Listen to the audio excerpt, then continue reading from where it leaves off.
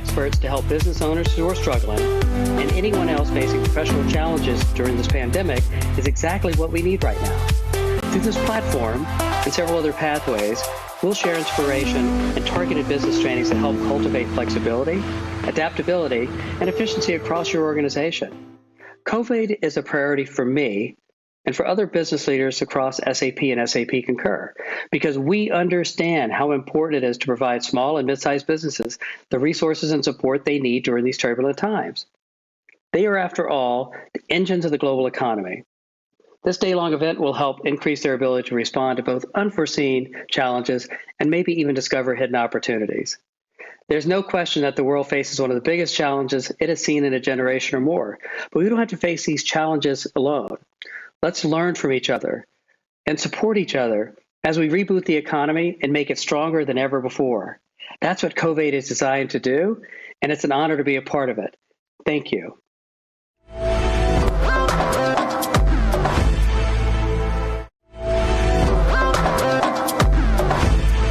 Hi, I'm Dr. Mark Hyman. I'm the head of strategy and innovation for the Cleveland Clinic Center for Functional Medicine, and I've written 16 books on health and nutrition. And I'm really excited here to be talking to you about why real food is so right against COVID-19. It turns out that the people who are getting the most sick, who are filling our hospitals and ICUs, the people who are dying mostly from diet-related illnesses, obesity, overweight, chronic diseases like diabetes, hypertension, heart disease, which are all connected to our food supply and our diet. And that is why it's important to support Eat Real. It's an incredible nonprofit that's helping increase real food access during this crisis and far beyond. They focus on schools and much more. And at this time, more than ever, we need to be focusing on upgrading our diet and our food system to solve this problem long term, because this is in medicine what we call an acute on chronic problem. We see the chronic epidemic of chronic disease. It's just chronic. 75% of us are overweight, 42% are obese, 6 in 10 Americans have a chronic disease, and it's driven primarily by food and our processed food diet. So Eat Real is such an important organization, and supporting them to do their work is critical now more than ever.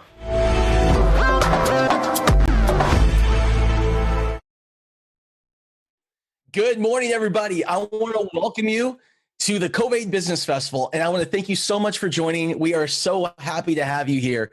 We have got 2 amazing days that are scheduled for all of you. 2 days where we have brought together some of the top entrepreneurs, innovators, celebrities, and athletes that are all going to share their stories, their inspirational messages, and what they're doing today to pivot, adjust, adapt in order to not only get through this crisis for small business, but to get through it even stronger. And again, I'm so happy as this propagates out across the internet to say welcome to all of you. And I'm so excited about what we have in store for you for the next couple days. And what a journey it's been. It has been 10 weeks ago today that the market crashed with COVID-19. And for me, and for I know some of us, it feels like it's been 10 years. It's been tough, but I can tell you this, we are going to get through it. We are going to come out stronger together. So why are we here? We're really here, and what inspired me to put together this program was my own personal experience. Back in 2008, I was having the time of my life. I'd been a successful tech executive. I had been a part of several successful exits. I had made money. I just sold my company to my hero entrepreneur, Richard Branson's Virgin Group. I was really having the time of my life. I didn't expect anything to go wrong. And then 2008 happened and the market crashed. And it just hit me out of nowhere. And here's what happened to me. The market crashed. I lost everything. I went $400,000 in debt. I lost my business. I lost my health. I ended up in the hospital 3 times because of all the stress. And the thing is, during that time, I felt so alone. I felt so isolated. I felt like I didn't have any resources. And I was really embarrassed to share with other people what it was that I was going through. And so it took me a long time. It took me a long time to really figure it out and to turn things around. And when I did, and COVID-19 hit, here's what happened. I woke up that morning 10 weeks ago, and I was sick, and it wasn't for me. It was because I knew that there were other people out there that were going to be struggling and may have to experience what I went through. And I just did not want that to happen. I did not want anyone to feel like they were alone or they were without resources. And so that's where this idea for CovAID came from, to help support you, the entrepreneur, to help you to be provided with the strategies and the tools you need to stabilize yourself personally and your finances personally, to stabilize your businesses and learn the tools that you need to pivot, adapt, and come out of this crisis even stronger. Now, none of this would have been possible without the incredible support of our title sponsor, SAP Concur.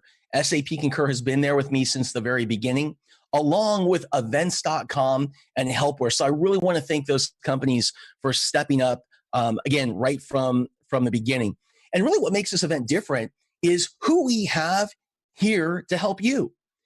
You know, when I started to think about this event and who I'd like to come and talk to us, I said, how do we gather people from a variety of different industries that could give us a variety of different perspectives on how to, you know, shift and focus and adapt that we could bring into our own businesses and our own industries and things like that.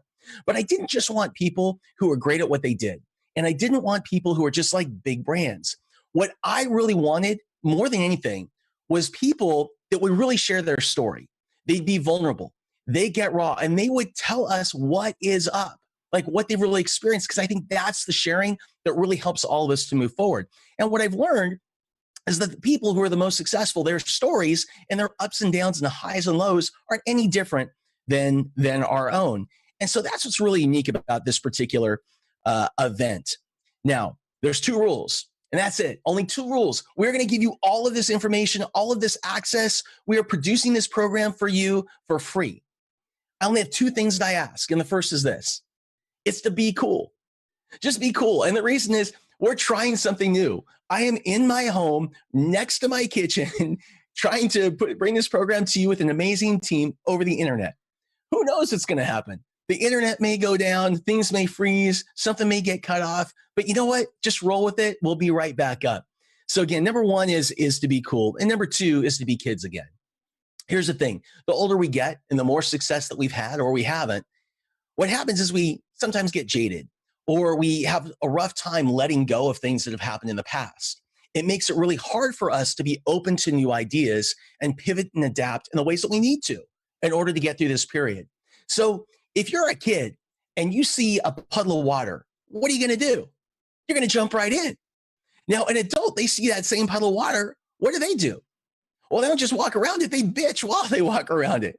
So I'm going to ask you to do 2 things. Number 1 is just to be cool. Number 2 is to be kids again. And with that, I want to bring in my co-host for this event, Shannon Parsons. Shannon, where are you? Come and join me, please. There she is. So everyone, I want to introduce you to Shannon Parsons. I am in Newport Beach today. Shannon is down in San Diego. Our team, by the way, our incredible team is scattered all around the world. We have 24 people that are working directly today on this to get this broadcast up in front of you. But Shannon, she is our superhero and our co-host. Shannon, welcome. Thank you, Scott. Hey, everybody. Oh my gosh, I am so excited for today. We have the best lineup of people that are going to inspire the minds of all of our listeners and really help them to take action so that they can really push forward. So I am so excited to be here. Thank you, thank you, thank you. That's awesome. And share with people some of the things that we have coming up today and some of the things that we have virtual gift bags and we have all kinds of things to give all of our listeners. We do. So if everybody goes to the covidbusinessfestival.com website, there is a virtual gift bag in there full of so many goodies that will inspire you, help you take action, help you push forward. We have the all access pass. So anybody who loves what they're hearing and learning today can get a complete recording. We've got a 30-day quick start program for anybody who really wants to take a new idea to market and know how to do it so that they can do it successfully without wasting time and money and resources. And we've got a 90-day mastermind and training program, which I'm really excited about because so many people are learning new things and they're taking notes and notes and notes and then putting them next to the bed and not doing anything with them with that stack of books that they haven't read. That's right. And so what's really cool is we have over 60 different speakers and pieces of content that'll be coming at you over the next 2 days. And most of the people who are speaking have provided free books, free ebooks, free courses, free digital downloads, all kinds of free tools for all of you. You just go to CovAIDbusinessfestival.com. Right there at the top, just click on the virtual gift bag. And when this event is over, we'll send that to your email. You'll get all your stuff. Now, with that, I want to introduce our first guest today, and the person that I am so grateful is kicking things off with us, and that is my good buddy, David Meltzer. What's going on, my man? Just hanging in my closet, my friend. How are you? Well, before we get started, I just want to give you a proper introduction. So David Meltzer, one of my best friends on the planet, David is a person that I really look up to and help me. So, and we'll talk about that in just a little bit, to come out of my 2008. And for those of you who don't know, Dave is a best-selling author and speaker. You can find Dave all over. He's got one of the top podcasts, I think one of the top 5 podcasts now on iTunes, The Playbook. So you can find Dave there. Dave is the founder and CEO of Sports One Marketing. He used to run Lee Steinberg Sports. Lee Steinberg is known as the real Jerry Maguire. And so Dave was not only involved in that film project, but ran that business. Back in 2008, when I was having trouble kind of in the aftermath, turning things around, I hit what was probably kind of my lowest of lows. It was a day where I was in Costa Mesa here in Orange County, and I didn't know what to do. I had all kinds of great mentors. I just had such great mentors around me and people, and they all told me I was doing all the right things, but nothing in my business was changing. And I pulled over to a parking lot, and I was so down that day. I was crying my eyes out. I called Dave and I said, Dave, I don't know what to do. I said, it seems like I'm doing all this stuff right. And I said, but it's not working. And Dave said to me, starting today, we're going to stop focusing on your business and we're going to start to work on your head. And for 1 year, every single day, he forced me to call him. And if he didn't hear from me, he would call me to help me to get there. So Dave, thank you so much for joining. My question to you to kick things off is this. There are so many people out there that are small business owners where they've seen, they're fighting to stay in business or they're being forced to shut down. People who are recently unemployed, they've been furloughed, or they're a consulting contract and they've seen all their contracts go away. What do you tell these people? Where do they start? Yeah, you start with your own values, right? We start looking within. So there's 5 things that you need to do. And the irony of 2008 is when you called me, it was such a great compliment because I had lost everything, right? So for someone to call and ask for my advice while I was dealing with, my own inner insecurities. So the number one thing that you want to do is take inventory every day and don't be afraid to be a hypocrite. So look at your personal values, your experiential values, your giving and receiving values. And I suggest that you shift the paradigm of giving. Most of us are raised like I was. The more you give, the more you receive. I want to change your world today. The more you receive, the more you can give. And people don't talk about this because of their own egos, but I'm a firm believer in the more you receive, the more you can give. And you need to strengthen yourself, just like the airline, right? You put the mask on yourself, then help others. The second thing that you need to do is ask. And one of the greatest things that you did in your life was not only provide value and service to everybody ever since I've known you, Scott, with all your successes and ups and downs and lessons you've learned, but you finally learned to ask for help, right? The hardest lesson that you had to learn from me every day was, dude, ask people. Nobody's a gatekeeper. Everybody's a sponsor. They know somebody that can help you. Just ask that simple question. Hey, do you know anyone that can help me besides providing value and service? The third thing is being a student of your calendar. Studying means to pay attention to, give intention to, and get the coincidences that you want from what you have planned, you don't have planned, and your sleep. These 3 things are essential during the COVID stage, because if you're not utilizing your time effectively with productivity, accessibility, and gratitude, you're making a huge mistake. You need to find how your capabilities are synergistic and supplementary to how to make money today and in the future. The last 2 things real quick. 4, do it now. One of the simple lessons in life of all times, especially now, 100% of the things you do now get done. People who get stuff done are far ahead of those who don't get things done. It's a differentiator that most people don't realize. And then finally, for life, everybody, practice ending fear. Stop, drop, and roll when you're in the ego-based consciousness of fear. The need to be right, offended, separate, inferior, superior, anxious, frustrated, angry, all of the guilty, all of these different feelings. You need to practice every day, enjoying the consistent, persistent pursuit of your potential by ending fear. One of the things that I love to go back to, because what got me to open up to you was that you opened up to me about your story. And you're so successful today, and you've had, as an entrepreneur, highs and lows. Can you, like all of us, can you share a little bit about your story and really what got you to where you are today? Yeah, it was my relationship to money. I wanted to be rich my entire life. I wanted to buy my mom a house and a car. She was a single mom with 6 kids who packed my dinner in a station wagon and worked 2 jobs. And everything in my life, as a multimillionaire by the time I was 24, to running the world's first smartphone, the PCE phone, the CE device, to Lee Steinberg, and all of those things just reinforced that money buys love and happiness. And what happened to me is I hit rock bottom 2 years before 2008. Even though I lost over $100 million and went bankrupt in 2008, 2006 was my low point because I learned a valuable lesson. My wife woke me up, as they said. I came home one morning at 5:30 after lying to my wife, and she told me she wasn't happy. And my initial reaction was anger. I was like, how dare you say that about me? Are you kidding? Look at the nanny, the cars, the boats, the motorhomes, everything I provided. Who do you think you're talking to? I woke up the next morning even more mad, thinking about, since money buys love and happiness, I'm going to take your happiness. I'm going to get divorced and take all my money. And this is my mindset. And then I looked over into a closet where my dad had given me a jacket 6 years earlier and told me, and I hung up on him when he gave me the jacket. He gave me a jacket with no pockets to hang in my closet and told me it will remind me that money doesn't buy love or happiness. Don't make the same mistakes as him. I wasn't going to be the richest man in the cemetery. I couldn't take anything with me. I was going to be buried in that jacket. When he told me that 6 years earlier, I hung up on him. And now that jacket saved my life because I looked at it and said to myself, as I said to you, Scott, I'm just like my dad. I hate myself. I hate everything I hate about my dad, that he was a liar, a cheater, manipulator, overseller, back end seller, is what I hate about myself. And I'm going to take stock, like my wife said, in myself, my values. I'm going to live with gratitude, forgiveness, accountability, and inspiration. I'm going to shift the paradigm of giving.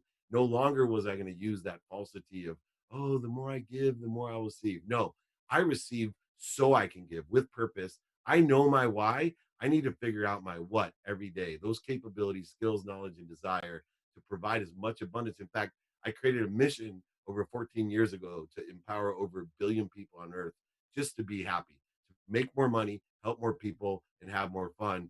And I've been training people for over 20 years for free every Friday to make sure that I can empower them to do so. When we were working together and I was kind of working through my thing, I remember that I blamed everything and I blamed everybody. So I blamed, I said, hey, I was doing it right and the market crashed. It was the market's fault. It was this person's fault. It was that person's fault.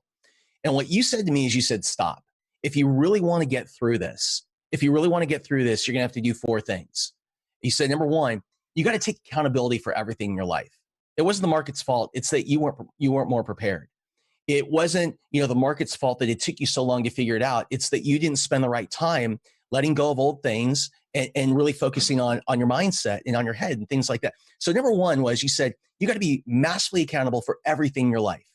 Number 2, you said you have to forgive yourself for everything. And to me, that was the hardest part. It really was. And it took a long time. Number 3, you said you have to find the lesson in everything that you do. And number 4, you have to be grateful for it.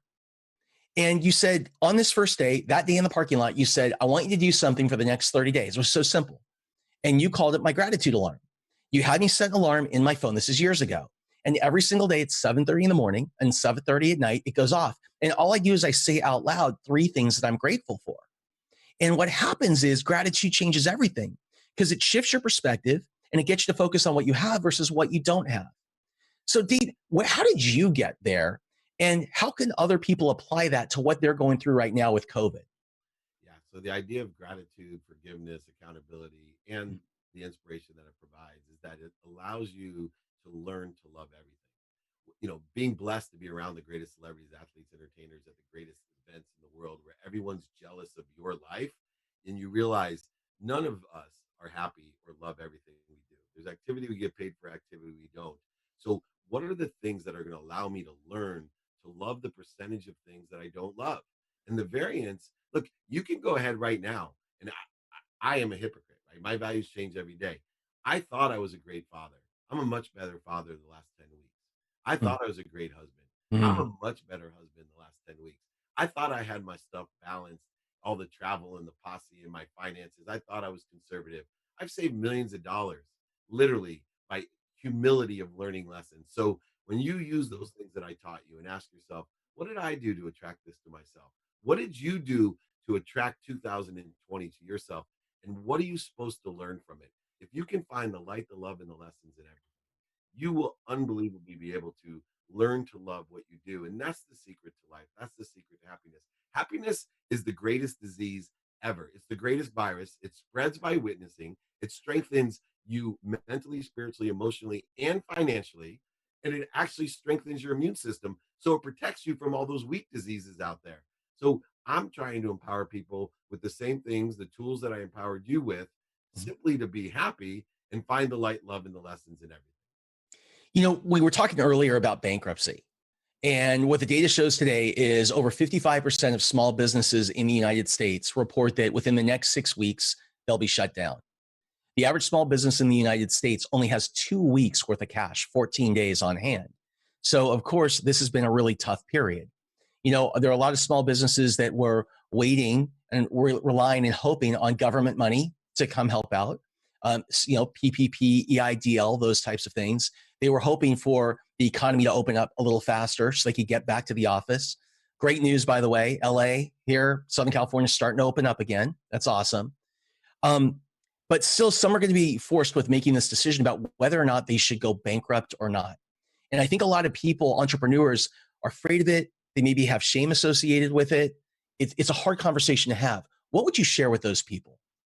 Look, it's two things, right? It's stability and then opportunity. So looking and getting advice, the experts that will tell you, will I be stable? Can I stabilize this by bankruptcy, by not bankrupt, by dissolving, by partnering, by merging, by being acquired? There's so many different options and opportunities that exist within capitalism.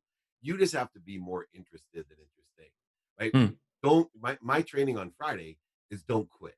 It may sound stupid, but I have so many different philosophy strategies about segmentation, acceleration, and growth, looking and seeing what capabilities you have to determine by asking for help. There's always an expert, someone that has 30, 40, 50 years experience that is there in your space, in your industry, to give you the different options that you have in order to maximize the decision. You need to smile through this struggle, and you need to realize that you're in the margins of millionaires. When you have an expanding environment, disruption causes two things: not only dissolution or bankruptcy, but it also creates opportunity. Where if it's a closed environment, which we're not in, like an engine, when an engine has disruption, it shuts down. You have the opportunity to shut down and quit, or expand, grow, and accelerate into new opportunities. Go back and look at how many great companies were started in 2008. Go back to the Depression and see how many millionaires were made. I know Bob Proctor, one of my mentors, always says more millionaires were made during the Depression than any other time in the next 50 years. This is the margins of millionaires. When you can buy low and sell high, when things are oversold, people sell on fear and buy on faith. This is the perfect, right? So that's right. Time for you to buy. So go ahead and get the expertise that you need, the mentorship. That's why I love your mastermind. You have such an eclectic group of experts, and I'm blessed to help and teach there. But I learn more by sitting on the side of the room, listening to all the experts that you have. And everybody thanks me for coming, and I'm like, I've already gained millions of dollars here. I'll go ahead and speak for you. It's interesting that we were just talking about with regard to bankruptcy, because and asking for help, because I think that as entrepreneurs, we're trained to put on a brave face. Like if you ask an entrepreneur, how you doing? How's the business? They only have one answer: we're doing great. I'm doing great. Because there's a lot of people you have to satisfy. You're out there trying to sell your vision, give confidence to your investors and your team. And so sometimes that moment where you ask for help, but that's the magic. Because Dave, would you agree that every entrepreneur that's been successful, they've had a ride themselves? I can't tell you, bro. This is the Scott Duffy problem, right? And I will tell you, as your friend and Yeah. mentor, that you are a guy who does that, right? Mhm. I want to know the real deal, right? I don't want to know everything's great and then the whole thing. Look, you're an entrepreneur. There's no way everything is great. Yeah. Right? There's no way. I'm an entrepreneur, right? I have many opportunities, but do you think my sports marketing company is thriving right now? Right? Like if somebody say, how things going? Look, my personal brand is thriving. I got a whole bunch of other opportunities and options, speaking, and all these are thriving, but my sports marketing business sucks. Right? There's no sports. How could it be good? There's no Yeah. sponsorship, sports, etc. But I've pivoted. But I'm honest about it so that when people are there, they can understand what's going on. And what are you? Because you're also a speaker. You know, you're one of the top rated speakers. You're Marshall Silver Marshall Goldsmith has ranked you as one of the top coaches in the world. You're constantly on the road, no travel, no air travel, right? I mean, you're one of the biggest road warriors I've ever met. No air travel, number one. Number two, no live on stage speaking events. So how do you? Because we have a lot of people in our community that are in that business. How do you pivot when you're in that space? Value. I mean, I am getting so many more opportunities because what's happening in that space is, number one, I'm blessed because I have experience about getting back up, right? I have this 2008 brand that I've been honest with people that, one of my monikers is I lost a ton of money and made it back. So people are interested in how I motivate and inspire people and economically give that type of pragmatic advice. So I have adjusted by doing online speeches, and they're smaller, less expensive, but there's no, like you said, I'm a road warrior. I also travel with a posse and cameras. You do, yeah. I probably net more per speech because I love to give and entertain people. I'm the king of, very expensive dinners. Those add up. And I will tell you, that's one of the things that I've learned. I will not travel 200 days a year.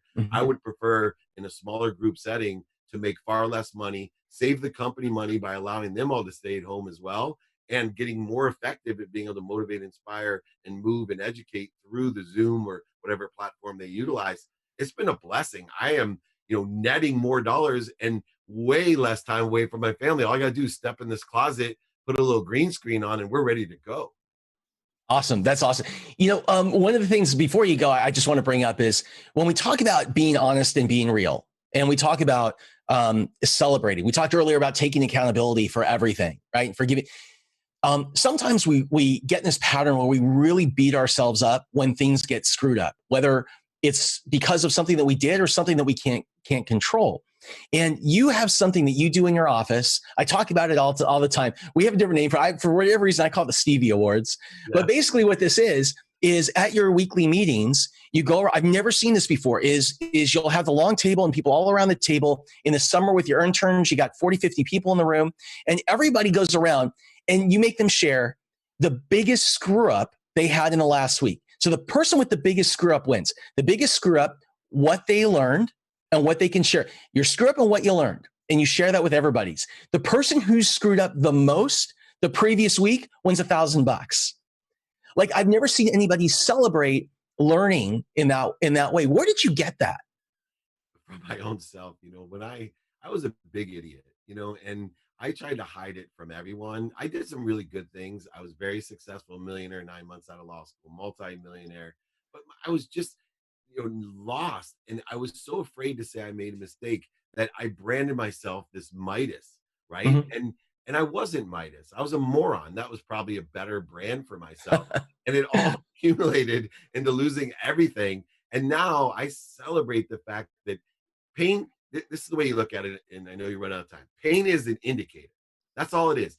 Pain, mental, spiritual, emotional, financial pain is an indicator. It's a turn signal. It's indicating that you need to change to a better direction or make your situation better. The same way in a car. And what happens is it's an indicator that you have a lesson to learn. Pain means I have a lesson to learn. So why not expedite that for everyone, aggregate it for everyone? I've renamed it from the Stevie Award to the Jerry Awards to the Dummy Tax Award, whatever we want to call it. Look, give me your biggest pain and the lesson that you learned from it. And we all can benefit, accelerate, grow, and we're all going to be happier and feel more comfortable making mistakes, living in the learning zone instead of being afraid to grow. Awesome. Hey, Dave, where can people find you? dmeltzer.com. You can text me at 949-298-2905. I appreciate it. Everybody come to my Friday trainings. They're free. I won't sell anything, and anything I do to help this cause and you, Scott, all you got to do is ask. Awesome. And Dave also, for all of you watching, provided a gift for our gift bag. So anyone who signs up to receive the virtual gift bag, there's all kinds of free products from Dave in there as well. Dave, thank you so much. Great to see you, brother. Thank you. Have a great day. So first of all, Shannon, I want to get your perspective on what we just talked about. I'm going to go away for just a second. And why don't you tell people what's coming next? Okay, awesome. Oh my gosh, Dave Meltzer. First of all, the more you receive, the more you can give. We talk about this thing of how can we receive more? How can we allow more goodness into our lives so that we can help other people? So I encourage you all to ask yourself that in your own life. How can you receive more? The other thing he talked about was the jacket with no pockets idea, because money doesn't buy happiness. I love that analogy. And I think I'll be using that in my life too. Where can I let things fall through my pockets? The things that don't mean what I think they mean to me. Uh, the other thing that he said was to find the light and the love and the lesson in everything. We have such an opportunity for that right now as we are going through this time that we've never experienced before. But there's always light, there's always love, there's always a lesson. I know for me, I have had so many people come to support me and ask me, how can I help? How are you doing? And I've been able to do that for other people as well. So I'm really grateful to be able to find the light and the love and the lesson within all of this. I love that he said, I'm not Midas, I'm a moron. I am a huge advocate for celebrating the wins, but also those moments where we just, oh, so great. Thank you so much, Dave, for sharing your wisdom with us. And the last one was this idea that pain is an indicator that it's time to change. Whether it's emotional pain, physical pain, so true. Something needs to change, something needs to shift. So thank you for sharing your wisdom with us today. Thank you for all of your gifts that are going into the goodie bags. We've got so many more people coming up today. Uh, Everybody go to your social media, write what you learned from Dave today, write what you're going to be doing differently, how you are going to put his ideas and his lessons into effect in your own life, and use the hashtag CovAID business. Let's see if we can get some love for CovAID Business Festival today, and make sure that you're getting your free gifts from the website as well. Oh my gosh, we have so much great stuff coming up today. We've got an amazing woman that's coming in next. And throughout the day, we're just going to keep going, going, going. So take your potty breaks, do what you need to do, feed yourself. We're going to be here going, going, going. Woo! All right. Shannon, thank you so much. I want to go ahead and introduce our next guest today. So I met Amelia Antonetti a few months ago and just instantly fell in love. Amelia is not only an incredible entrepreneur, but she's also recognized as being one of the top crisis managers in the world. She works with Fortune 100 companies.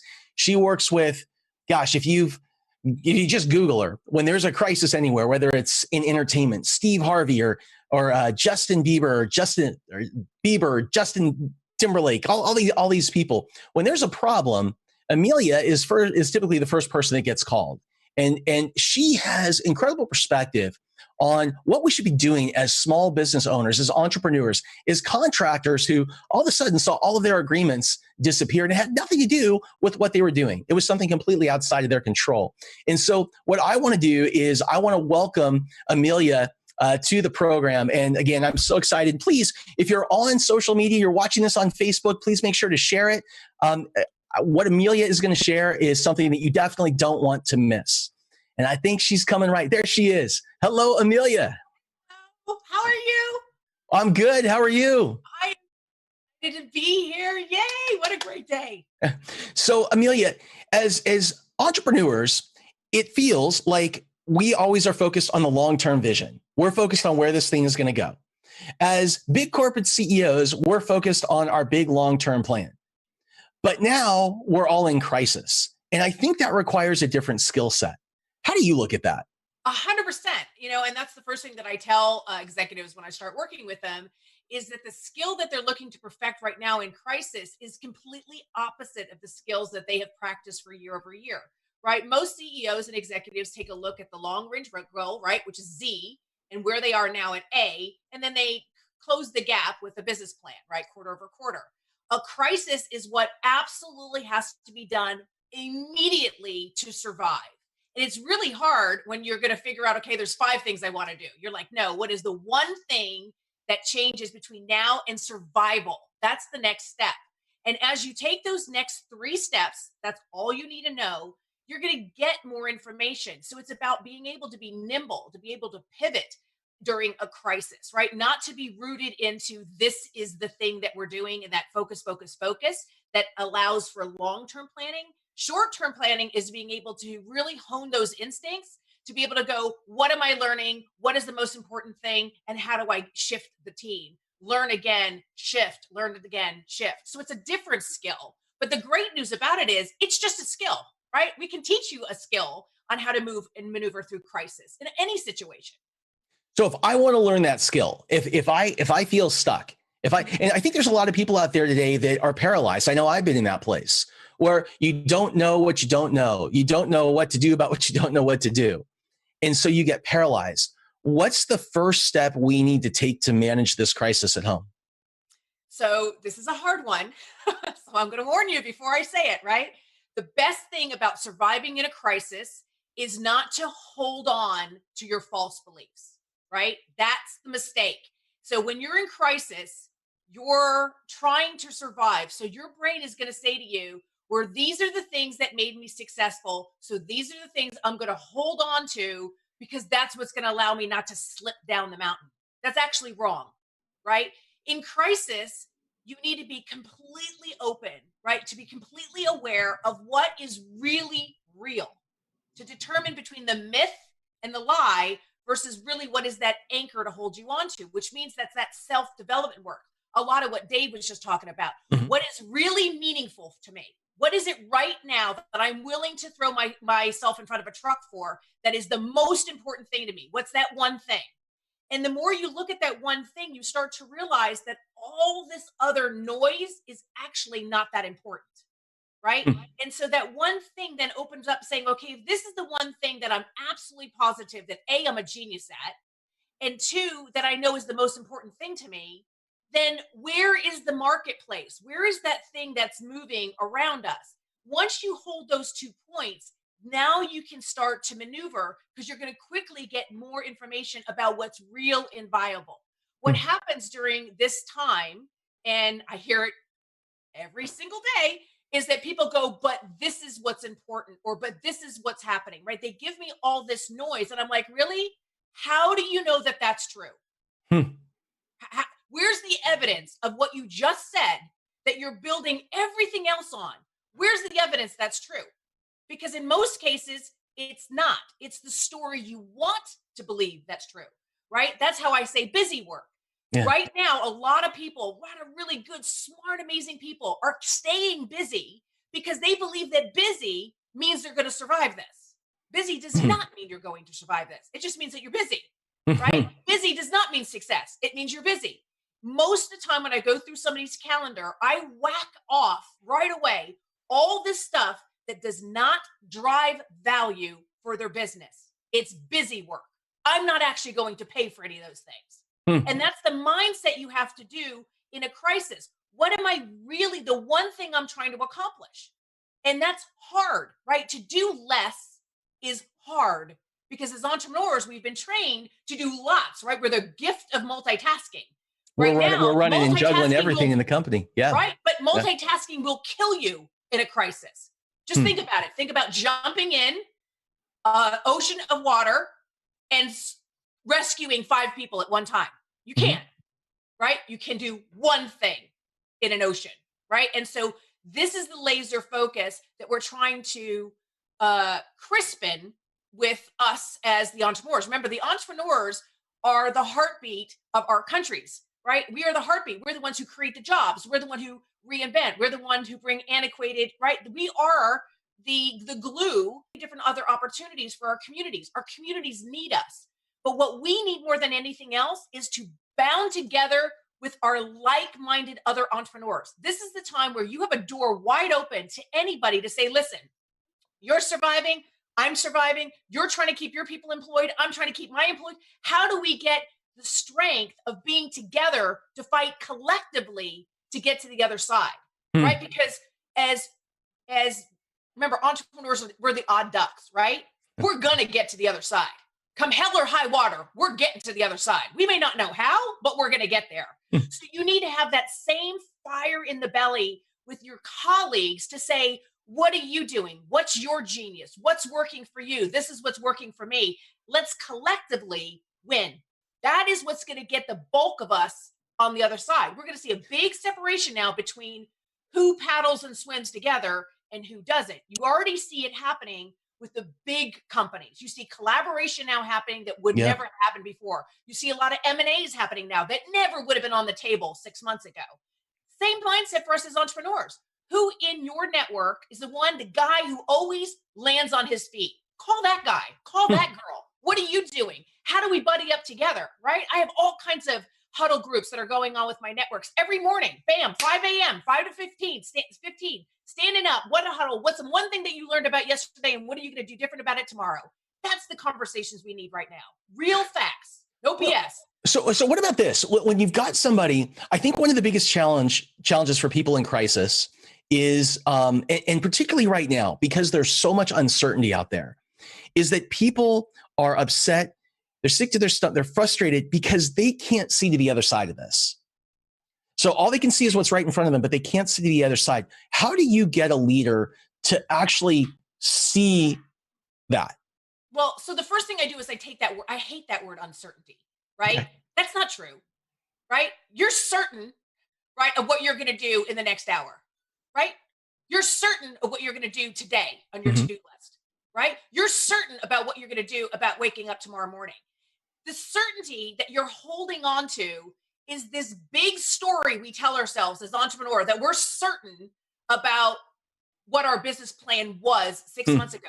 No, you weren't.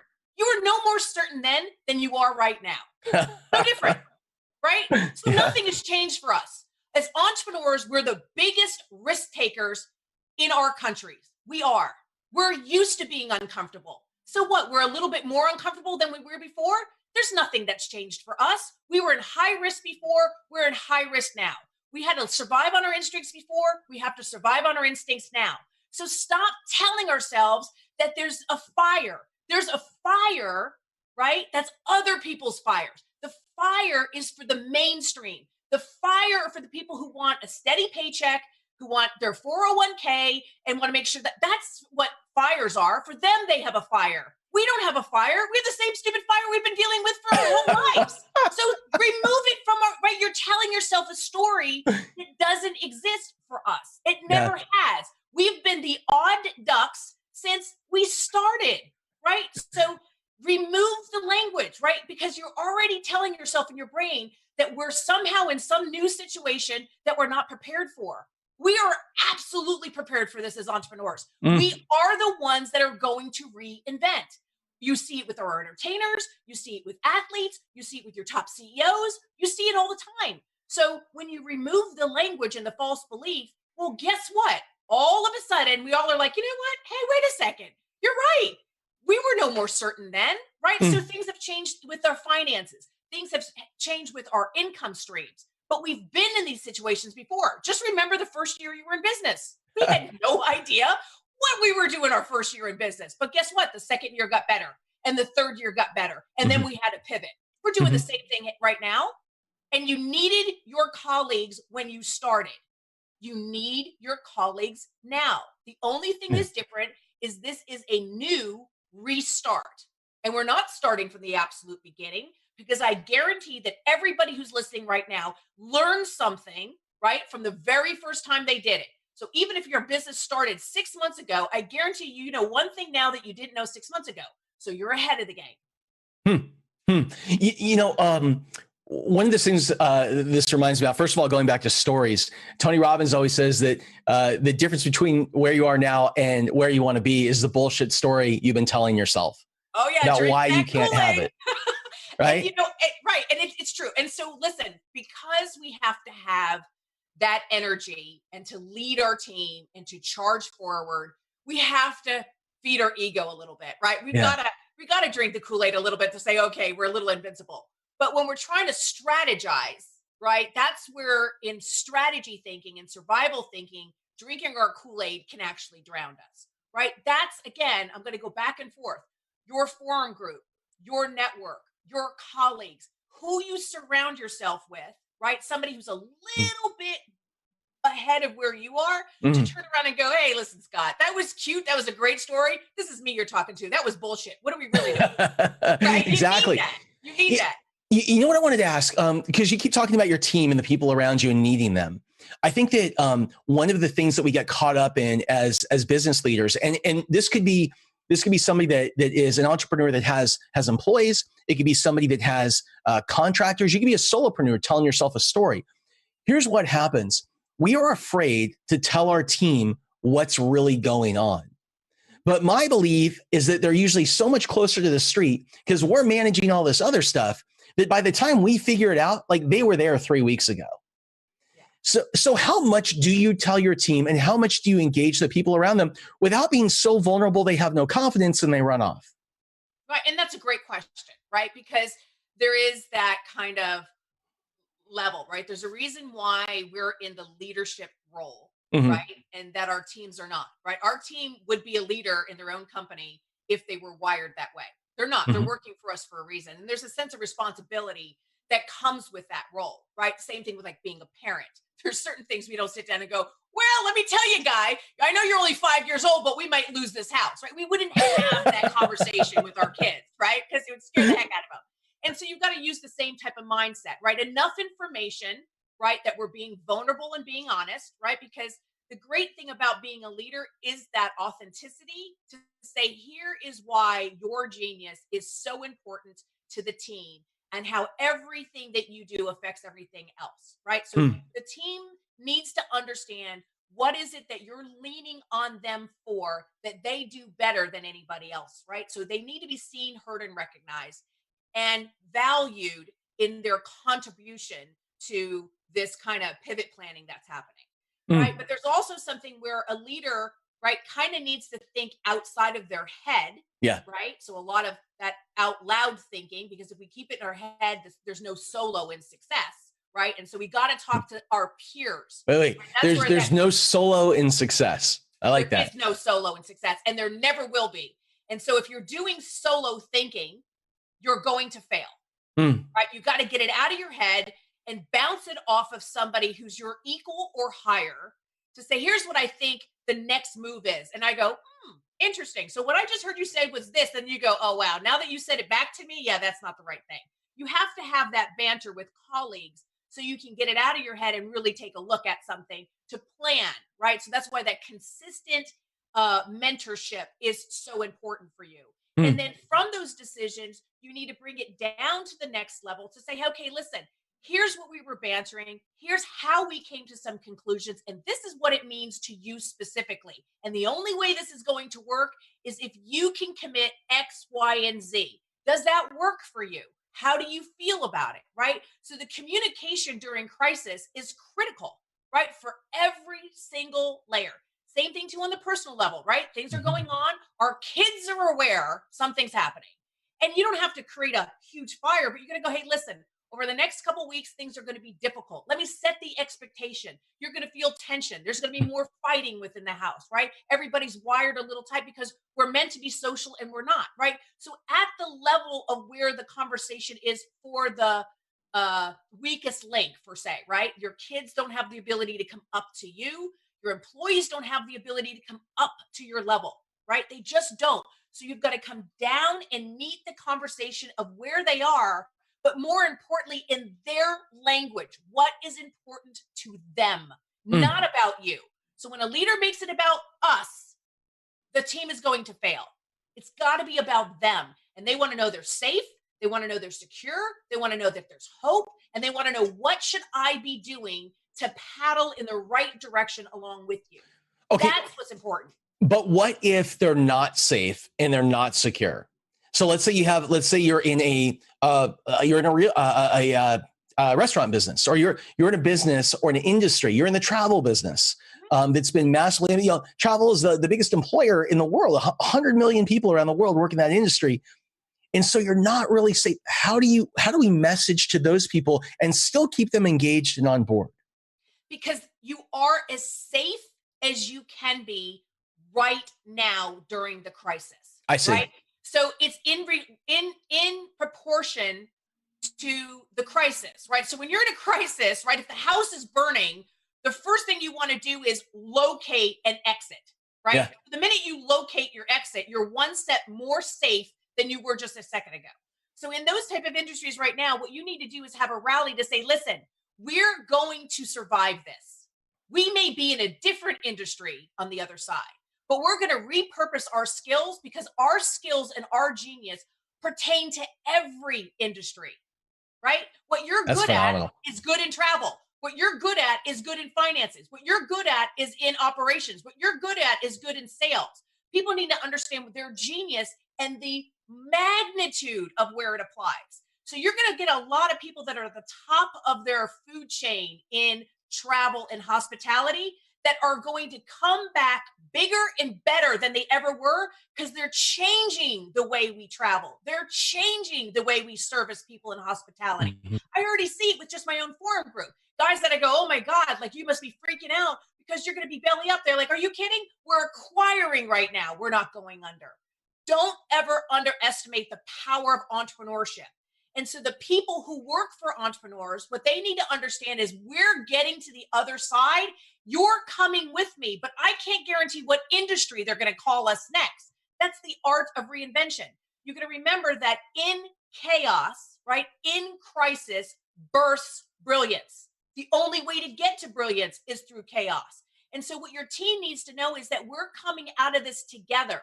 They may call us something else. You got to remember, we were entrepreneurs, and then we were small business owners. Right now we're called inventors. They're going to keep labeling us different. It's the same behavior. We're getting to the other side together. That's what they need to know about being safe. We're paddling in this direction. We're going to pivot together as a team. We're going to stand together to make sure all our hierarchy needs are met, right? The minimum viable product, what do they minimum need, each one of them, and stay to that. Feed it every day. And we will get to the other side. One of the things I want to ask, that is such amazing counsel. It really is. And nobody says it better. And I want to ask you. So we've talked about messaging at work, but what about messaging on the outside? So I first got to know you before we met, and who you were through Fox and through the media and news that you used to do and report on. And so I want to know, how do we message out to the media while we're in the process of pivoting and adapting and trying to get our own footing underneath us? Well, I think the message needs to be definitely, needs to be one that's more realistic. Listen, our country was founded on invention. Our country was founded by people who had the heart and the spirit to do things that didn't seem safe, right? We're going to travel out west. Come on with me, right? I mean, all the things that we've done as a country, when you look at it, is extremely entrepreneurial, right? This is a time to celebrate. There's a lot of things that us as personal individuals and us as business leaders, we're not doing to our highest and best self.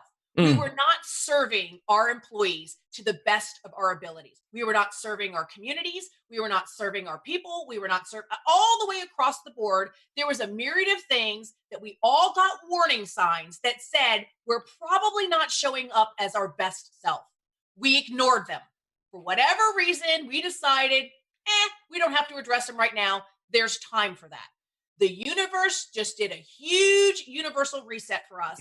And now we're looking at things saying, wait a minute, can I really be the best leader? Am I being the best leader I am? Am I the best business owner I could be? Not that I am, but I could be. And so we're getting rid of, shedding a lot of the weight that really isn't necessary, a lot of behaviors that don't serve us, a lot of things when you look in the mirror going, you know what, I'm not sure I 100% am living at my highest and best calling, right? Mm. And with that, we're letting go, releasing a lot of stuff that we didn't need. We're going to come back better as individuals. We're going to come out better as colleagues. We're going to come back better as a business. And we're going to come better in newly defined industries, newly defined services. And that's what this is right now. The pain that we're feeling is we're feeling because we're shedding what didn't work and we're birthing again. Think about, like a butterfly cocoon kind of thing. And in Yeah. that, right, is discomfort, right? And we say that is true learning. When you're really learning, it's uncomfortable. So when you're uncomfortable, you're learning and growing, right? But we have to have faith in who we are as people. As Mm. people, we are all connected. We all matter. What we say and what we think and what we do impacts everybody. And we have forgotten that. And we got very sloppy and not so nice with our neighbors. And so now we need our neighbors. Now we have to be more cautious. We are going to come out better because of it. Mm. But we have to remember it's a we. So if you use the word I always say in my company, when you use the word I, we fire you. There is no I. We are a we, right? So what are we going to do? How are we going to approach it? And if you start taking on the language and the belief and the faith that this is a good thing, because that's what always happens after every disaster, we come out something better. Just look at a forest fire, burns everything down, everything grows back better. We're just growing as an individual. We're growing as a world, right? To come together and be more mindful of our actions on others. That's Awesome. my 2 cents. Awesome. Amelia, how can people find you? Amelia.com, or you can go to geniuscreed.com. We've got some cool stuff in the gift bag that we actually want to give to help and serve others. You can find me in any social media. I always say, if you can spell my first name, you can find me anywhere. Amilya, and I am absolutely 2 feet in to help my brothers and sisters get to the other side. So we turn around and we go, look, we're better after this. We love you. Thank you so much, Amelia, for coming on and joining us. Awesome. You're the best. Take care. Bye. And we're going to bring back Shannon. Here she comes. And while Shannon's coming back in, there she is. Amelia has always blown me away. And I'll tell you, whenever I've had a challenge in my business, I go to Amelia, and the thing is, she just says, let it go. She says, tell me what's really going on. And I think that when we are open and we are honest and we are vulnerable with another entrepreneur, like she was saying, somebody is kind of not just where we're at, but a little bit further ahead of where we are. Somebody that is willing to be a friend and to be honest with us, about what it is they see. That's really where the magic happens. Shannon, you take it away and I'll be back shortly. All right. Thank you, Scott. I love the idea that she said about birthing brilliance through the chaos. You can be birthing ideas right now. You can be doing so much with this time coming out of this situation. And I love the idea that we can birth brilliance. Oh, so amazing. I just want to remind everybody, you can start your own watch party if you have other people in your community that you think would benefit from this amazing event. Go to Facebook and the Scott Duffy media page, find the live stream and share it. Share it as your own what do we call that? The watch party. Start your own watch party and engage with the people in your community and see what they're saying, see what they're learning. These people can be the ones in your lives that you can go to when you need to talk about your ideas and get them out of your head. Like she was saying, talk about them, get them out of your head, see what it sounds like. Because sometimes when we hear ourselves say something, we go, oh, wait, that's not really a good idea. That's not what I want. So much great knowledge. We've got more coming. I'm really excited for our next guest that's coming on in just a little bit. You guys are all in for another treat. And go ahead and collaborate with the people that are in your lives. I love one of the things that Amelia said about these huddle parties, these huddle puddles. Get together with the people that are in your community if you're having a hard time and really build that tribe that's going to be there to support you. But first ask how you can support them. This is an amazing time for all of us to come together and support each other. So, Scott, what do we have coming up next? Oh, you know what? Actually, before we bring Scott back on, I want you guys to get your virtual gift bag. If you have not registered for your virtual gift bag yet, go to the covidbusinesssummit.com. Or sorry, uh, COVID Business Festival.com and get your free gift bag. There is so much stuff that's going to be in there. I want to make sure that all of you get it. There are so many resources. And I think we even have a graphic. Hey, team, Kent, do we have a graphic for the gift bag so we can give people an idea of what they're going to be getting? We'll see if we can pull that up. If not, it's at the website. Oh, here it is. Get your free gift bag. So there's going to be so much content in there that will help inspire you, stuff that you can share with your friends and colleagues. So make sure that you get your copy at the covidbusinessfestival.com. Just click a link, it's super easy, and all those goodies are waiting for you. Oh my goodness, I see Awesome. our next speaker in here. Here we Woo! come. Peace out. Here we come. Here we come. Here we come. Here we come.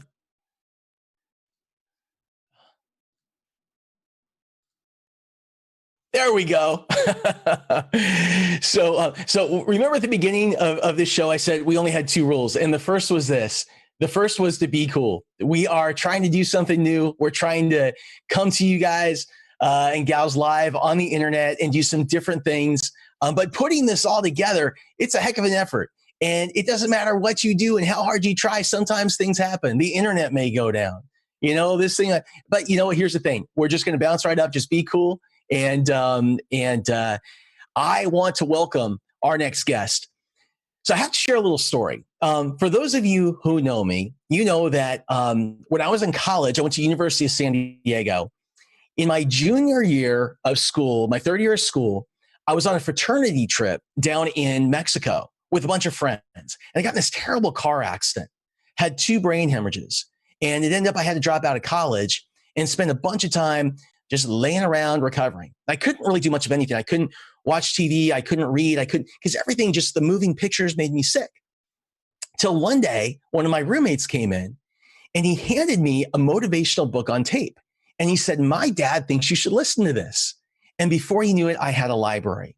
And I felt like there were a couple of people that really helped me to get out of that period, really helped me to shift my mindset.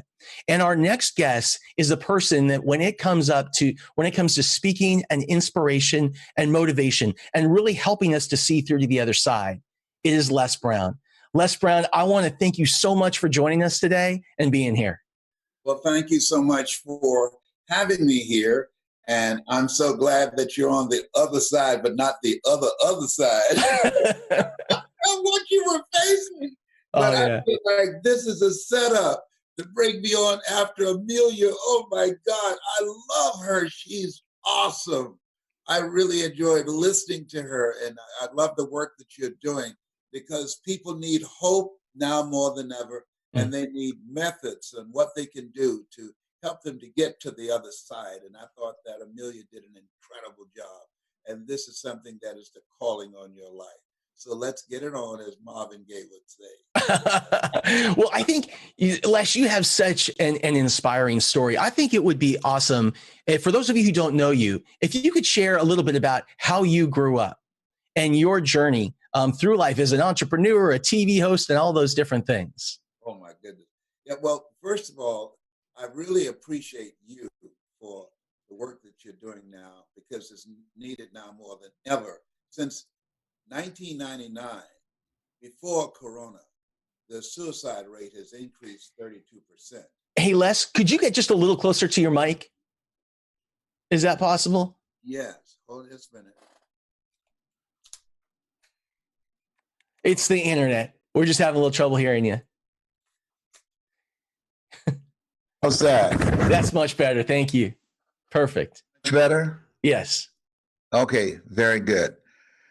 As I said before, that since 1999 to now, before the coronavirus, suicide rate increased 32%. Today, we're traumatized. Did you see the numbers for people filing for unemployment? What was that number I told you, John Leslie? No, it's We're well over 30 million people now. Yeah. over 30 million people that have applied for unemployment compensation. That's striking trauma and fear and just really dislodging a lot of people from the reality that they once knew. And Yes. so when I think about my life, being born in an abandoned building on a floor in a poor section of Miami, Florida, called Liberty City, with a twin brother.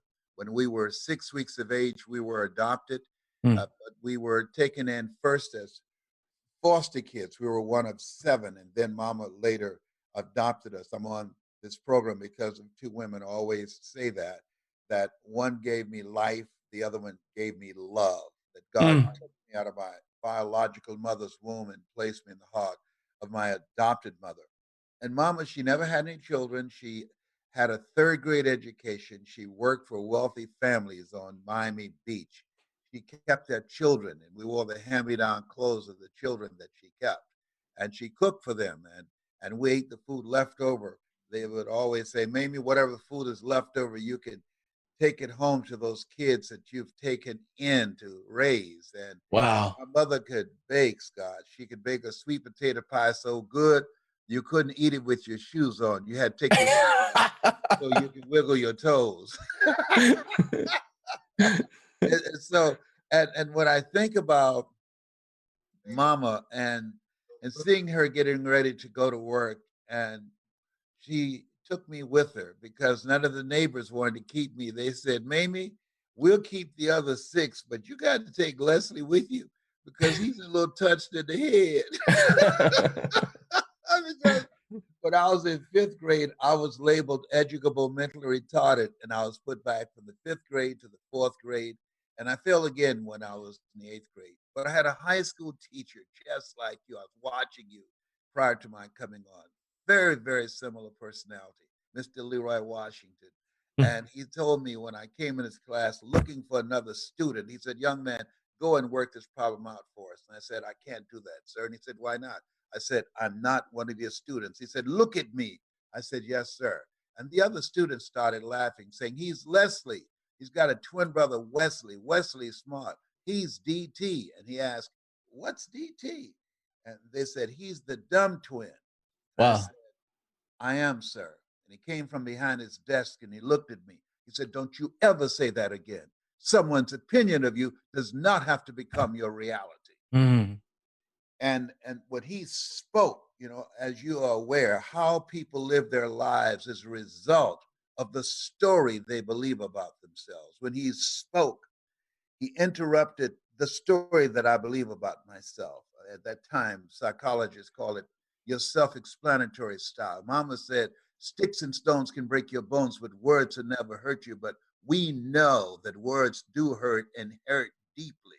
And so when I think about my life and think about the work that you're doing and what we're doing and what Amelia's doing, is that when we get the opportunity, the sacred opportunity to speak into people's lives or to provide training or coaching or involved in sales or doing some movement that represent who we are, we distract, dispute, and inspire. We distract them from their current story. And through our presentation, that we begin to dismantle their current belief system and inspire them, as Mother Teresa would say, to become a pencil in the hand of God and start writing a new chapter in their lives. So that's a Reader's Digest of Mrs. Mamie Brown's baby boy. That's who I am. I'm a mama's boy. Well, I'll tell you, you have an incredible story about how because I think today we all have to hustle, we have to pivot, we have to adapt. And when there's opportunity, we can't wait. We can't hesitate. We have to jump on that. And I'd love you to share your story about getting into the radio business, because I think it really demonstrates that point around hustle. Well, I think that what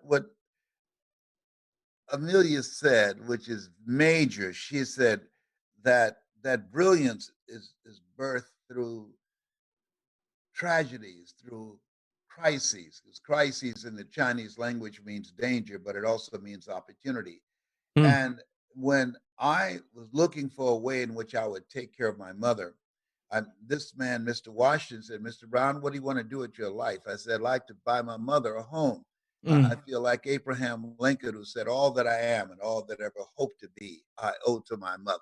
And I'm determined to, when I turn 18, sir, that she will never pay another bill. I don't believe women should pay bills. That's what a man does, not a grown boy. And if a woman wants to work, whatever money she earns, she should use it to pamper herself. And so he said, how do you plan to do that? I said, I'd like to become a disc jockey. So he said, okay. He said, but you got to be hungry. I said, what do you mean by that? He said, people that are hungry are unstoppable. People that are hungry are relentless. People that are hungry realize you will fail your way to success. So he told me to go talk to Milton Butterball Smith, a young man that he had trained, and recommended that I talk to him at WMBM radio station on Miami Beach. And I went to the station. Hello, Mr. Butterball. How are you, sir? My name is Les Brown, sir. I'd like to be a disc jockey. He said, do you have any journalism in your background? I said, no, sir, I don't. You have any experience in radio? I said, no, sir, I don't. But let me audition for you, sir. I'll show you I am good. And he said, no. And people who have ever been rejected, that's devastating. And I went back and I said, Mr. Washington. He said, no. And he said, don't take it personally. Most people have to say no 7 times before they say yes. He said, you got to be hungry. Go back again. So I went back again. Hello, Mr. Butterball. How are you, sir? My name is Les Brown, sir. I'd like to be a disc jockey. He said, weren't you here yesterday? I said, yes, sir, I was. Didn't I tell you no yesterday? Yes, sir, you did. Then why are you back today? I said, well, sir, I didn't know whether or not somebody was laid off or somebody was fired, sir. No one was laid off. No one was fired. Now, don't you come back here again. I came back the next day, talking loud, looking happy, like I was seeing him for the first time. Hello, Mr. Butterball. How are you? My name is Les Brown, sir. I like to be a disc jockey. He said, I know what your name is. Weren't you here the last 2 days? I said, yes, sir. Didn't I tell you no the last 2 days? I said, yes, sir. Then why are you back today? I said, sir, I didn't know whether or not someone got sick or someone. No one got sick or died. No one was laid off or fired. Now, don't you come back here again. I came back the next day, loud, looking happy, like I was seeing him for the first time. I said, hello, Mr. Butterball. How are you? He looked at me with rage. He said, go get me some coffee. I said, yes, sir.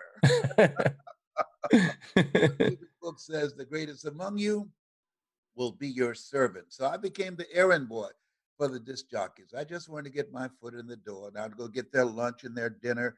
And I had a mindset that I expected to become successful in broadcasting. And I was willing to establish a relationship with them. People do business with people they know, like, and trust.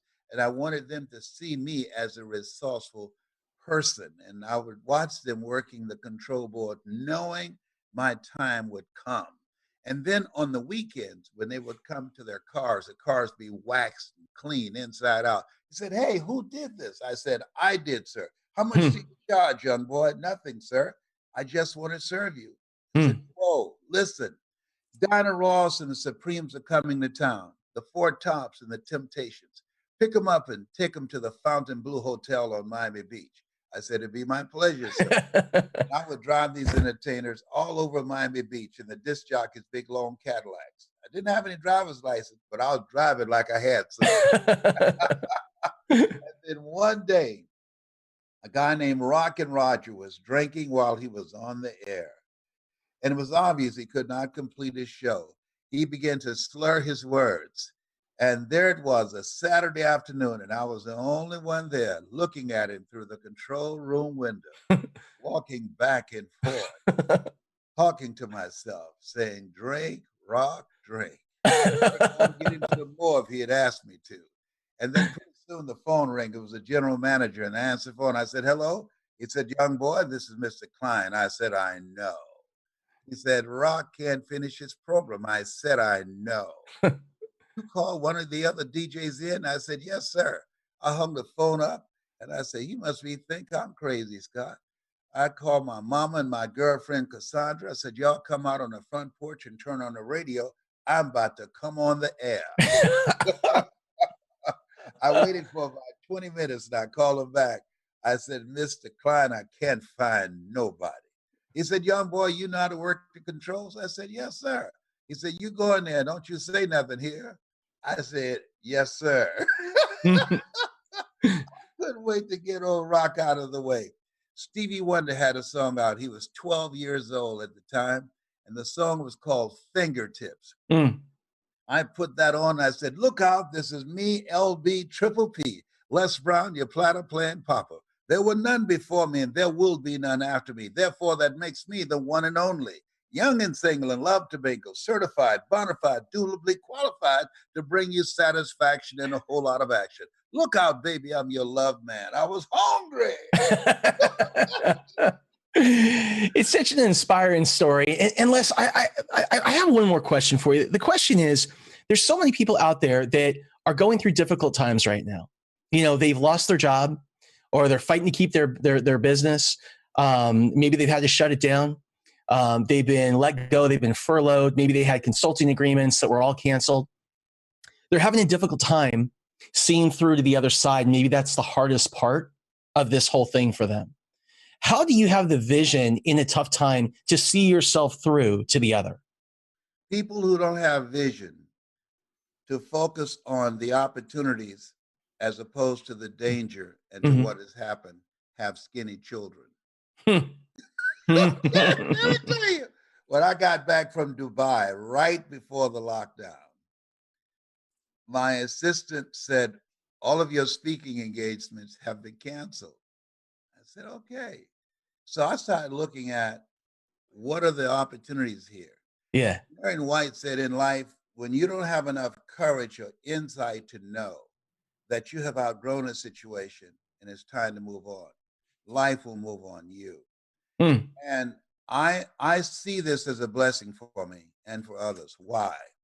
Because now I can speak in 3 different cities in the comfort of my home and share my story, knowledge, my passion for making a difference in people's lives, spend more time with my children, my grandchildren, and my 4 great-grandsons. Now, as a 4th stage cancer conqueror, I can spend more time working on my healing program and helping and training speakers who desire to want to take their story and go national and global.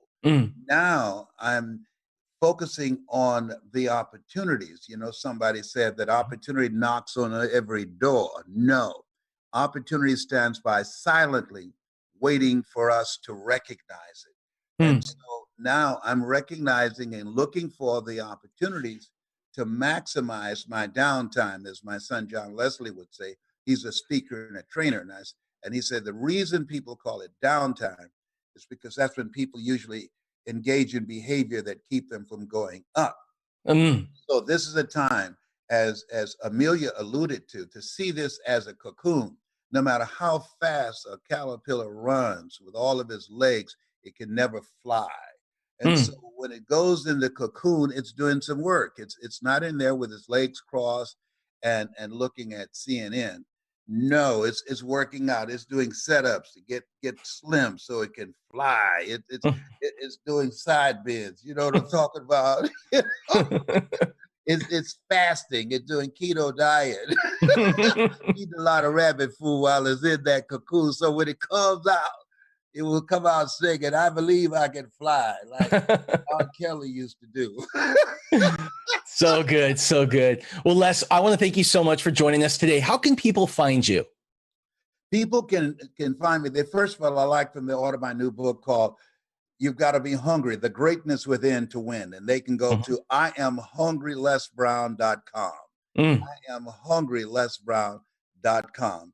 And they will find that it will transform their lives. And they can, if people who are listening interested in developing a global voice to speak to the world, they can email me personally at lesbrown77@gmail.com. 7 is my lucky number. February the 17th, I turned 75. Wow. So, yes, 75, man. Who does that? But I'm grateful to still be here. lesbrown77 gmail.com. Thank you for who you are and for what you do and encouraging people to live a life that will outlive them. God bless Les, you. thanks so much for joining. Take care, brother. Yes, sir. Thank you, brother. All right. And we're going to bring back Shannon Parsons. And I don't know about you guys, ever since I was a kid, since I've been 20 years old, my favorite, the person that has inspired me the most, my favorite motivational speaker, the person that I modeled, I watch on stage and all that stuff has been Les. And so I just feel so honored and grateful that he's been here with us today. Shannon, take it away. Oh my gosh, the resonance in Les's voice is so delicious and just speaks right to our very soul. I just absolutely love it. And I love what he said about this idea that someone's opinion of us does not have to be our reality. So often we get caught up in wondering what other people think about us, and we become afraid to fail because we think everybody's looking. Well, right now, nobody's looking. They're all looking at their own stuff. So it's the perfect time to rewrite our stories and create these opinions about ourselves and what we actually want to believe about ourselves. I also love what Les was talking about, that being able to be a teacher and being able to do something like this is a sacred opportunity to teach others and bring wisdom and guidance into the lives of everybody around us. So grateful that Les is joining us. I hope you guys are having a fun time. Remember, go to CovAIDbusinessfestival.com and get your gift bags. We have a ton of different programs that are in there that can help you and support you as you move forward and as you're gathering all these nuggets of inspiration, all these knowledge bombs of wisdom and love and inspiration. Awesome. Hey, Shannon, thank you so much. I did want to point out that Les has also provided content for us in the gift bag. So, and again, just to explain what this is we have over 40, 50 speakers that are coming on over the next couple of days. In addition, our sponsors and our partners have provided us with free digital books, downloads, free subscriptions to online courses, training, all of that type of stuff. And so that is all yours. And it's everyone wanting to help. It's everyone that's here and it is a part of this program wanting to provide everything that we possibly can to help you, your loved ones, your families, your friends, your colleagues to not only get through this period, but get through this period even stronger. So make sure to go to CovAIDbusinessfestival.com and you'll see there right at the top, just click on gift bag and there you go. Right after this program is finished, we'll be sending a link to your email and you'll have access to all of the offers and the free gifts from our guests. So please enjoy. We are doing everything that we possibly can to help small business entrepreneurs, mamapreneurs, solopreneurs, datapreneurs. I don't care, to help everyone get through this period because there's only one way we're going to do it. And that's together. We will come out stronger, but stronger only when we do it together. So with that, I want to bring in our next guest, Jordan Schlane, Dr. Jordan Schlane, and talk about Eat Real. So first of all, good to see you, Jordan. Good to see you, Scott. Thanks for joining. So Jordan and I have known each other forever. We've probably known each other a good 20, 30 years. And Jordan has always been one of the leading, most forward-thinking doctors in America. And that's just where it starts. But I have to tell you how we met because I think it's a funny story. What happened was Jordan, I'd gone through a period in the late 90s where I had been on the startup team of 2 or 3 companies that we've gone from startup to big exit to big taking it public to being sold, these big deals back to back to back. And I totally burned myself out. I couldn't get myself well. I was sick. Kept going to the doctor. Nobody could make me better. Maybe there's a lesson in that. But I and I sent an email to all my friends and I said, I need Yoda. Will you please find me the oldest doctor in San Francisco who's seen the most patients? I need that person to help me to get well. And so we found that person.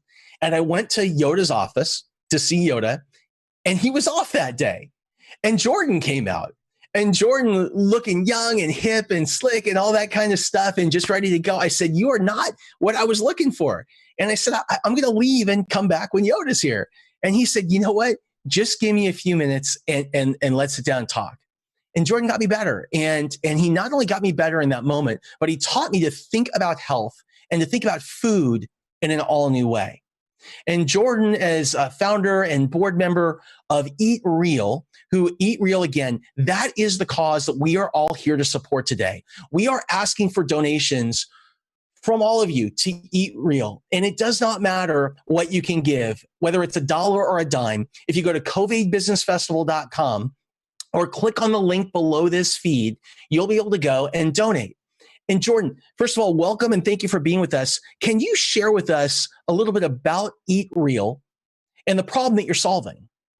Yeah, well, thank you. On the heels of Les, first of all, thank you for having me. It's a privilege to see you again 30 years later. You know, the prior speaker, you're a little blurry, Scott. The prior speaker, Les, was talking about being hungry. And one of the things that I've observed as a physician over time is that people who eat poorly causes metabolic dysfunction in their body. And they get sick in ways that aren't obvious. It's a very slow process of getting sick. And it's almost like that frog boiling in the water metaphor. People don't even notice it. And so the whole concept of food as fuel leads to metabolic dysfunction. It leads people to get sick. And then when you're sick, you can't think clearly. You're not able to participate in all the things you want to do in life because you have some problem. You're stuck in the medical industrial complex. And so years ago, me and Robert Lustig, who's an endocrinologist at UCSF, we decided that you can't tell people not to drink soda, for example. Like people will say, hey, that's my responsibility. I'm an adult. Don't tell me what to do. And we thought, well, we can't really change people's behaviors once they've passed 30. And then he's a pediatrician at UCSF, and we looked down the chain of the kids, and we noticed that kids were getting adult diseases because they were eating poorly. And we really tried to unpack why were kids eating so poorly. And yes, there's all the marketing of kids and cereals on commercials and stuff, but ultimately the largest fast food chain in the country is our public school system. And how do you change the menu of the largest fast food chain in the United States? And if we can get kids to eat healthy at school, then what happens is they're healthy and they can think more clearly. They have more energy to learn. They're more motivated. They can get better jobs. They can be productive members of society, and they don't have to be this drag on the medical industrial complex or some revenue for them, I guess.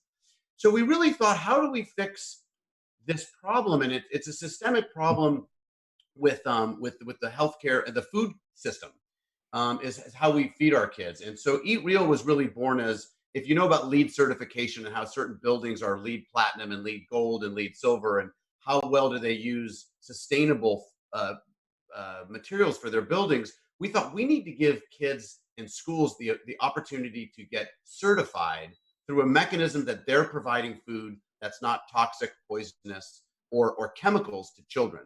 I think that I think about it as metabolic terrorism to children that happens slowly. And we would never let a terrorist come in and attack our kids, but we somehow are okay with letting these foods destroy slowly in metabolic control. So Eat Real is currently looking in this pandemic world at farms that supply restaurants, and restaurants aren't open. So farms are burying their food, they're euthanizing their animals, and there's this whole concept of farm to table. So we're taking on the mantle of farm to school. How do we raise money for those farms to stay in business and those sustainable farmers that are providing real food to get it to schools? Because right now, a lot of schools in underserved districts around the country, this is the only way those kids get lunch. And you're right. And I just want to share that, before this pandemic hit and the nation shut down, there were just over 20 million kids in the United States that relied on their school lunch program for their only meal of the day. And what we've read is that since the pandemic, the number is closer to 35 million kids that need this food. Now, a lot of the cafeterias are open around the country, but if you can't get to the school, there's no way you're going to be able to get to your food. And so there's two things that there are three things I just love to death about Eat Real and why we are supporting this cause and so passionate about it. One of those things is this. One is you are working with schools to help them to come up with a more nutritious menu. And it's not about displacing who's already providing the food, because that's a hard battle to win. Right. Instead, you're working with, you'll take a look and you'll score a menu and you'll say, we've got to get 10 pounds of sugar out of each kid this year. You'll take that to the school. And then what they'll do is you guys will work with that food manufacturer or provider, and together you figure it out. So I love that aspect of bringing wellness. I love this aspect of working with farms out there that are struggling or burying their food, and helping to not only provide income for them, but also to get that food, that farm to table, to get that really good, nutritious food to schools. And the third thing that I just love is that you're working with these organizations to help take food to the kids who can't come and get it, and bring that food to them and to feed their families every single day. And I think that is a beautiful mission, and it's a great message. And I think it's something that all of us have got to get behind. That's right. And these children are our future. I mean, if we as 50-year-olds and 40-year-olds, the children today, like, we need to make sure they grow up healthy and strong, because they're the ones that are going to take care of us. And so, I'll credit Nora Latour, who's our CEO. She's just phenomenal. Is right when COVID started, the first thing that she realized is schools were closing, and that parents were driving to schools to pick up these lunches. And we realized that they needed PPE. She did. They needed masks. Like, if you don't provide a safe place you don't want to be infecting people. So the first thing that Eat Real did out of the box was secure PPE with some of our fundraising money, and make sure that all the schools had PPE and face masks to ensure that they could provide food safely, in addition to healthy food. So we're really about, looking, kind of what Les said is, you have to have a vision. You have to be able to think long term. And we are we hope to be 100-year not-for-profit and really change the way we think about, I'm very passionate that everybody should avoid processed food. I mean, I'll just say for anybody who is an adult, and if you're looking at the people that are truly affected from a metabolic standpoint, and by the way, I volunteered in a COVID tent in Washington Heights, out on the sidewalk of Columbia Hospital in Washington Heights in New York at the height of the pandemic, because I wanted to see how COVID actually really affected people. I mean, I put myself in harm's way, but I wanted to see this pandemic. And one of the things is we are metabolic machines. Humans are just metabolism with a brain. Like, we think and we metabolize. And when we so we're an engine. I think about it as an engine. And if we eat processed foods and too much sugar and junk, our machine breaks down, and we get oil leaks and transmission leaks, and we need a spark plug change. And COVID is totally taking advantage of metabolic dysfunction. The people that are dying and getting the sickest and winding up in ICUs are the people that have their machinery has just been eroded over time. And if this is not a big wake-up call to change the way you eat, and to look and read labels, and if there are chemicals in there that you don't know what they are and you can't pronounce them, you shouldn't eat that thing. And you should try to start planting more food and cooking more food with your family, and making food, really real food, a substantive part of your journey. Well, Jordan, we love that Real Food is bringing real food to the school system. We love that you're bringing this food to children and families that need it. And we support you. We ask everybody who, whether it's $1 or a dime, whatever it is that you can donate, go to CovAIDbusinessfestival.com, click on the donate button at the top, or the link down in the feed below, and make sure to donate to Eat Real today. Thank all of you for participating in this festival. We are proud to be the recipients of this effort, and we promise we will make the next generation healthier. Awesome. Thank you, Jordan. Thank you. So as we wait for our next guest to join us, and I think they're having some internet issues on their end. And again, the number one rule, the only rule today, was to be cool. It was to be cool because, we're trying something new today. Just like all of you, we are on the internet. We're doing a live stream. There's things that we can't control, whether it's the internet going up, the computer going down, whatever. And so we're just going to roll with those things today and have a good time. And I see him joining us here right now. I want to welcome somebody who I have got so much respect for, who I just absolutely love, Jesse Itzler. Jesse is an entrepreneur. He's an author, an endurance athlete. He's an owner of the Atlanta Hawks. I think most important, I think maybe what he's most proud of, is he's a husband and a father of 4. And Jesse, I just want to welcome you and say thank you for joining us today. Oh, it's my pleasure, Scott. Thank you, man. Thanks for having me. It's good to see you. So, Jesse, you have got such an inspiring story, and you've been involved in so many businesses that have been successful, grown, scaled. And there's so much I want to ask you today to help us provide tools for entrepreneurs to think through how they can pivot, adapt, and come out of this period even stronger. But first, just to set the stage, would you mind sharing your story about how you got started in the music business? Because I think when it comes to hustle, it is one of the best examples I've ever heard about seizing opportunity. Yeah, I've also had a lot of failures too. So I just want to point out that not everything has been a win in the last couple of decades.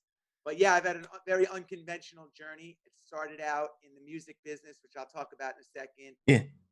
It spanned everything from being a kiddie pool attendant to selling carrot sticks to being a jingle writer to having a private jet company that went on to do $5 billion in sales and selling it to Warren Buffett's NetJets, to having a coconut water company that we sold Zico to Coca-Cola, and a lot of failures in between and other stories. But it started out in the music business. I was going to get a record deal. That was all I wanted. I never had a resume in my life. I was really into the music scene. Grew up in New York in the 80s, so I was a product of the rise of hip hop. And so that's all I wanted to do when I graduated college, was get a record deal. And I got rejected by almost every single record company I went to. And finally, I cold called, that was my sales process back then. I got on the phone with a company called Delicious Vinyl, who had a big act named Tone Loc at the time, and a guy named Young MC who just won a Grammy for Bust a Move. And I told them that I was working with a guy named Dana Dane in New York, because I knew the owner was friends with Dane, was a fan of Dana's. And the secretary misunderstood me and thought I was Dana. Came back and set up a lunch meeting at 1 o'clock. Yeah. So I showed up as Dana Dane, this great rapper of the 80s. And when the owner said, "Who are you?" and I said, "I work with Dana," which I did. I said, "While we wait for Dana, can I play my demo?" And that's how I got my record deal. That's amazing. And you hustled. I mean, you were riding the bike to and from, and you were doing whatever it took because you wanted to seize that opportunity. Now today, there's so many businesses out there that are struggling. They are fighting to stay in business. They are being forced to close. People who have been let go, they're furloughed. They've seen consulting contracts disappear, and they're trying to see their way to the other side. What is one or two pieces of advice that you would give to folks that are in that position to help them stabilize themselves and come out of this even stronger? Well, you have to pivot. I think for a lot of companies, the narrative is going to change. For example, if I was in the insurance business, right now I'd be selling peace of mind, because that's what everybody wants, not my insurance policy. You're really selling through your policies peace of mind. So the storyline for a lot of businesses is going to change. The obvious thing is, you got to focus on the things that are most important, that bring in revenue, and you got to get smarter and work better. My wife always says, make it, sell it, make it, sell it, make more of it, sell more of it. So you have to go back to that bootstrap mentality.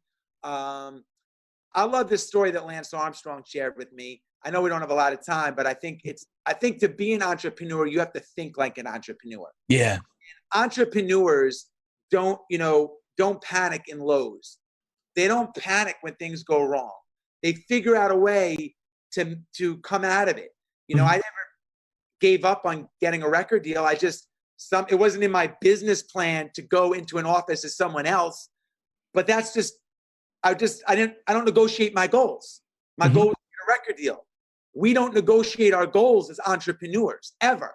So first thing is, what Lance told me is, during the Tour de France, he was on his bike and he could communicate with his coach through the walkie-talkie system or earphone. And his coach was sensing he was having a bad day. He said, "Lance, no matter what," he told him through the walkie-talkie, "don't get off your bike. Because if you get off your bike, it's over." Figure out a way to get through this one leg of the tour, and don't get off your bike. And my advice to everybody here, don't get off the bike. As long as you stay in the game, you have a fighting chance. You're one idea away from changing the whole trajectory of your life. At any moment, you're one idea or one product away from changing the whole trajectory of your life. So you really have to just, weather the storm and remember that, and stay in the game. Create your luck. If I could just add one thing. Yeah, go. Yeah. There's a simple tool that I use that every entrepreneur can use during this time and after this crisis. And Scott, I've bootstrapped it and I've raised money. I slept on different couches when I started out. Before I, started Marquis Jet, I was a kiddie pool attendant 3 years before this company that wanted to do $5 billion in sales. And wait, everyone's got to hear that again. I mean, say that again, because that is such an important point. People sometimes they don't see that hard stuff. 3 years before you're a kiddie pool attendant. Yeah, and I started a jet company with no airplanes and no experience, and I was able to get the CEO of NetJets to buy into me. At the end of the day, you're the business plan. You have to sell yourself before they buy into whatever it says on the piece of paper. And in my business plan, if they would have said to me when I started Marquis Jet, you need Department of Transportation approval, FAA approval, you have to raise money, you have to build a team and find customers. I'm like, I was a kiddie pool attendant. What are you talking? But that's what we're faced with now, is monumental challenges. And the key is, okay, well, what's the first thing, the most important thing I have to do? Yeah. I need FAA approval. Let me find a lawyer that specializes in this.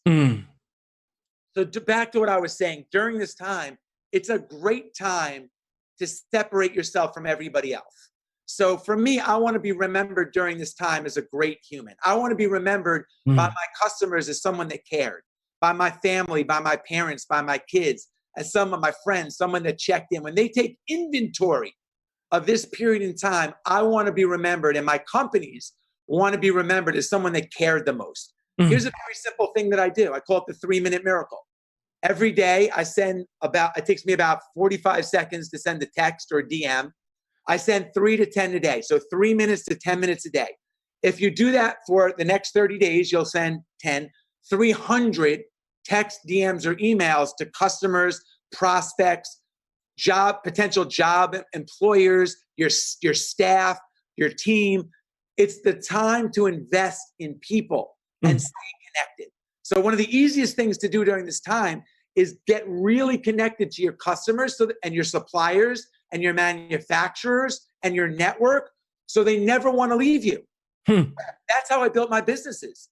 It's way harder to find new customers than to keep your current customers and get referrals. So I've always invested in making each customer feel super special. Anyone can do it. You just have to care the most. What kind of things do you say in those texts? I create a no lose. It's always a touch base. It's never asking for anything. It could be something, Scott, after this, thanks so much for including me in this amazing interview series. You're offering so much to entrepreneurs by bringing in experts. Thanks for considering me someone, and I just send it. And I plant those seeds hoping that 5 years from now, when you're doing another something like this, you call me up. Not because I want something right away. Amazing. Hey, could you tell us about the Big Ass Calendar Club? Yes. Yes. Because it's amazing. It's amazing. Well, that's something I launched during the quarantine. I've been walking around with a big calendar. I actually have one here. I'll show you guys. Yeah, I want to see it. I hand wrote this, but I lay out my entire year. It's crazy in advance. I walk around with this calendar. A lot of people have seen it on Instagram. And what I do is, most people play defense during their life. Their life gets consumed with meetings, weddings, appointments, doctor's appointments. And at the end of the year, you're like, I don't even have time to do what I do for myself. I've completely flipped that model. Scott, I believe in building your life resume more than your traditional resume. Yeah. I turn that model upside down. I play offense in life. I write down the things that are most important to me. Everything from, a big event every year, date night with my wife once a week, when I see my parents, one-on-one trips with my kids, everything in between.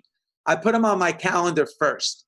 So I created this system. I've invested a lot through multiple coaches and trial and error, and I have an amazing year. So anyway, very quickly, this program, if you do it, anyone can do it. I'm not here to pitch this, but if you want, or since you brought it up, I'm happy to share it.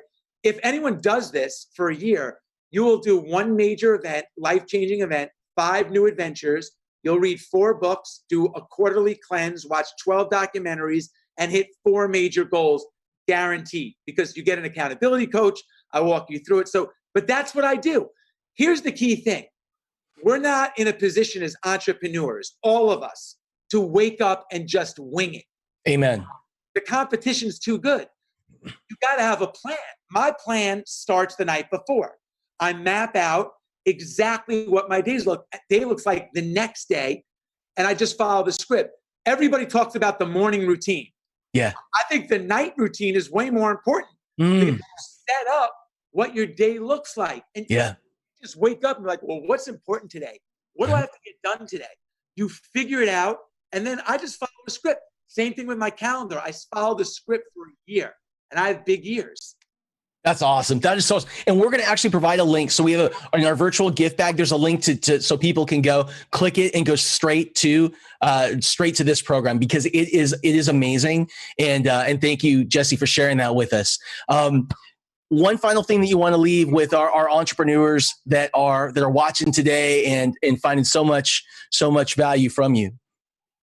First of all, congratulations on being an entrepreneur, because you have the power to change the world and make a difference. Entrepreneurs solve problems. I would just say that, during this time specifically, we all want one thing. We share one thing in common. We want to feel accomplished. And what I found super helpful is to create small wins every day, because they generate momentum.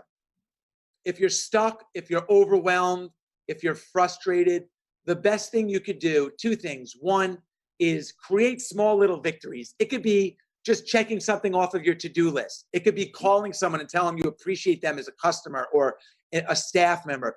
Just something so you don't spiral downward. That's really important. And so feeling accomplished, like I came into this quarantine like I'm going to teach my kids Mandarin. That all went out the window. And it went back to what's worked for me over the last 3 decades of being an entrepreneur. And that's small wins, real small wins. So if you stack them and you're consistent, 10 emails a day, 3 to 10 texts a day, and you're consistent over time, good things are going to happen, because you're putting yourself in a position to attract luck. You got to get lucky as an entrepreneur. But luck doesn't happen sitting on your couch watching the Kardashians. Amen. By putting yourself out there. You don't have to have all the answers, but you have to take action. So start the process. Jesse, you are amazing. Where can people find you? I'm on Instagram under my name, @Jesse Itzler, jesseitzler.com. The Big Ass Calendar Club is on my link in my bio as well. And I'd be happy to stay connected with anybody. I answer all my own DMs and everything. Everything is me, every like, check, this, that. So reach out to me if you guys have any questions. You're the best. Jesse Itzler, thank you so much for joining us today. Appreciate it, brother. Take care. Shannon Parsons. There she is. I am here. Oh my gosh. I love that guy. Jesse, you are Jesse's amazing. Jesse is I love amazing. what he was saying, from kiddie pools to jet fuels.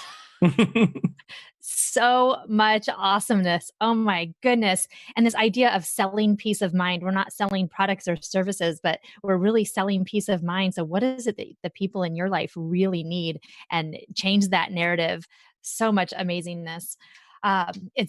I like the idea of investing in people. So one of the things that I'm going to do is take on this challenge of spending 3 minutes a day to reach out to the people that are in my tribe and in my circle. There's so much love to give for so many amazing people that have my back. So I'm excited to do this and create those small wins every day. So for everybody that's watching right now, pick a win that you have for today. What is a small win that you can claim right now? It might be watching this. It might be that you donated. Whatever it is, find something that you've already done this morning and claim that as your small win for the day. I love what Jesse says about all these small wins. They start to create momentum, and then things start to change in our lives.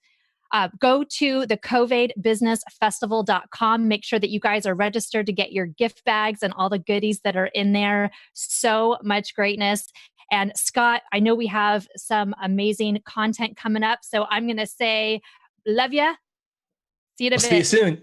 So one of the things I wanted to talk about was this idea around the pivot, because we keep talking about pivoting, adapting, finding new products and services that best meet our customers' needs. So here's the thing. When I was 20 years old, I was hired to work for Tony Robbins. So for those of you who know, best-selling author and speaker Tony Robbins. And back in the day, back then, I was 20, Tony was 30. We're both really young. And his core program was called The Power to Influence. And my job was to travel all around the country, typically with a group of 5 to 7 guys and gals. And we would be like an advance team. And we'd go to a city and we'd spend a couple months there. And we would go and do these workshops and these small seminars for companies. And the goal was to get people so excited about the teaching, about the training, that they would sign up to go to see Tony Robbins live and go to his program. And during that process, I remember Tony saying this to me. So the biggest mistake that people make when selling is they focus on what's important to them or what their boss told them was most important to sell. He said that's number one. Number two is they forget to ask the 2 most important questions that you could ever ask anyone. And they're these 2 questions. Number one is, what is most important to you? What's most important to you? Because right now, your customers, your prospects, the people that you work with every day may have completely different needs. So if you're out there trying to sell the same things in the same way to the same people, that can be a really difficult process for you. So again, the first question is, what is most important to you now? The second question, and this is the one that most people don't ask, is what has to happen? What has to happen? How do you know that you're getting what you want? Let me give you an example. Let's say I talk to somebody and say, let's say I'm building an exercise tool. It's an exercise tool. People are at home. They want home workouts. Exercise tool. So I go to my customers and I ask, or my prospects, and I ask, hey, I'm going to build an exercise thing. What would be most important to you during this, home quarantine, COVID-19 period about, what's most important to you about an exercise tool? And what's going to happen is they're going to share what's important. They may say something like, well, that it's easy to use. And you see, that's where most people stop. Most people stop at easy to use things to a lot of different people. So the second question, the most powerful question you have to ask is this. Great. Well, what has to happen? How do you know that it's easy to use? And what's going to happen is that customer, client, prospect is going to give you their rules. They're going to say things like, well, I want something that is digital. I want it to be an app. I use an iPhone. I don't use an Android. So I got to be able to get it from that store. It's got to be able to play on my iPhone. They may say that as it relates to paying for it, I want to try it before I buy it. They may say that when I buy it, I want to buy it one time because I don't know where things are going to be in the next 3 months. So I don't want to pay a monthly fee. What's going to happen is they are going to give you what we call their buyer blueprint.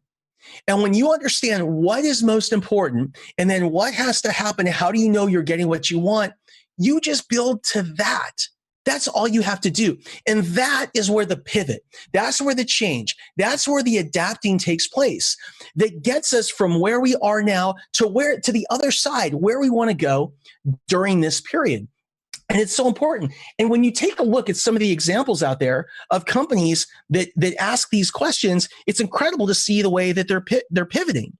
So for example, you take a look at distillers, whether it's someone that made whiskey or vodka, they're looking at the market and asking what the best use is for alcohol, and they go into making hand sanitizer. You look at the auto manufacturers who went into making ventilators, hotels who are taking their janitorial staffs, and they're saying, how can we utilize these people? And they're talking to companies, big warehouses that need a whole new level of industrialized cleaning in these spaces. So the hotel chains are repurposing their teams to go and do that. I saw an app like OpenTable that was built around this idea of enabling you to book your time at a restaurant, to book your reservation. Well, when restaurants closed, what do? They started to ask their customers, hey, what do you need most? How could you use an app most? And the number one thing that came up was, I'm having a really tough time buying my groceries. It would be amazing if I didn't have to stand in line for an hour and could go onto an app and actually book my time to get in line at a brokerage for the market. We've seen fitness companies, yoga studios, things like that. And what they've done is they've pivoted. So instead of just providing their stuff at their services in a studio, instead what they're doing is they're going online and they're doing like Zoom things and things like that, classes. And many of them, I'm a part of a yoga studio in LA. It has retained over 80% of its clientele by doing the same classes it was just through a Zoom-like call and charging people a monthly membership fee.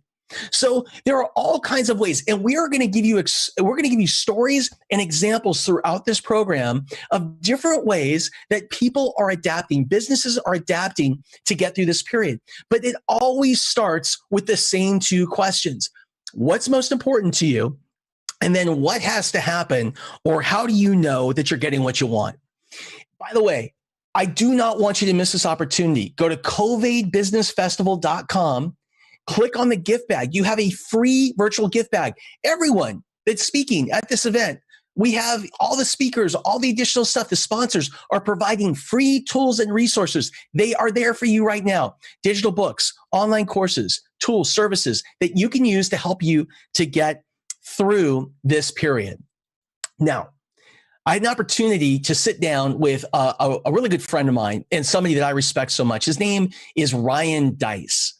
Ryan Deiss is the founder of Digital Marketer. And Digital Marketer, digitalmarketer.com, is the largest digital marketing training company in the world. They also host the largest digital marketing event, Traffic and Conversion, in the world.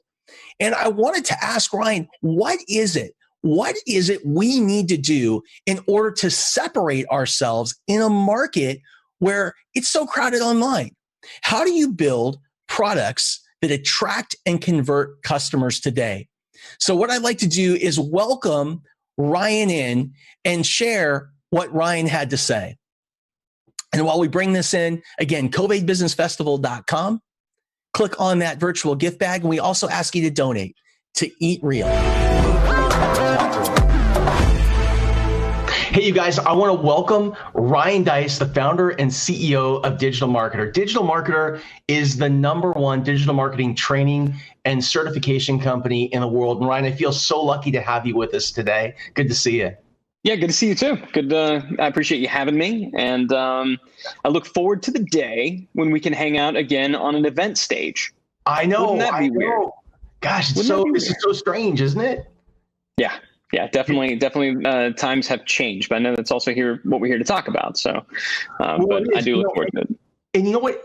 When you go on social media today, and it's just so crowded right there. It's so crowded right now. Everybody is on social. How do you stand out today on social media? So on social in particular, the key is you have to vocalize, and I say vocalize, but if it's a video, then I guess it'd be a form of vocalization. If it's more print, still the same kind of thing, but you kind of have to speak what everybody's thinking, but not yet saying. It's only noise if you are saying the same thing that everybody is saying, which invariably is what everybody does, right? Because people see that, oh, somebody said something clever. I wish I had said that, so I'm going to say it. Well, too late, right? And so the hard thing about social is, and really breaking through the noise, is you got to be out there on the edge just a little bit. Right? You have to be out there on the edge, and you got to be willing to say the things that people are merely thinking. You've got to validate kind of some of their suspicions and really speak to that inner voice. And you have to remember that social is entertainment, right? It is the new reality TV. And so you've got to be out there, and you got to be a little bit bolder, brasher than the next person. Now that's one way. I'm not willing to do that because I'm scared. So what I do is I pay for it. And the other way to break through in social media is you advertise. And so I think what you've got to decide out there right now is, are you the show or are you the advertiser? And be really, really, really clear, because if you're going to be the show, you're the talent, you're the entertainment, you better bring it. You better be worthy of it. One of the people you got on, I know Grant Cardone. Yeah. I know Grant. Grant's a cartoon character, man. I mean, Grant's the show, right? He can pull it off. It's not for everybody. And so I think you got to acknowledge that sometimes you can be the show, you can be out there, you can break through your own just oomph. And sometimes either you can't yet, you don't quite have the chops yet, they can be developed, or maybe you just don't want to. In that case, advertise. Social is the greatest advertising channel out there right now. There's no shame in that. That's what we do. That's how we break through on social. We pay for it. Nothing new. What are some of the bigger trends that you're seeing, and kind of how is the market changing with COVID? We're seeing, funny enough, email response rates are going back up. Wow. So we're seeing people are I guess maybe it's because they have a bit more time, but their email response rates are going down. Other media that might have been a bit more passive, funny enough, like podcasts, for example. We're not seeing the same level of engagement on podcasts because we've lost the drive time, but we're seeing video consumption on YouTube is way up. So people I know who had a YouTube first podcast, so they would basically film a show on YouTube and then they would convert it to a podcast. They're still doing great, right? But where the media, you got to think about how are people consuming your media? How are people consuming your marketing? If it was done in more of a passive drive time type thing, then it's down. If it's done as a form of just, hey, I got some time on my hands, it's up a little bit. The coolest trend though that we're seeing by far, and this is one that's still holding. I would not have thought this would have lasted this long. I mentioned before advertising. Ad costs are still 25 to 40% lower than they were 3 months ago. And so we've seen a lot of companies pull their ad budget, a lot of companies pull back. And so, less demand means that prices, go down, especially when the supply has gone up so much. So I think right now, it's never been easier to kind of captivate through digital means because everybody's there. And yet people aren't willing to pay to do it because they're so scared, which creates a unique opportunity for those who aren't scared. Interesting. If you're a marketer today, what is the one skill that you really need to nail to get through this crisis? Copywriting. Copywriting. And the convenient thing is it's the one skill today and it's the one skill not today. The ability to articulate a message, whether you're writing copy, again, as a sales letter or as an advertisement, or you're crafting copy that's going to be a script for a video, right? The ability to persuade in print, the ability to persuade in writing, even if that writing is ultimately vocalized, right? But that ability to craft a persuasive message, that is still, everything else is just amplification, right? I mean, in marketing, advertising, all it is amplification. So, we talked about social. That's amplification of a message through social channels. If you're advertising in pay-per-click, right, that's amplification of a message in search channels. If you're advertising on a podcast, it's amplification of a message through audio channels. We do a lot of advertising in YouTube, a lot of YouTube retargeting, things like that. That's amplification of a message through a video channel. Advertising is amplification, period. Okay, it is the amplification of a message. If you are amplifying a crappy message, you will not get good results. If you have a great message, you can, oddly enough, be not that great of, you can be a subpar marketer, tactically speaking. Maybe you don't bid as effectively as other people. Maybe your creative isn't quite as strong, but the message is there. The message is still the thing that reigns supreme. So I tell everybody, get good at copywriting. You'll never be poor. What is there one key to copywriting you can share? Is there like one trick that maybe if we were just to focus on this one thing, it could really help us to up our game? It's tough because copywriting is, it's both an art and a science, and you could study it your whole life and only be good. But there is, I'll tell you the area that I've seen, if you can just as a marketer, as a copywriter, learn to speak to the desired end result. All right. And tactically, the way that this works is I want you to imagine your customer in their, what we call their before state. Okay. What is their life like before they experience your product or service, right? What do they have that they wish they didn't have, right? Maybe they're sick, right? Maybe they got more weight, around their midsection, right? Or what don't they have they wish they did have? So what are they, Sure. so from a have perspective, what are they lacking? From an emotion, from a feeling perspective, right? What's their emotional state like? What's a day in their life like? What are the stories that they tell themselves? What's their status like before? Then imagine and begin to picture what would their life be like after, right? Okay. And same kind of thing. If before they had this, and now they have something else, okay, that's a shift. If before their emotional state was X and now it's Y, okay, that's a shift. What great copy does at the end of the day is great copy articulates the shift from the before state to the after state. That's all it's doing. It's meeting people where they are. It's acknowledging where they are. It's speaking into their present reality. That's called empathy, right? But it doesn't leave them there, right? It speaks to where they are, but then it suggests a brighter future. And that's called hope, by the way. Hope is simply the belief that tomorrow will be better than today.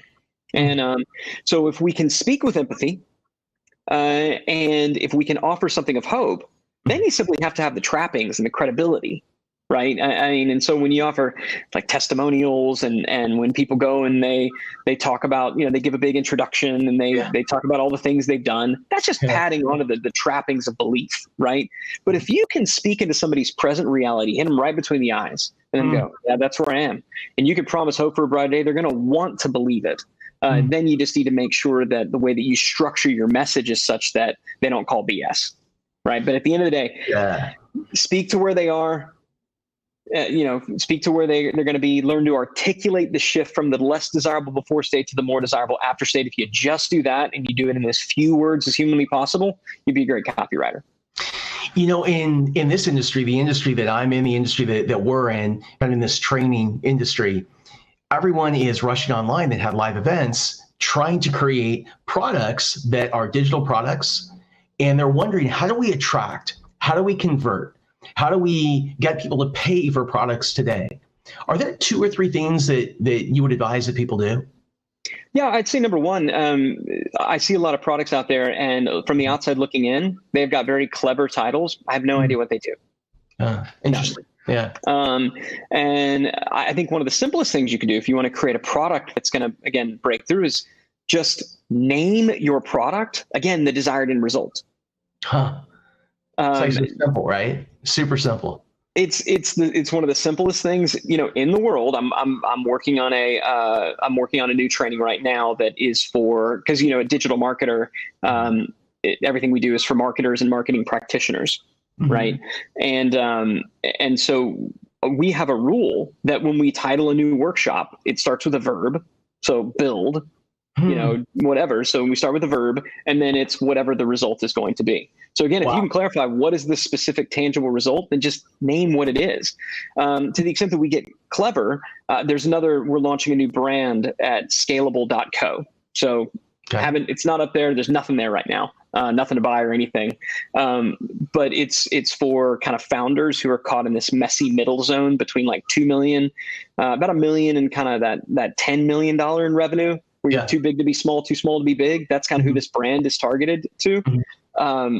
And our flagship training is going to be called Get Scalable, because it's how to get scalable. I think people just get very, very cute and very clever with the titles of their products. Don't do that.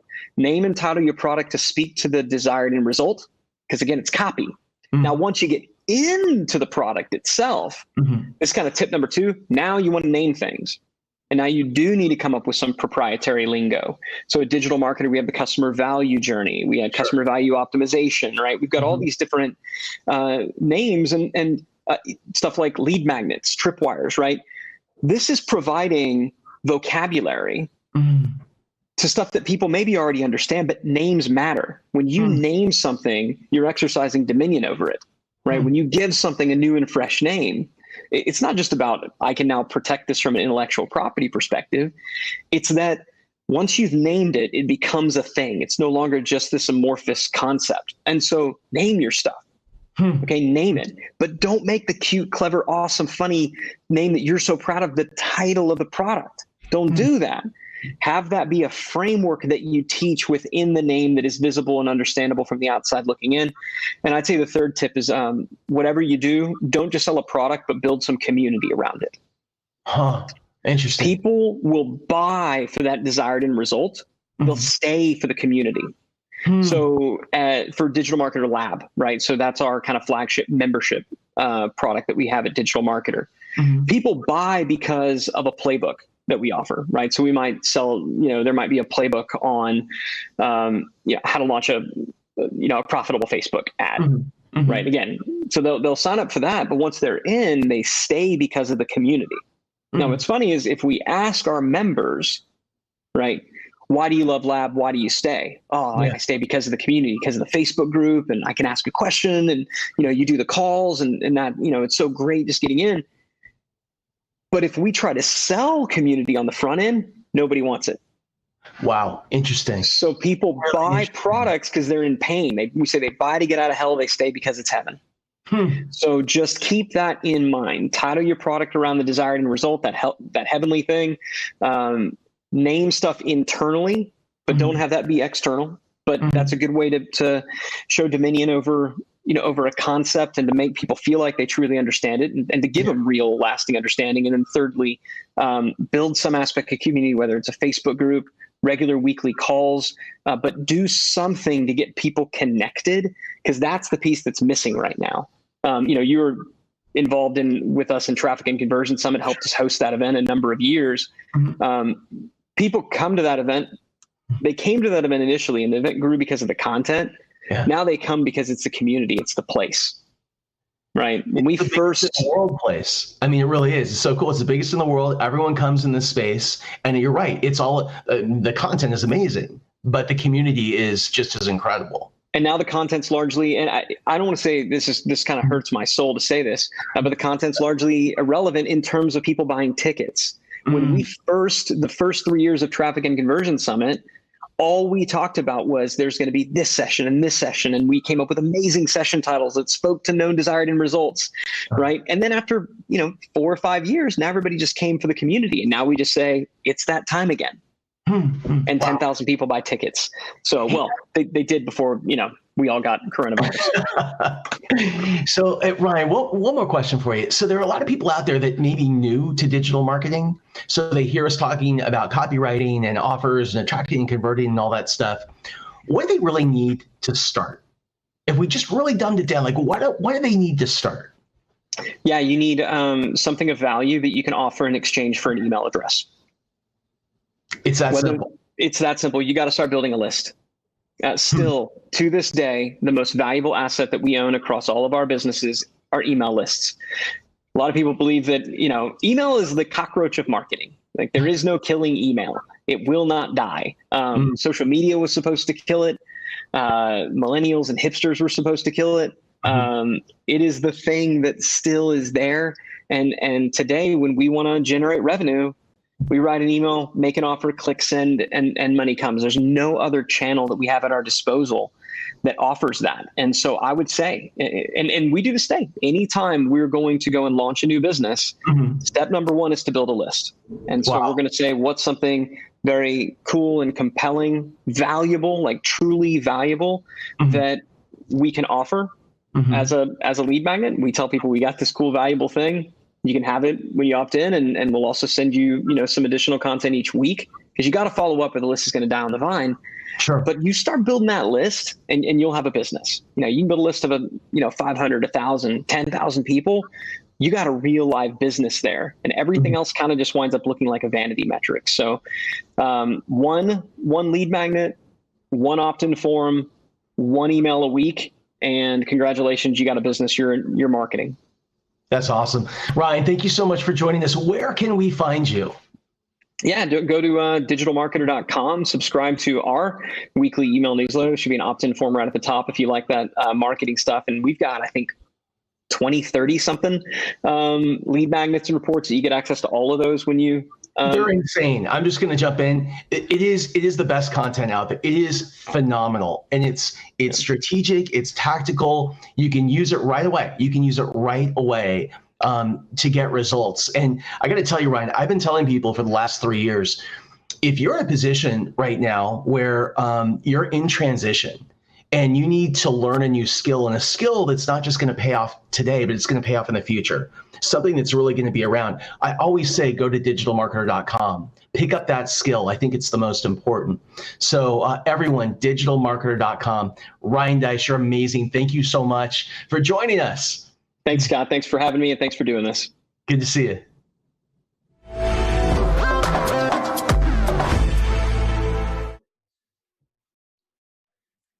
I got to tell you, I absolutely love Ryan Deiss because he does such a great job just breaking it down and making things so simple. And I think that sometimes we tend to overcomplicate things. I'll tell you a quick story. So a few years ago, I was invited to this venture capital conference. It was on the big island of Hawaii. And I remember I was so excited. I was so excited to go there. And the thing about it was being put on by this really prominent venture capital company. We had to sign these releases saying we wouldn't say if we were attending or not. We'd totally keep it quiet. We wouldn't say what happened while we were there for a certain period of time. So we didn't know who else was going to show up. Now, on the first day, when it was time to check in, I remember I walked up to the check-in thing and they gave me a shirt. And the shirt was a certain color. And my job was to find everybody else at the event who had the same color t-shirt, because we were going to get together and make up a team. And this team was going to go on a scavenger hunt around the big island of Hawaii for like 8 hours, an entire day. So I'm looking around for people on my team, and I run into the first person, Dick Costolo, who was the former, he was the CEO of Twitter. And I look around, I look over here, and I see Sarah Lacy. Sarah Lacy, maybe the most iconic journalist at the time in Silicon Valley on startups. I look over here. Here's Bill Tai, the famous venture capitalist. And I'm thinking to myself, with all of this brain power, all of their brain power, not mine, there's no way that we can lose. But we can't find the first person or the last person. And I literally turn around and I run into him. MC Hammer. You guys remember MC Hammer, the rapper, the dancer, and the amazing entrepreneur. So we get in the vans and we go to our first clue. And I remember, it was really tough. There was a thing that we read, and there were these sticks and these rocks and these things on the ground, and we can't figure it out. So me and Bill and Dick and Sarah, we're like 20 minutes into this. Now Hammer, he's over here. And he's talking on his cell phone, talking to his friends, looking at the water. I said, Hammer, would you mind coming over and helping us out? He said, no problem. So he walks over to the clue. He says, let me see it. He reads it like one time. He looks down and he says, do this, this, this, and this. And he drops the paper, like literally drops the mic, and he walks away. And guess what? He was right. We go to the second clue. The same thing happens. Hammer, would you help us? It was up in a tree. He says, no problem. Do this, this, this, and this. He was right. We had like 8 clues to solve that day. I think MC Hammer solved every single one of them. And it was just crazy. And I remember that night, we were in the hotel bar, the lobby bar on the big island of Hawaii. And I saw Hammer and I walked over to him. I said, that was amazing. I said, how did you do that? He said, Scott, he said, you entrepreneurs, you all do the same thing. He said, you start over here. This is where you start, and you want to end over here. Like this is your goal. He said, you all figure out a way to make things so damn complicated in between. And he said, I live my life by a very simple rule. He said, I always find a way to the simplest path first. I always find a way to the simplest path first. And that is what I'm going to ask you to do today, is look for simple things, simple ideas, simple strategies that you can execute every single day. Because look, there is an exponential factor in terms of how we grow in the universe. And it works like this. What happens is, let's say I want to lose weight. And let's say I want to lose 30 pounds by the end of the month. Here's what I do. I go to the gym. I go on a diet on day 1. So I get the power of that energy to the first day, to the first power. I do it the second day in a row. I get it to the second power. The third day to the third power. There's this exponential power that happens with momentum that carries me. Now, here's what happens. At the end of the week, most people on Sunday, what they do is they blow their diet. They don't go to the gym. They lose everything. So on Monday, when they come back, they have to basically reset. They get the power of that work to the first power and then the second power. This makes sense. So that at the end of the month, there's two people standing next to each other. They had the same goal and they started on the same day. One person lost 10 pounds, the other person lost 2. And what's the difference? The difference is the one person put in that time every single day. They got the exponential power of 30 days worth of work in a row, where the other person had to reset each week. And so what I'm going to say is this: find one simple thing today that you can apply. Do that one thing. I would rather do one thing for 5 minutes a day than everything on Sunday. That's what's going to give you real power and take you to where it is that you want to go. Shannon, I would love to bring Shannon back in. Can you join us? I'm here. Here she comes. I'm loving what you're talking about. The idea of 5 minutes versus waiting for a whole day to do something and creating that momentum. Love. Yeah, well, I mean, I think that's the way it is. And I think that there's this real power and momentum. There's this real power and drive. And sometimes I think we just don't understand what happens when we lose that. So again, like Jesse Itzler was saying, he sends a couple of texts every day, right? Like we heard before, make a couple of calls every single day. Like I'm sharing with you today, it's like do the small stuff, because the small stuff, if you make a small change, 1% change over a day, a week, a month, a year, look at what happens. That's what we're looking for, is that exponential effect. I want to share a couple things before we move to our next guest. The first is this. If you try to get to our website over about 10 minutes ago, 15 minutes ago, it wasn't down. We were making a change, and so it was a little funky for a few minutes, but it's all good. Everything's up. And so go and get your virtual gift bag. If you need more, if you feel like you really need some more hands-on training, we have training, we have coaching programs, we have a quick start, we have a mastermind, all kinds of stuff you can check out. CovAIDbusinessfestival.com, and make sure that you donate. Donate to Eat Real. There are 30 million kids in the United States that rely on their school's lunch program to eat every single day. We are working with Eat Real to help bring real food to those kids and have it delivered to those kids who can't go to school and their families every single day. With that, I want to bring in our next guest. Our next guest is Forbes Riley. And Forbes Riley, before I bring her on, Forbes Riley is somebody that I have so much respect for, because I think that when people are in transition, it becomes very difficult for them to understand, for them to describe what it is that they do. Like, how many times, Shannon, have you asked an entrepreneur, what do you do? And they say a whole bunch of stuff. And when they stop talking, you still have no idea what they do. Forbes is the master of the message. And I think that during these times where people they're out of work, they're trying to get their feet underneath them, they're pivoting, adapting, they're throwing a lot of things at the wall, it's very confusing to us on the other end to understand how we can work with you. Forbes is the master of the pitch. Forbes has generated over $2.5 billion in sales on HSN and on QVC and on her infomercials. She knows how to get to the heart of what you can describe as your value to your target customer. And so I want to welcome Forbes Riley, and I hope you guys all enjoy this message.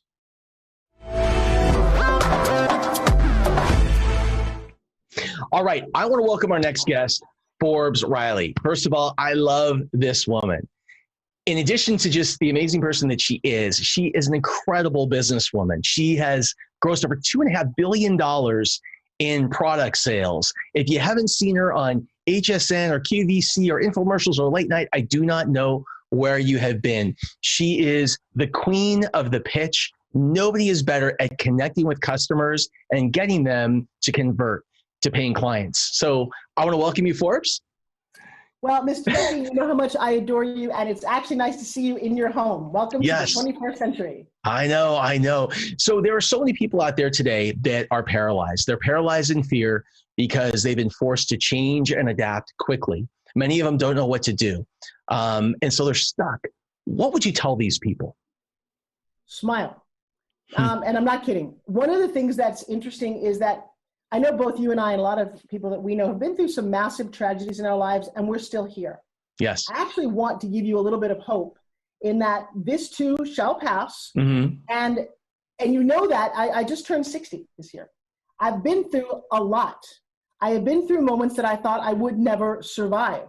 And I can give you a laundry list of them. I think I get to be the expert on disasters. Not only did I lose both my parents, my brother-in-law was in 9/11. I'm a 9/11 survivor, lost 9 of our friends who we grew up with when their second building came down, destroyed their fire truck. I'm an eyewitness on my iPhone to the October 1st Las Vegas shooting. Wow. If you Google my name, you'll go, I'm all over the news. I don't know quite why I was even there and how it happened and why I was being interviewed. But then you backtrack a little bit, and a beautiful man that I raised, young boy from 8 to 20 years old, was gunned down, murdered on a Sunday morning for no other reason than he was wearing a blue shirt and in the wrong place at the wrong time. Wow. That sounds like a news story to you? Yeah, I've been through hell and back. And that's just the beginning of it. You know, growing up, I was this awkward, ugly little girl who had a broken nose and frizzy hair and braces. And then when all that came off and I thought I could move forward, my dad was in a horrific accident, spent 3 years in the hospital. So I'm sorry, are we in a crisis now? I've been in a crisis most of my life. And I'm going to share with you that I think if you have a relationship with fear, you're so much better. I actually feel a little sad if this is the first time anything's ever happened to you. I remember when my dad died, I was 40 years old. And 2 things where I was thinking of. One, going, wow, how horrible this is. But wow, I've not really experienced any real person dying until I was 40. So you have a choice right now. Yeah. And it is right here. Number 1, turn off the freaking news. For 2 weeks there, a couple of months ago, it was, I was devastated like all the rest of us. But here's the thing. You'll be fine if you have ever had a dog or know somebody who does. Here's how I know. No, our dogs, you know what they do? They roll out in the dirt, they go down the street, they poop, they sit in it, they lick themselves, they lick the butt, they lick each other's butts. Then I invite them into the house, don't really give them a bath, have them come into my bed and lick my face. Do you know what just happened germ-wise? Have you ever been to a public bathroom and touched something? So all of a sudden, the news is having us freak out about this. And I'm not saying right or wrong. I'm going to say COVID is horrible. It is a disease that attacks your lung and hurts really bad if you get it. But I'm also going to say that if somebody like Tom Hanks and the Prime Minister of England, who looks like he's not that well anyway, survived, odds are when you get it, and you probably will, you'll survive. So if that's the case, what's the deal? Let's get back to work here. Let's figure out what you're doing. Now, if you're somebody who's worked for other people, all along you've always been building somebody else's dream. I know, right? It's a little scary to go, wow, what do I want? And this time right now needs to be about you going, what do I want? What do I want? What do I like doing? Because the opportunities are bigger than ever. Odds are you know how to do something that you could actually teach. Think about it. And I don't care if it's crocheting or how to manage your kids and bake the best brownies. You can do a lot of things. And I was having a conversation with my friend Sarah the other day. I've made money in the craziest of ways. I mean, in my 20s, there was an actor strike. Oh my God, we can't work, we're actors. Okay.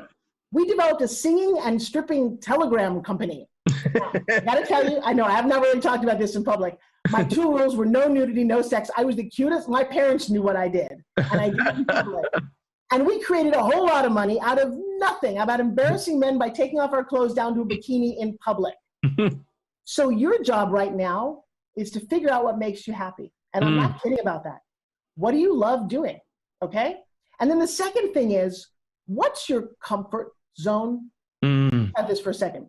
I was on Mother's Day, but after Mother's Day, my twins, they're 17 years old. We own a boat. Nice little boat. It's a little boat, but it's more boat than my parents could ever afford. Not as big as my rich friends can afford. I don't care. My boat, what I'm comfortable with. And my daughter knows how to drive it. And they took me out on the water on a Monday. Now, I'm going to say that COVID is because of you, whoever you are. You could, no. If you prayed, did you ever say, oh, God, I wish I didn't have to go to work on Monday? Did you ever pray, oh, I want more time with my kids? Think about the answer that you just got, okay? No joke. So I'm driving on the boat with my daughters driving and with my son. They're celebrating their mother, which took me 42 years before I was even a mom. And I thought, it's Monday and I don't have to go to work. I don't have the biggest boat, but I'm out on the water in my boat with my kid. And now I'm going to start to cry. I thought, I'm freaking happy as I could possibly be. I don't need mega millions or mega billions. And we do this to each other. Don't spend a lot of time online going, look at the person in their private jet with their Rolls Royce. I've driven in a Rolls Royce. If I were to drive it myself, I wouldn't leave the driveway for fear I would scratch it. I know I would. It would make me so uncomfortable. So do I want that? Do I want a private jet where I have to pay the gas? So stop trying to live somebody else's dream. Okay? Mm-hmm. I have lived in a 1-bedroom apartment and been just as happy as I am in a big house. Yeah, amen. That's never the point. So Scott, do you know what makes you happy? What's your comfort zone? What do you love having around you? Oh, I love being in this place. I love having my kids. I love having Sita. I love people. I love environment. I don't need fancy things. I've had fancy things. I don't need it. That's what juices me. Yeah. Do you think it's just those of us who have had fancy things that don't want them? There's one person who doesn't want them. I don't know. I remember when I was young. I remember I wanted, like, I had a big goal. I wanted to make a certain amount of money by the time I was 30 years old. And I made 10 times more when I was 28. And it was one of the most depressing times of my life. It really was. That didn't help at all. I remember I ordered a car. I ordered this brand new fancy Porsche, and it took 6 months to get it. And when it got there, I didn't want it. And I just said, I don't want it. And like, those are kind of crazy. Those are money examples. But I think that there's just lots of other things that I thought that I wanted. And like, I prayed on, I meditated, maybe I visualized, and I got there. And you know what? It didn't do anything different. I didn't feel any different, at least not after a day or something. And, I think, I'm a guy, I talk about this, that had made a ton of money. And when the market crashed in 2008, it's one of the reasons I'm doing this. I lost everything. I went really upside down. And when I had lost all these things, I realized how much I actually cared about, how much I didn't need these things. And even today with COVID, COVID-19, we look at all this stuff that we just don't need, I don't know. I guess that's where I sit. Right. So I told the story about me lying in a hospital bed. I remember praying to God, please let me out of this and let me survive this, because I got some other things to do on this planet. And it wasn't about how big the house is. It was about finding true love, which I manifested. And in fact, I don't know if I shared this with you, but we call it Forbesing it. What have you Forbesed lately? To Forbes something means to manifest it, especially when no one else thinks it's possible. So one of the reasons that you want more is that you're comparing yourself to the people next door, or mom says you should be getting more, or the TV, or whatever. Stop. Take some time. In my 20s, I lived in an ashram. And I got very quiet and discovered chanting. And by the way, there you can't talk to anybody. You have to do all the cleaning, and you kind of just find yourself. Okay. Yeah. Then in my 20s, I also went to work for Club Med. They paid us $15 a day. I didn't care. I was living in paradise. They supplied the food in the room. I could go scuba diving, play tennis. I was as happy as I've ever been. Yeah. It wasn't about the money. No. And honestly, for me, it has never been about that. At some point, money is fun to make as a game. I've made a lot of it. I've made some, I will tell you, I have a 6-figure check that I got for selling this, but it wasn't about, in fact, I looked at the check. This is the funny thing. It was almost $700,000. And I looked at it and I thought, wow, okay, what do I do now? Do I put it in the bank? Do I buy something? And it was weird because and it's been great to have, but what I really want to look at is I took a hunk of metal that nobody thought was going to go anywhere. And when they embarrassed me on a national reality TV show and said, this is never going to work. And I sat out for a year or so going, #watch me, that attaining that and seeing it on television was like the greatest thing. Meeting people who have got this crazy little toy that people said I love this. To this day, if you meet me, wherever you meet me, in a sauna, naked, on a plane, in a restaurant, I'm liable to turn to you and go, hey, want to see something cool? Give me your thumbs. You are. Now, Scott, why do I do that? I've actually, it's funny because at some events, some promoters like, oh, she's there, she's selling her spin gym. Dude, I don't need your $40 that bad. I actually really like connecting with you. Yeah. And I get off on the fact that you go, wow, this is so crazy cool. I'm like, yeah, it's like you telling your kid she's a cute kid. I do good. And that's been a crazy joy of mine for a while. So it's the same joy I would imagine somebody gets when they bake a brownie and people go, that's good, right? You like it. This sense of understanding what makes you happy. And now is the time to do that. And that thing about downsizing, Jane Fonda struck a chord with me at the Academy Awards. I've always been such a fan of hers. I love that people say you kind of look like her. She's one of my heroes. And political stuff aside, thank you very much.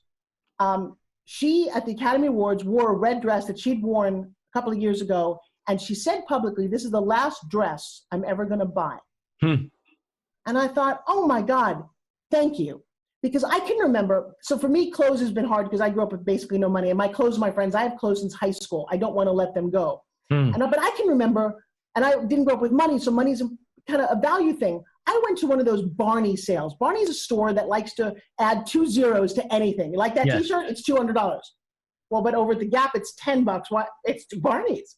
I went to one of these sales, and the clothes were everywhere, and women were fighting over things, and they were these garments that didn't even look that attractive with huge price tags. And I remember thinking, I don't understand what you guys are doing. And every season we do these bullshit, and I'm sorry for my French, fashion shows with the latest, this is now the style. I got a closet full of stuff. I actually went shopping in my closet and realized I probably never need to buy anything either. Seriously. And if I didn't, how much money have I been saving? And by the way, I still like retail therapy. It's fun to go and try on something new. I get that. But stop it. Stop doing all of that and watch that your life gets easier. Is your life easier? Yeah, go ahead. I'm sorry. I'm so excited. No, it gets easier. It gets much less complicated. One of the things I really want to ask you, so we're talking about the spin gym right now, is I have never met anyone that is so good at articulating, at crystallizing a pitch. You know, you ask people, what do you do? Most people, they might say a lot of things, but they don't communicate what it is they actually do. So you walk away feeling confused. It's the same thing about their products or services. What is the art of the pitch? I love you. Okay, the art of the pitch starts out with number one, say your name. Do you ever go to a party, Scott, and people don't remember your name, or you don't remember their names? Yeah. It's not, you don't need the infomercial course on that. They didn't make it memorable. Here's what I hear at parties. Because at networking, it's about that. I'm an extroverted introvert. Technically, it means I don't really like small talk. So when I go to parties, I actually get a little uncomfortable, and I don't drink. Don't talk about the weather, sports. I want to talk about your life, my life, making things better. Here's what it goes. Hey, Scott, my name is nice to meet you. Oh, shit, what was... then you can't ask again. Yep. There's no money in nice to meet you. Or, hey, Scott, hi, my name is Forbes. Forbes Riley. Forbes as in the magazine. Nice to meet you. What image did I just put in your head? Sure. Yeah. It's rich. It's success. It's money. It's things that we aspire to. Everybody can do this with any name. And I'm going to tell you, I work with people, and it comes in threes. There's a way and a rhythm to do this. Hey, you know, my name is Scott Duffy. Scott, you know, like the Scott toilet paper. Yeah, hard to get a hold of me. Do we really have to go to Scott toilet paper? Like, is that really what you come up with? Actually, I have a lot of Scotts in my life. Okay.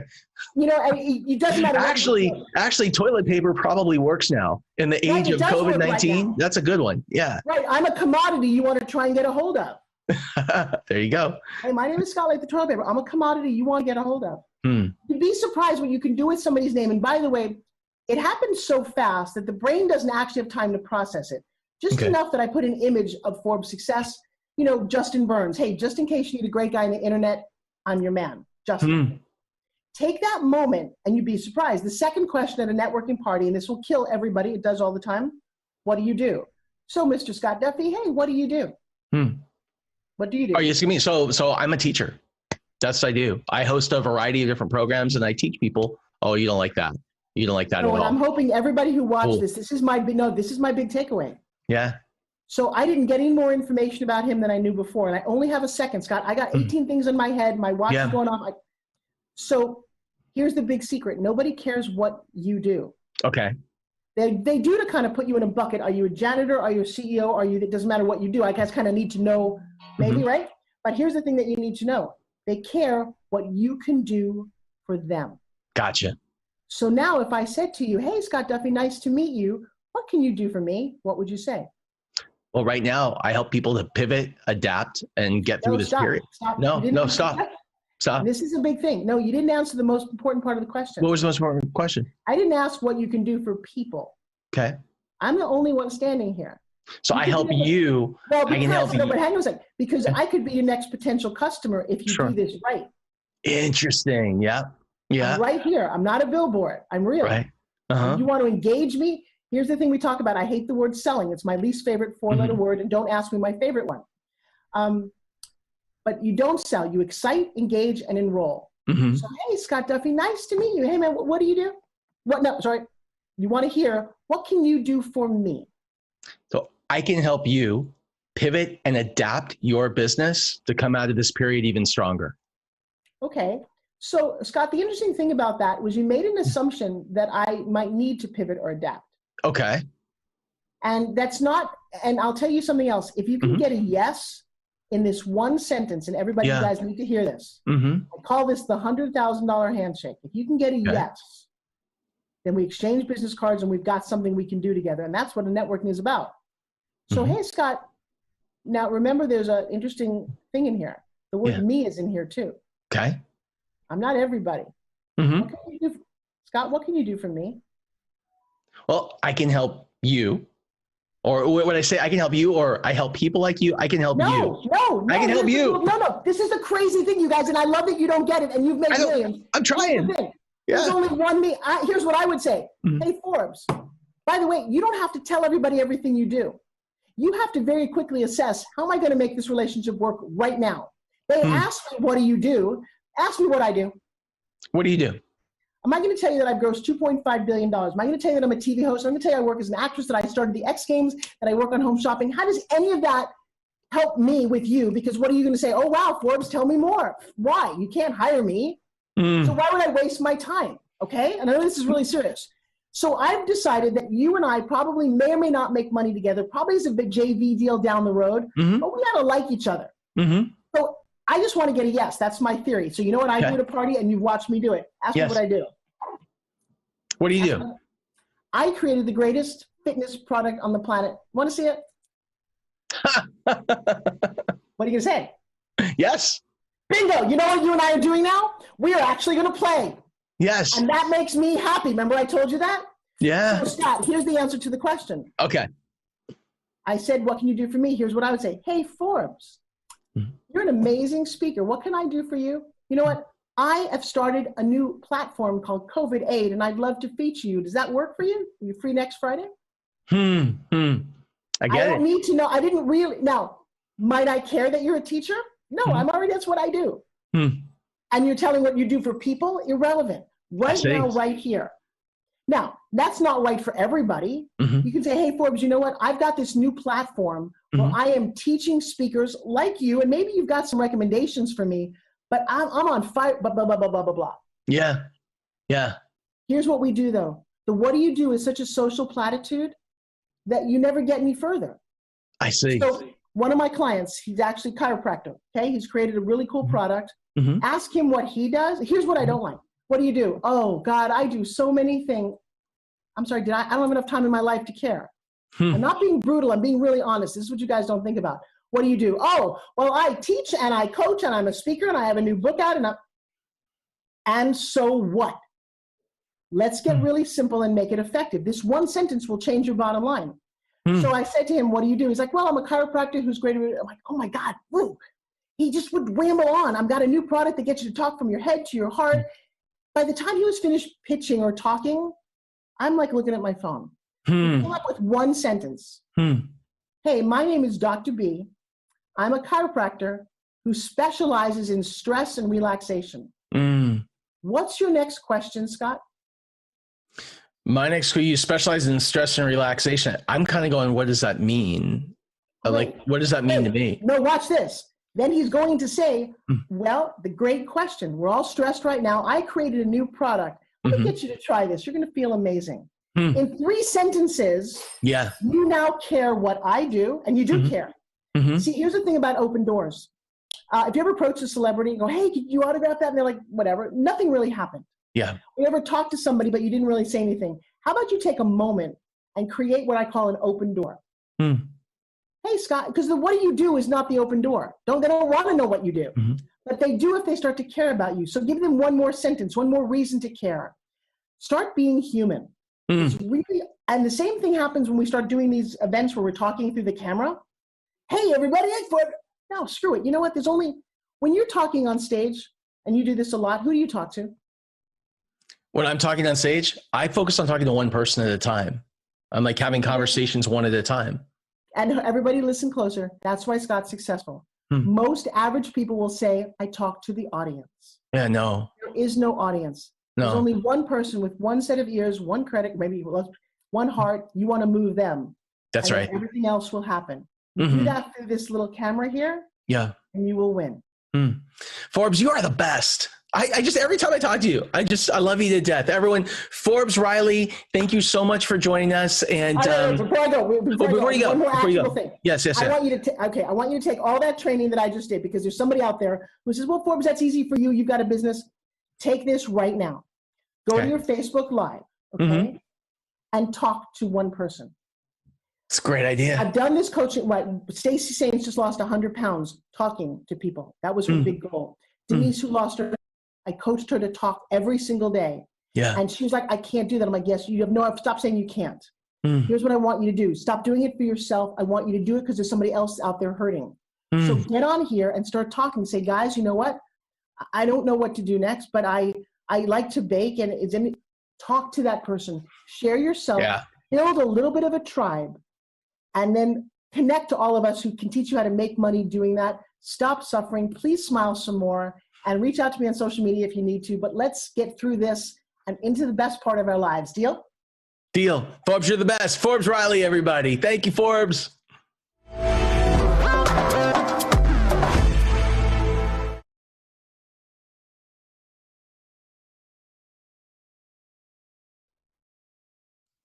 Here's the thing.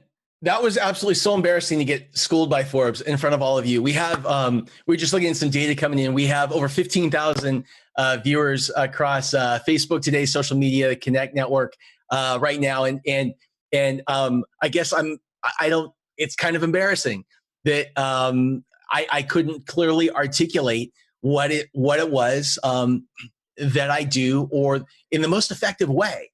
And I think that's what this is all about. This is all about putting yourself around people who are the very best of the best at what they do, so that they can come from a place of love and help to not only inspire us, but teach us what we need to know in order to get better. You know, I'm a huge sports fan. Normally, if I don't have lights on, this wall behind me is filled with all kinds of sports memorabilia. And one of the people, when it comes to management and teaching and coaching, I look up to the most is Phil Jackson. Phil Jackson won 11 rings in the NBA championships, maybe the most successful professional coach in American history. And I remember being at an event with Phil, and somebody asked him, what is the difference between somebody like Michael Jordan and Kobe Bryant? He's the only person that got to coach both of those guys' teams. What is the difference that makes those two guys number one, and the difference between that and number two in their space? And here's what he said. He said, it all comes down to one word, Shoshin. And Shoshin is a word that we use in Buddhism. It means beginner's mind. And that's the idea, is we have to approach every day today as we go through this crisis like it's our first. We have to have our eyes wide open.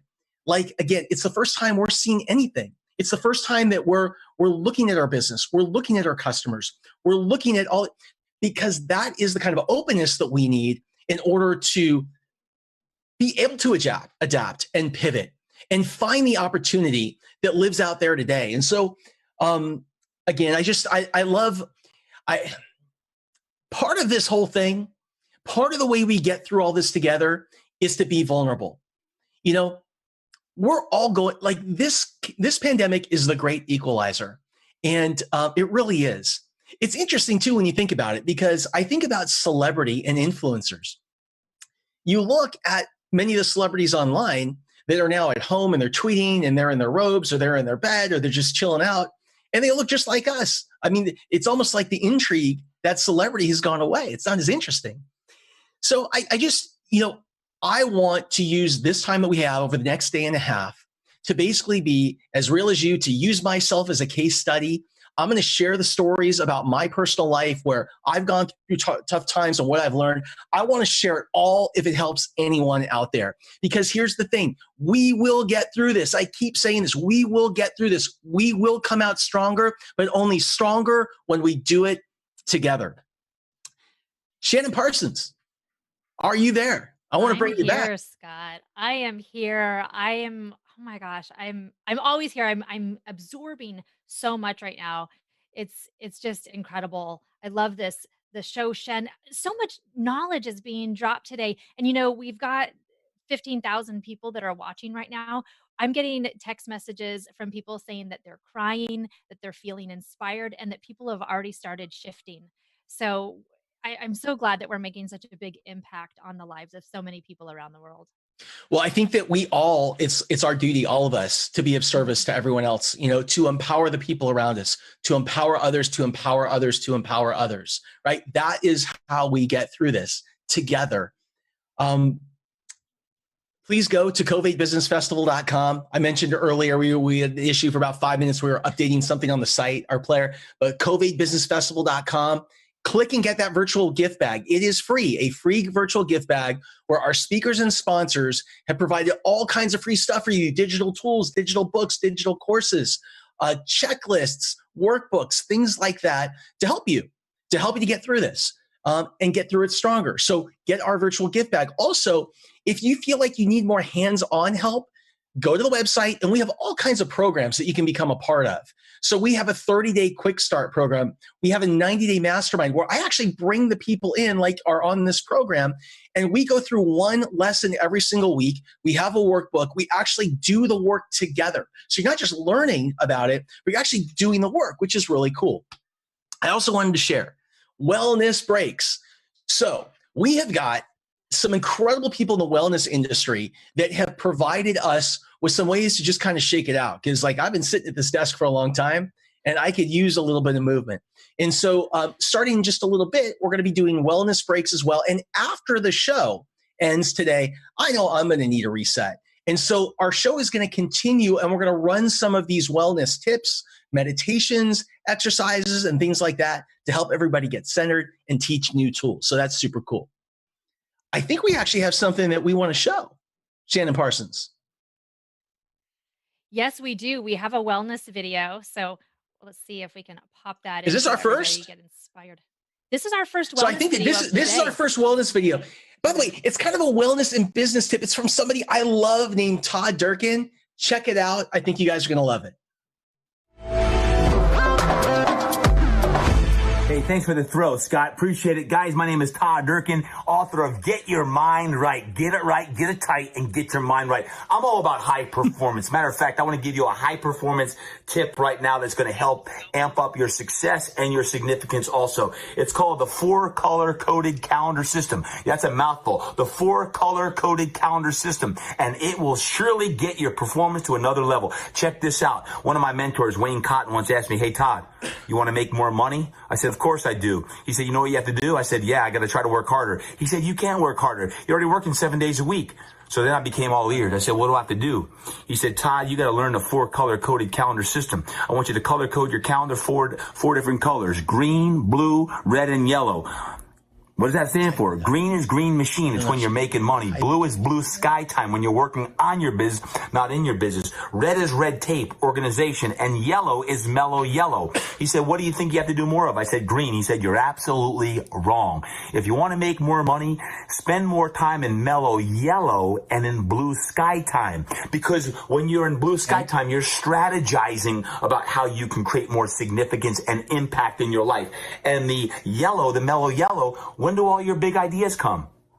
Exactly. When you're on the beach walking, when you're in the mountains and you're skiing or you're hiking or you're outside in nature and you get an aha moment and all of a sudden, you get stricken down with a great idea. Blue sky and mellow yellow are the hidden secrets to get more green machine, to make more money. So remember that. Color code your calendar, those 4 different colors, and check it out. If you like that tip, I've got even more for you. Check out the gift bag right there. Check it out. If you go to the CovAIDBusinessFestival.com, CovAIDBusinessFestival.com, make sure you register. I've got workouts. I've got Get Your Mind Right tips, all from my new book coming out June 2nd called Get Your Mind Right. Thanks so much. Back to you, Scott. I'll see you guys real soon. Get it right, get it tight, and get your mind right.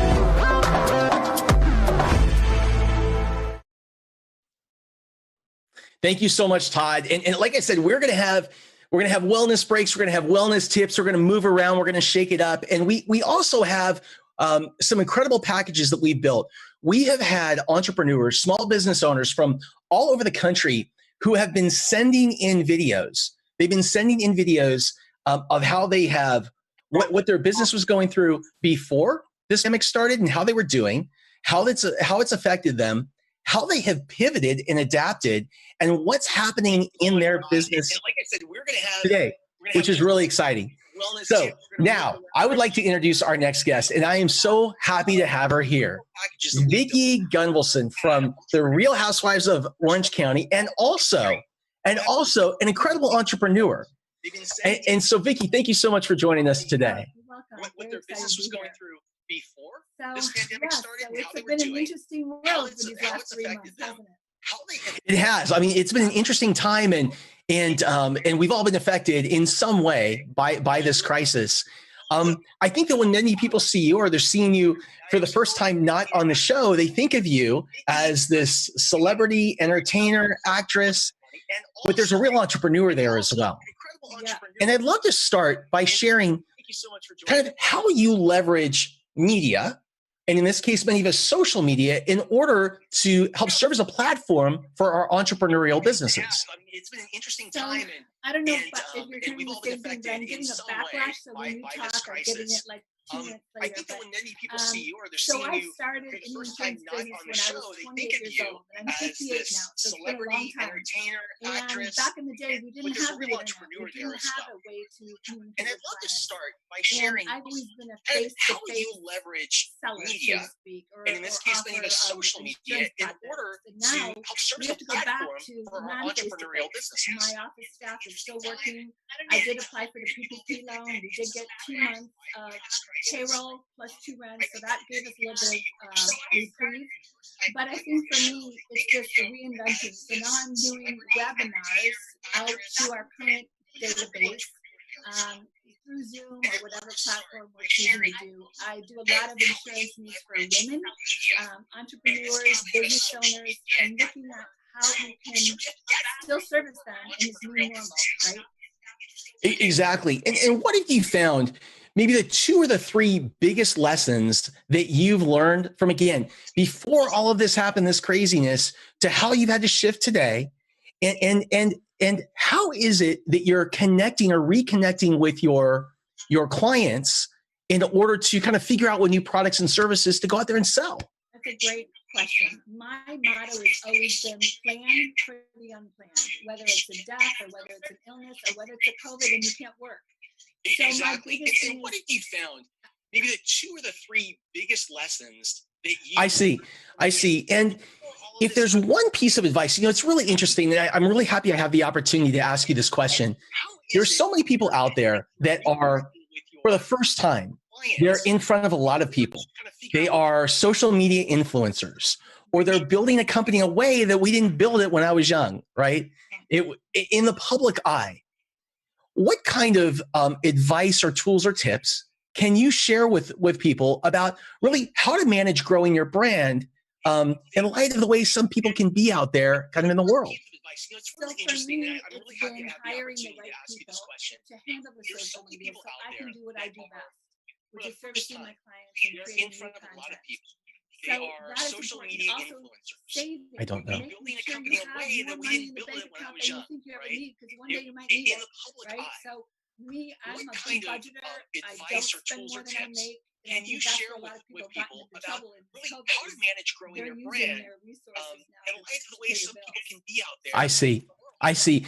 And I'd love to talk about women in entrepreneurship. When we take a look at some of what is happening today and the way women are leading the way in terms of building great companies and serving their customers. In fact, I was reading a study last week. It was interesting. It was saying that if you take a look at the most successful businesses over the past 5 years. Now, startups. So these are companies where they've been started by an entrepreneur. Those companies have grown. And we know in business, there's a pretty high failure rate for companies in the first 5 years. Very few survive. But here's what's really cool. Latinas are the most successful over the past 5 years. Latinas, the most successful business launchers, unless they have the highest rate of businesses that stay open and they thrive. My question to you is this. What do women bring that maybe is a secret sauce to business that we can all learn from? I've done a lot of studies on that as well. And I think we come from a different angle, a little bit more compassionate. In my business, I'm a very strong minority. Here's what's really cool. There's not a lot of women that are financial advisors are the most successful. Over the past 5 years, Latinas the most successful 32 years business launchers, unless they have the highest rate of businesses that fail. They fail. My question to you is this. So I think that we what come do from a women different bring angle. that We maybe have is a been secret mothers. sauce to We have had business to that we do can a lot all of learn different from? things at the same time. We are business owners. We have a lot on our plate, but if you can multitask, which guys sometimes have problems with, no disrespect, you're gonna rise above because you can do a lot in order to stay above it. So. Amazing. Is there any other advice, any additional ideas that you'd like to give to small business owners, people that may be struggling to keep their business open? Maybe they've been forced to shut it down. They're finding themselves unemployed, about how they can get through this period and get through it even stronger. So my advice, number one, if you haven't applied for the PPP loan that is available to all small business owners, go to your bank and go online and do that. The day it opened up, I was at 7:05. I had my application in. It was done. A month and a half later, it was funded. So amazing. Is there any other advice? Fantastic. Vicki, I want to thank you so much for joining us today. I feel so grateful. And thank you so much for serving this entrepreneurial community. Thank you. Shannon Parsons. Shannon Parsons, welcome back. Thank you. Thank you. Shannon, I'm going to throw it over to you. We're dealing with some audio issues on our end. So if you want to just get everybody set for, we've got an amazing guest coming up next. If you just want to tee things up, I will be right back. All right. All right. This is the best part about being an entrepreneur, right? We plan everything, but we still roll with the punches, and we have the celebrations and the ups and downs. So how fun that we get to experience this and keep it going.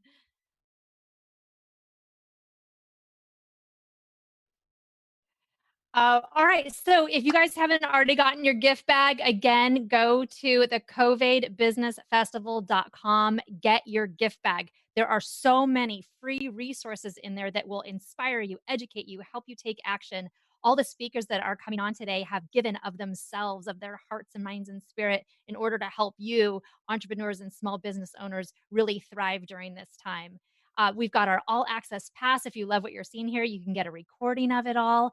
And I encourage you to go on Facebook and share the live feed, like, post, use the hashtag CovAID business, share with your friends. Let's get all these resources out to the world, out to entrepreneurs and business owners everywhere, so that we can continue to move forward, look forward, and not just right here, but what's in the future? What can we plan for now so that our future self will be set? All right. So many people are viewing and watching, excited. Oh my gosh, Scott's back. All right, I'm going to pop off. Mwah. So you talk about best laid plans. Here's the thing. I think that doing this live stream is like a perfect metaphor for business today. We have, just so you know, we have 24 people that are a part of this journey that are working on this program and all the things that we have going on right now. And what's really exciting about it is you talk about pivoting and adapting and things like that. So I'm a guy that was, I'm in the media business, and I was literally going to begin at a studio in Los Angeles on Hollywood Boulevard on a Friday. That was our first day. On a Thursday night, the night before, they shut down LA. So we couldn't go and do that. And the thing is, I'm like, what do I need to do? How can I adapt since I'm not going to be there? How can I create a radio type program, get them the audio that they need, and do it from home? Now, so many of us are in this position today, right? The way we were doing things, or the way that the things that we did that worked, they just, we had to stop. We have to pivot and adapt. So I have been forced to figure, I guess not forced, I've taken it on myself to become an expert in all of this stuff. So from getting the computer to the little HD camera, to the lighting, to the mic, and it doesn't matter how hard you try, it's still, I can't get anybody over to show me how to do it because of social distancing. So it's been a heck of a learning curve. And And what we're going through right now on our end is it's really cool. We have a team of people led by Connect and Kent Speckman, who came from television. And what we're trying to do and what they're trying to do is learn and adapt and see, are there ways that we can basically do more of a television style type of program? And this program, by the way, is being fed all over social media to different players. It's being reposted. There are thousands of people that are watching. And so we're learning. So in that last interview that I did, we were trying something new. We had some audio things like that. And again, I just ask you this. We only have one rule, and the rule is this. We are going to give you everything we have. We're putting together the best speakers that we know. I have personally handpicked everybody that is a part of this program and a part of this show, not only because I know they're great at what they do, but because I know that they will tell you the real about what's really going on in their lives and the challenges they've had, so that we can really learn how to adapt and we can learn from their experience.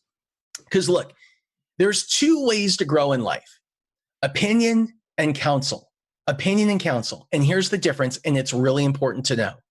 The first, opinion comes from people that, maybe they love you. It's like advice. Maybe they love you. Maybe they want the best for you. Maybe they are willing to do everything they possibly can to help you out. The problem is they don't have any direct experience. They don't have any direct experience going through what you're going through, or they haven't built what you want to build. So anything that they share with you is nothing more than a guess. It's advice, it's a guess. Okay. So that's opinion. Again, they may love you, family, friends, things like that. Counsel. Counsel comes from people who have walked in your shoes or walked in the shoes that you want to, like the path that you want to go. And so what they're sharing with you isn't something that they just read in a book. It's not some idea. It's something they really experience and they can get into your soul. And so my goal here was to get people that could provide counsel, not people that just wrote, but it's people that can provide counsel. And our next guest, Rob Angel, our next guest is someone who I have so much respect for and is a great example of that. Rob is the creator of the board game Pictionary. And so Pictionary, it's like my favorite board game. And during this time, during this global pandemic, as we're staying at home, game sales have gone up and the right. One thing that's selling like crazy is games. And I've had a lot of people around me asking, what would I do if I wanted to create a game to serve people that are staying at home? And I didn't really know how to answer. So I said, who's the very best person in the world at doing just that? And that was Rob Angel. So I think that he's just joined us. I would like to welcome Rob Angel when he is ready. And I'd like to ask him directly. There he is. There I am. How you doing, Rob? Doing great. How are you doing? I'm good. It's good to see you. Nice seeing you. So, Rob, could you start by sharing with us kind of the journey and how you started building Pictionary, this amazing board game business that really transformed the industry? Yeah, no, I appreciate that. Yeah, it started long before I came up with the idea. I went to college and I was going to be my dad. I had this vision, right? He was an executive and I thought, that's what I'm going to be when I grow up. So I get to college and I take all these courses. And then about, halfway through my freshman year, he calls me and he goes, oh, by the way, I've been fired. Ooh. Yeah, exactly. I go, what's that all about? He goes, well, there was a difference of opinion. And now all of a sudden, this guy, this role model that I wanted to be, he's been fired. And I'm thinking everything I thought of true, but my vision for myself was now gone. It was now gone. So I had to readjust. I had to reimagine what I wanted to do. And I decided in that moment that I wasn't going to let anybody else have sway over me. They're not going to be in control of my life. I was going to control my own life. So I decided I was going to be an entrepreneur. I was going to do my own thing, start my own business. I still didn't have a plan. I still didn't know exactly what that looked like. But my mindset was, I'm going to do that. I'm going to be that. I'm going to be that guy. In the way that the whole thing came about, it was almost by accident. Totally. And I think that's such a great story. Can you share how you actually came up with the idea for Pictionary? And I'm curious, what was the first word? So I moved in with buddies after college, and I still don't know what I'm going to do, but we start playing this game called Charades on Paper. And we start drawing words, sketching words out of the dictionary to each other. And it was crazy. And we just had a ball. So the next night, again, we had fun. And the next, now I'm starting to think, maybe there's a board game in this. And I'm 24, I'm waiting tables, no idea what I'm going to do. But now this idea gets started, and I'm going to do something with it. I convinced myself to get started making this a game. And I know one of the things that we've laughed about in the past is that you guys would play at night, and in the morning, you may have been the only person that remembered what that great idea was. You guys had a good time that next day. Now, one of the things that I think is an incredible lesson, it's a really instructive for people, is your decision-making process about, you have an idea for a game. Now, you may not have an idea if you're watching for a game. You may have an idea for a mask. You may have an idea for a different kind of product. And at some point, you may need to make the decision, do I go out and build this, and do I make it myself, or do I license this out? And it's two very different paths. Rob, can you share with us kind of that process and how you went about it?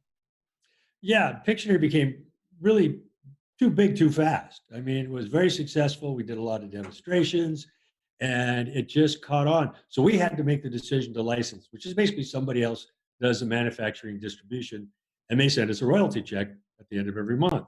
Mm-hmm. But we had to do that. But what it was we had to deal with Milton Bradley, biggest game company in the world. I'm 26 years old, $500 an hour. I've got this feeder car, and they gave us the best deal they'd ever given anybody, the most money and everything, except they wouldn't put into the contract, they wouldn't touch the packaging without our approval. Because for us, everything was about Pictionary. That was our holy grail. That was our vision, keep Pictionary what it was.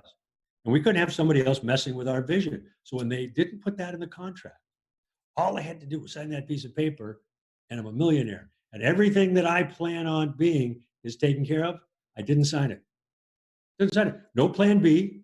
I was willing to go back to waiting tables. As Simon Sinek calls it, it was my just cause. We never varied from that, and we just kept it. Wound up with a better deal about 3 weeks later, but we stayed true to our vision, and that's what drove us.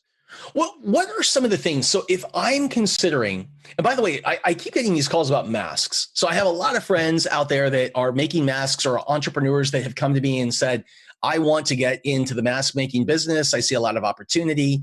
Can you give me some money so I can go and make them? And I can go, order the product and all that kind of stuff. A lot of people raising money around masks right now. Sure.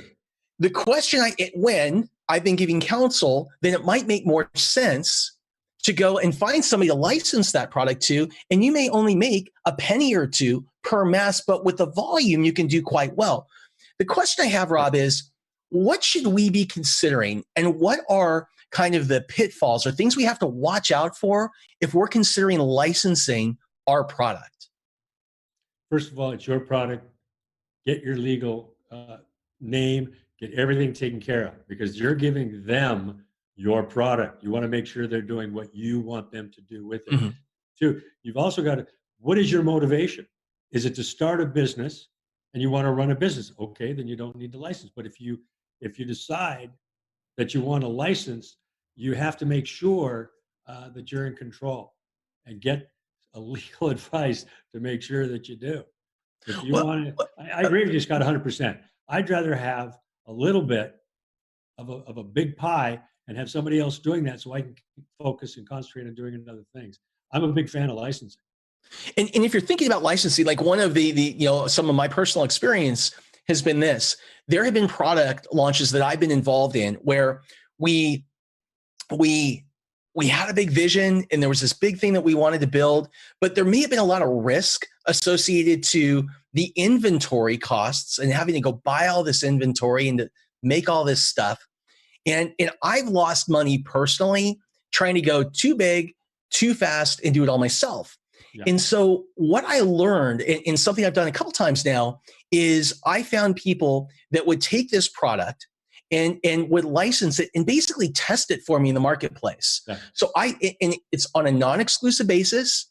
So I can go out and I can start my thing over here. But basically what I've done is I put in all the burden on that licensor, on the license, was it licensee, on the other person to go out. The licensee to go out and to buy the product, invest in the inventory, make it, distribute it, take care of all of the revenue, all that kind of stuff. And so it is a really great, because I think, Rob, and we're going to talk about this later today, but most people think they need to do everything or more. They think doing more is better. To me, more means more risk, more complexity, more money, more stuff that you don't need, more headaches. So how can we make this process as simple as possible? And if we want to license something, what's the first step we should take if we want to go down that path? Yeah, they're going to license. Somebody's going to license a successful product. You have to prove the product. When we did Pictionary, if I'd have just gone to them with an idea, trades on paper game, they would have given us, if anything, not that much. But we only did 1,000 games. We didn't produce millions. We produced 1,000 games, and I worked my butt off. I was doing demonstrations. I was selling, I was promoting. So by the time we got our licensing deal, we had proven that it works. There's a ton of mask company out there. You're right. So what's your point of difference? How many have you sold? When you go to the licensee at that point, they're going to give you more money because you've proven that it works. And you don't have to sell massive amounts. You don't have to have big inventory. Just build a few, see what the response is, prove that the product works. You'll get a better licensing deal.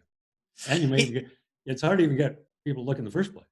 But I think what you said, it was really important. What you said was, you need to prove that it works. So instead of just going out there and hoping somebody that's going to take a flyer on your product and think your idea is so great they're going to want to license it, it's much more powerful to, with a limited inventory and with a small inventory and a small test, to find the right product market fit. I remember talking to Damon John, and Damon saying before, when he was starting FUBU, this is a great story. When he was starting FUBU, he worked at Red Lobster, the restaurant, for years. And what he said is, I made enough money to make one hat, and then 2 hats, and then 3 t-shirts. And he built like that. So Rob, if you want to license your game, or you want to license whatever it is, what do you think we really need to give somebody? What do the results need to look like? How big does the test need to be in order for us to have something we can show? It depends on the product. Okay. You need a response. You need a positive response. It's like selling a book. It's selling anything. What we used to do is we'd go out and we would sample the game. So if you've got a product, and we'd get people to play the game. We put the pencil in their hands, and then they would tell their friends. And they Special people, I'm going to lead you in a prayer and meditation period in which all of us will gather together, become still, and have a moment in which we pull our attention away from the world of effects and come into a level of coherence about what's possible. When humankind begins to re-engineer their imagination about what's possible, miracles can happen. I'm inviting you to a moment of miracle. Hi, I'm Brandy Sabella, co-creator of Scion Earth and Rhythmia. And I'm Kelly Noonan-Goris, the director of the Heal documentary and author of the Heal book. And we are super excited to be here today with you to kick off May Day, World Meditation Day, the largest global synchronized meditation in history. We're here together today with over 200 impactful organizations, including Self-Realization Fellowship of Paramahansa Yogananda, Transcendental Meditation, Rhythmia. We've got these amazing celebrities who have come on board to activate their communities, influencers, speakers, thought leaders, artists, and you to create this unprecedented moment. We also have 3 of the biggest gurus in India with their hundreds of millions of followers. Yes. All of the support from these organizations and people have allowed us to call forward over 1 billion people to join us today. All over the world today. And obviously we're in an unprecedented time where we're coming together to face this one intense challenge. And so much is being exposed right now about the unsustainability of parts of our individual lives and parts of the societal lives and global life. And we now have an opportunity to come together and get our hearts and our minds in a state of coherence and shift the vibration of the planet. Yes, we have the opportunity to be the solution, because when we raise our vibration and we come together, we raise the Earth's vibration. And when we're in the higher frequencies, there's solutions to every single problem that we're facing right now. And we become receptors that can receive these new ideas, these new... Stop, take a little break, and then take more steps forward. Amazing. Rob Angel, thank you so much. I appreciate you being here with us today. Pleasure. Thanks, brother. Everybody. Shannon Parsons, can we get you back? Hey, hello, Shannon. Here you come. Here you come. Kind of in there in an internet-y way. There is. Awesome. It's very Brady Bunchy. I love Rob. One of the things that I love the most about Rob, and I tease him about this all the time, is that he can't draw.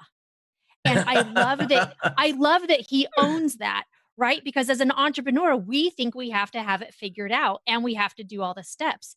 He found a way to leverage his ideas without having to be perfect at what he was doing. So I am a huge fan of Rob's. And also with the virus and having my kids staying home, I've got 4 kiddos. Pictionary was their go-to game. They got out my big dry erase board from my office, and they've been playing Pictionary this whole time. So I can't thank you enough, Rob. That's awesome. You know, one of the things I want to talk about, first of all, I am so excited. I just got to tell you about our next guest who's coming on in just a little bit, Elena Cardone. I first met Elena probably 2-3 years ago. We were at an event. Kent Clothier was throwing it down in Arizona. I was hosting the event, and Grant and Elena both spoke. Grant Cardone and Elena Cardone that day, and just had some time to really sit down and get to know her. And she is just amazing. She is so powerful, and I'm so excited to bring her on in just a little bit. But one of the things I wanted to do before that, because we're getting a lot of questions on social media right now. So I want to respond to, we're getting a lot of questions about raising capital. So this is one of the biggest questions that people have for me today is, how do I raise capital in this market? Maybe I don't want to license the business right now. Maybe I do want to start it. I want to build this. I want to run it. I don't feel like I have any resources. So I want to share a couple ideas with you. First is this. There is a big difference between having resources and being resourceful. I don't know one person. And again, I've had the opportunity when I was young to work for Tony Robbins. I've had the opportunity after selling a company to Virgin to work alongside Richard Branson, some amazing entrepreneurs. I don't know one person that has started with everything that they needed and been successful. Instead, the best entrepreneurs understand the difference between having resources and being resourceful. And what they do is they learn to identify what it is that they need in that next step, gather those next things, and then just take it one step at a time. Dave Meltzer, who was on earlier, he says this. He says, the purpose of being in business today during a pandemic is to be in business tomorrow. Just focus on that next step. So if you want to launch something, if you're trying to get something to market now, or you're trying to, let's say, pivot your business, but you don't feel like you have the capital or other resources that you need, the first place to start before we talk about getting money from somewhere else is bootstrapping. So I'm gonna tell you a quick story. A few years ago, long time ago, 30 years ago, when I worked for Tony Robbins, I guess it was a long time ago, when I worked for Tony Robbins, this is kind of how things rolled.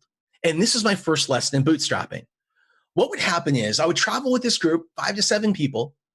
We would get to a city and we'd be an advanced team and promote for a 2 to 3 month period before Tony got to the city. We'd promote his next event. We'd do it by doing these workshops and seminars and things like that. Hopefully people would like what we had to say and how we said it. They'd buy tickets and they'd come and they'd watch, and we'd fill these huge stadiums. So here's the thing.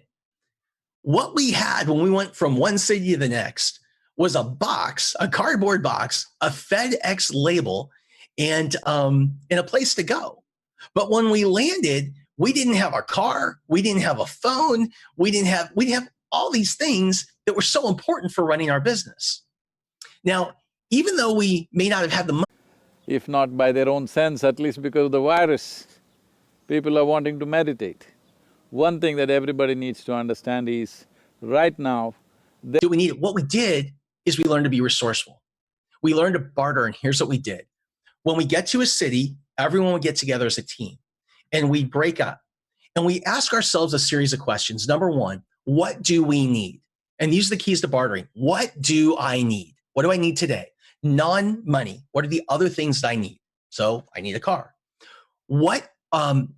Who out there in my network or in my network's network has access or provides those things? It's the second question that we ask. So in this case, we needed cars. We did not have cars or a budget. We needed cars. The dealerships had the cars. The next question that we would ask is, what is our currency? What do we have that's of real value that we can offer to somebody that has cars in exchange for the service? Now, our currency at the time was we could come in and we could train sales teams. We could offer tickets to go and to see Tony live. And there were some other things that we could do. So we had a currency. The next thing is, what is the deal? What's the deal that we're willing to offer? And this is so important. And it's important because, look, when people don't pay, the people they're working with don't pay attention. It's really hard to get them to focus on your stuff. And so we needed to come up with deals that were not only win-wins, but where we were providing so much more value to the other side. Here's the way we think of it. It's called the 2100 rule. Dave Meltzer taught me this 2100 rule. If you were to give me a $20 bill and I gave you $100 back, you would do that deal every single day. You give me 20, I give you 100 back, you do that deal every single day. That is the energy, the exchange of energy that you want to create in all of your transactions, in all of your dealings. It's also what you really want to focus on when you barter to keep people engaged. So what is the deal? Then you have to figure out, how many of these deals am I willing to do? Because if you're bartering and you're trading services and you're trading time, you only have a limited number of time. So too many deals, that puts you in a rough spot. So again, what do I need? Where can I find it in my network? What is my currency? What is the deal? And how am I going to over deliver on this? So that is the first place to start. If you need a website built, you need social media that's done for you. If you need help setting up kind of like a digital environment and you don't have the cash to do it, I would walk through that process. Now, if you need to raise capital in just a little bit, we're going to do a whole session on that. We're going to talk about where you get started, how to develop your target investor avatar. We're going to talk about how you move that person through a process. We are going to talk about the biggest objections people get when they're raising capital and how to overcome those. We're going to talk about all of the capital sources available. We're going to talk about how to structure deals. And we're going to talk about how to close them in ways that benefit and protect you as the entrepreneur. So all that's coming up. And again, if you need more help, more coaching, go to CovAIDBusinessFestival.com. And we have all kinds of programs to help you out. Make sure to sign up. Click the link for the free virtual gift bag. Everyone that's speaking is providing free books, courses, classes, universities, things like that to help you to get through this period. Shannon, I'd love to bring you back for just a minute. Hello. Here she comes. I'm going to drop off for just a second while we get ready for Elena. All right. Well, we are ready to go. So I'm excited to bring her on here. One of the things I love about this event is there are so many powerful women who are coming to share their expertise today. We don't always get such wonderful, forward-thinking, positive, confident women. So the fact that we are loaded this program with so many, it makes me very proud. Again, if you guys haven't gotten your virtual gift bags yet, go to the CovAIDBusinessFestival.com and get your gift bag. There are so many free resources in there that will help you as a small business owner or as an entrepreneur. Like Scott said, there are lessons upon lessons. You will be inspired. You will be able to take action. You will be able to do things for your future that your future self will thank you for. Here's the gift bag. Like I said, go ahead and go to the CovAIDBusinessFestival.com. Click the link, get all the goodies, and share. This is available for everyone. Share with your community. Tell all of your friends, your family, your resources, your circle. Make sure that they have these resources in their little tool belt as well. Oh my gosh, so much fun stuff. Remember, you can also get the all access pass if you want a recording of today's event. It also includes tomorrow. We have so many amazing speakers that are coming in throughout our 2 days that we have with all of you. And I just want to give a big thank you to all of our sponsors and our donors. I'm really proud of the people who are going and donating to our nonprofit today. We've got the Eat Real organization. As a mom, I am very grateful for children having good food that does not make them run around like Tasmanian devils.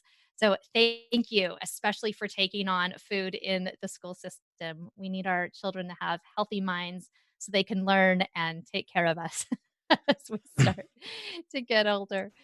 So, Scott, I will leave it to you. Super excited about your time with Elena. Mwah. Awesome. Awesome. So Elena's just about to join us. And again, we are so excited. We feel so lucky to have her a part of today. She is a powerhouse and she has so much to share with entrepreneurs to not only create, but also build a 10X vision. And I think there she is. Elena Cardone, how are you? Awesome. How are you? I'm good. It's good to see you again. You too. Hey, before we get started, I just want to share with everyone just a little bit about who you are if they haven't been introduced to you yet. So Elena, first of all, you are strong enough to be married to Grant Cardone. And you are the mother of Sabrina and Scarlett. And I got to say something about being the mother of Sabrina and Scarlett. I remember the first time I met Grant, it was in LA. There was some kind of craziness. There was like a hurricane in Florida. And so everyone got out. It was in a place in the Hollywood Hills. And I went up to the house and I actually interviewed him for Entrepreneur. And when I walked in, I met your daughter and she shook my hand and she said her name and she said, and I can do anything. Mm-hmm. And I thought that was so cool and so powerful. It is so cool. You have been credited as really the visionary of this empire. And you've authored a book called Build an Empire, How to Have It All. You're also the host of the G&E Show and Women in Power. Mm-hmm. It's amazing. You're #1 on Forbes as top 20 entrepreneurs to follow. You've won the Global Woman of the Year at the Global Women's Summit right there.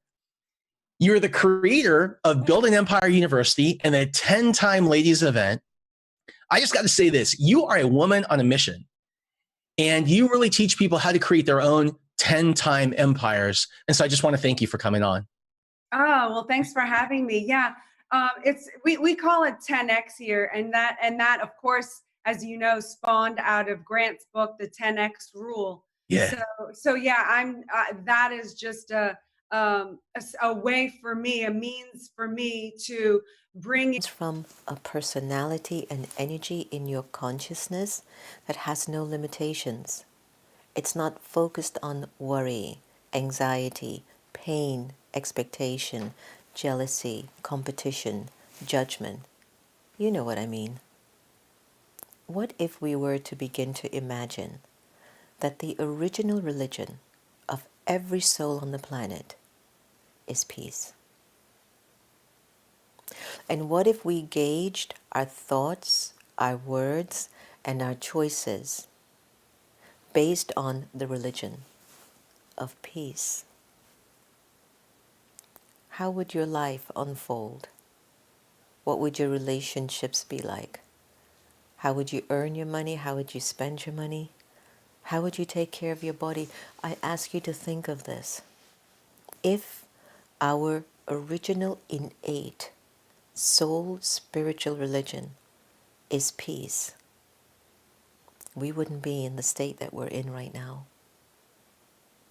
So this particular period of time, the whole idea of rooting everything we think and say and do in peace gives us a very profound opportunity in creating a world that is harmonized.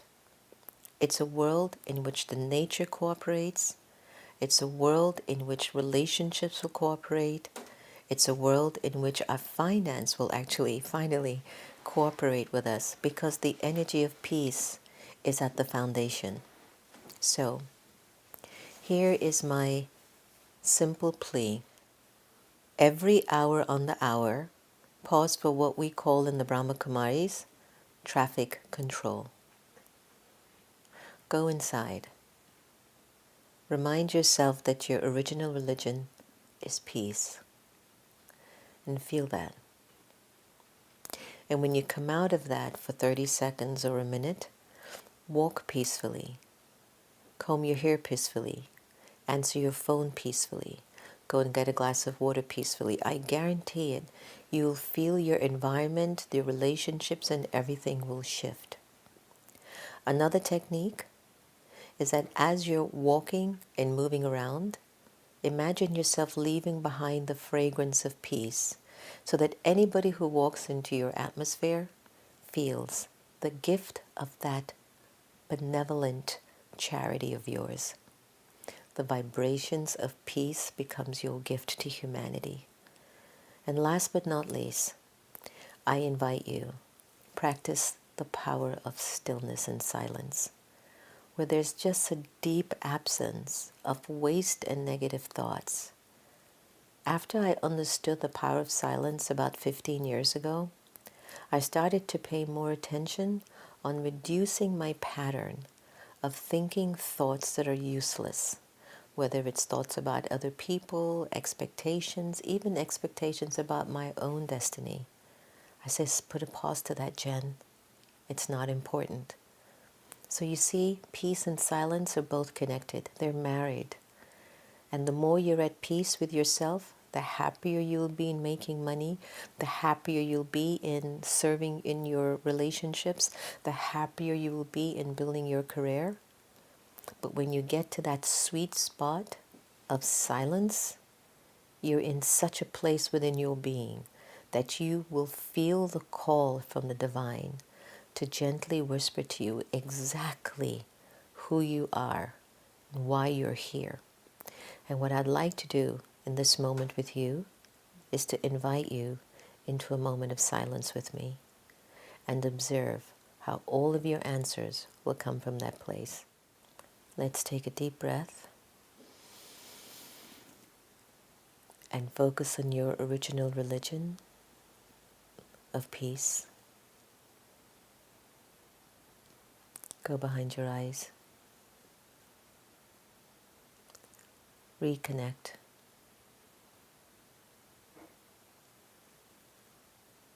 Remind yourself that the original nature of the soul is peace. And become still and silent.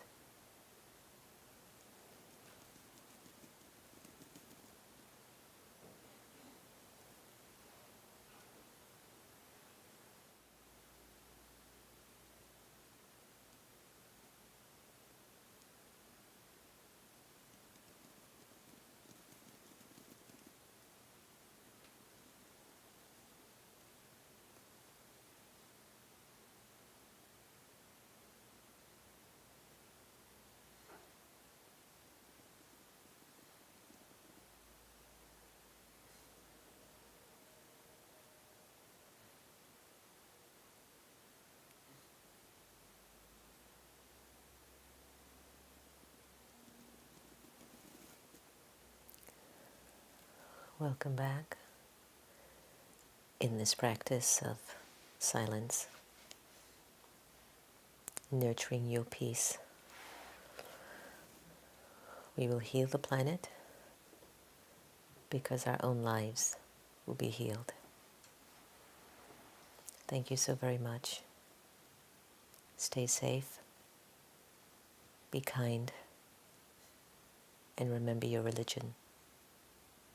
It's peace. Bendiciones, familia. Qué lindo estos tiempos, ¿no? Para reflexionar.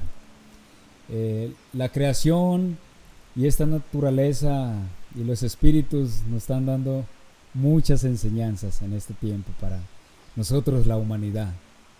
Algo no estaba bien. Por eso es que la naturaleza nos hace el reclamo para nosotros seguir como humanidad, pero de nuestro corazón. Desde ahí es donde vamos a seguir, siendo honestos, para seguir el camino, un camino de hermandad, un camino de luz, un camino de reflexión. Estos tiempos son muy sagrados, como todos los tiempos, pero este tiempo es más, porque estamos en un estado de evolución. Y nosotros como humanidad tenemos que mirarlo, para así mismo traer todas esas enseñanzas para nosotros caminar en un camino lindo.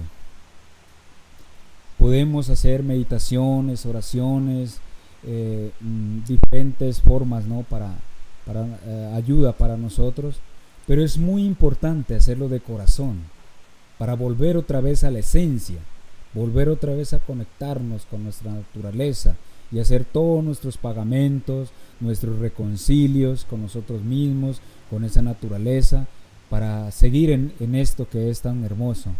Dios los bendiga, que estén muy bien. This is Jesse Itzler from The Big Quiet, and it is awesome to be sitting here with you for May Day today. Thank you for your quiet, and thank you for your prayer.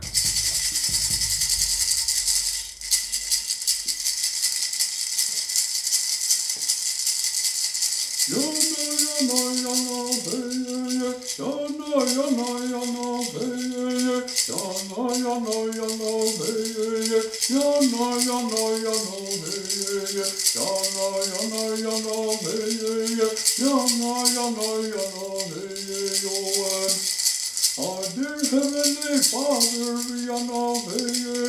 watch over our children, our dear Lord Savior, watch over our children,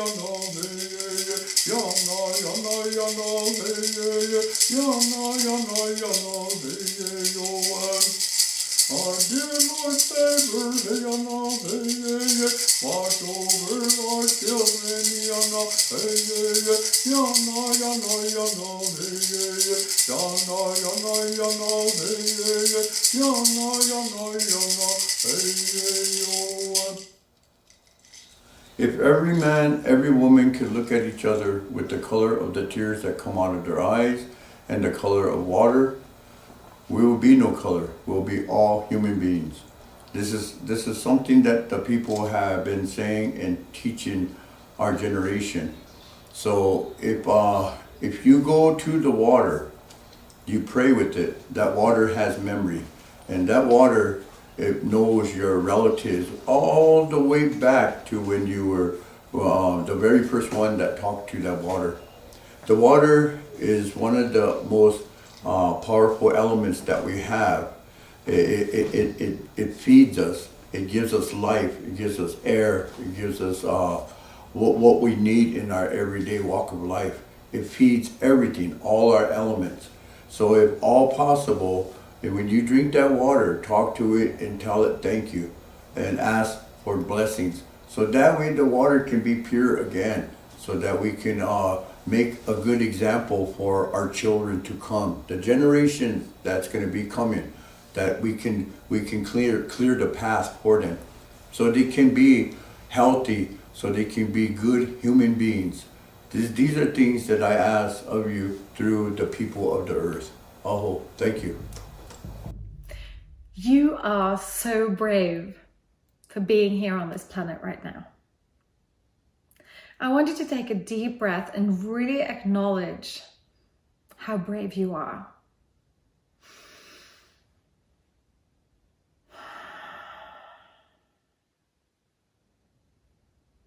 You're really brave for having chosen to be here through these transformational times. And that's really brave. It's a huge step. I'm Princess March Louise, and I think the steps and the transformation we are seeing here on the planet right now is the transformation from the I mentality, from the what's in it for me to what's in it for us, and the we mentality.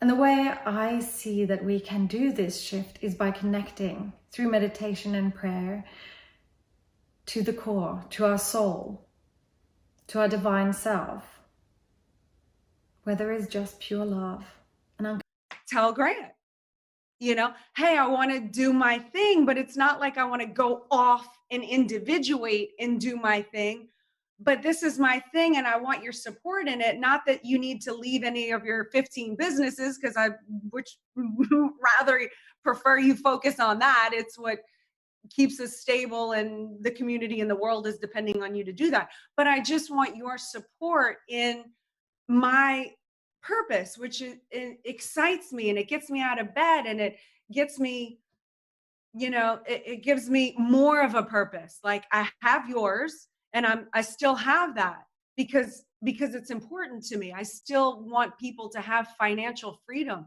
I understand. I know what it's like to not have it. I know what it's like to have it. I know that with the right data, if knowledge is power, then what is it if you have the wrong data?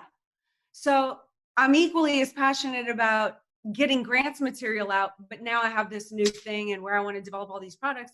And it's like you said, we're in a new point. We're in a new point in our relationship. So I just have to, you know, find a way to deliver my message and have him see that, you know, ultimately this is a together and a coordinated effort, not an individuation, but I do want to tap into a women's market and then be able to filter them into everything Cardone. So it all fits in. It's not an individuation. I think when couples feel that the other one's going to go off and do their own thing and they're not going to be included is when they feel the problem, or when they feel like they're suffering. Like I have to make more of a conscious effort now that I kind of want to start my own thing, to not neglect him or to be so busy on my stuff all the time that he feels like, well, why do I want to support that? I liked our way the other way. So it's difficult and it requires a lot of communication. It also requires that I also hold up my responsibilities and my role as a wife and as a mother as well. And it's challenging. Well, what are a couple of pieces of advice or counsel that you would give to women today and women business leaders working their way through this pandemic? You know, become your own best friend. Become your own best friend. Stop invalidating yourself. Like, put in a policy that you do not invalidate yourself. And when you stop invalidating yourself, you'll stop allowing others to invalidate you, and to continue to push forward. And for the women out there that are responsible enough to want to make a difference for the better in the world, then it's really your duty and your obligation to self-enhance, make yourself better, and then it's your responsibility to exchange your products and your services with the world to make a difference. So don't let anyone stop you in going for your goals and your dreams and your potential of where you could be, because you can affect a lot of lives, and the world needs more powerful women right now. Women are amazing. Men are too, but women naturally have a nurturing, and the world is sick and it could use your healing right now. So I would just encourage all women to live up to their best selves, and it starts in your home, and you have the power to make a difference. And what is the definition of power? The definition of power is the capacity or the ability to influence the behavior of others. So don't diminish your power. Power does not say you have to be of a certain status and wealth. It does not say you have to be a CEO of blah, blah, blah. It says the ability or the capacity to influence the behavior of others. And you are powerful. You can influence your family, your coworkers, your friends, your community, and that does make a difference. So never invalidate what you do, your effects, or your power. Amazing, amazing. Can I ask you one more question? Sure. I know we're over time, but you're just so awesome. So I wanted to ask you, with entrepreneurs I work with, I find that half of them are really thriving in their relationship at home because there's so much pressure and there's so much tension in so many homes today. Half of them, the train's totally coming off the tracks. the relationship. Again, because of the pressure, maybe the fighting, the stress. What counsel can you give to people that are in a relationship where there is a lot of pressure, probably a lot of financial pressure during this period, to get closer and not have it rip them apart? There's a few things, and I know because this time has been really stressful for us too. It's just different. The operating basis is different. I'm now operating out of home. He has to come home and see the stuff, and he doesn't like seeing the stuff. And, and I have kids and they're interrupted. So everything is different. I get it. It is stressful, especially when you involve finances.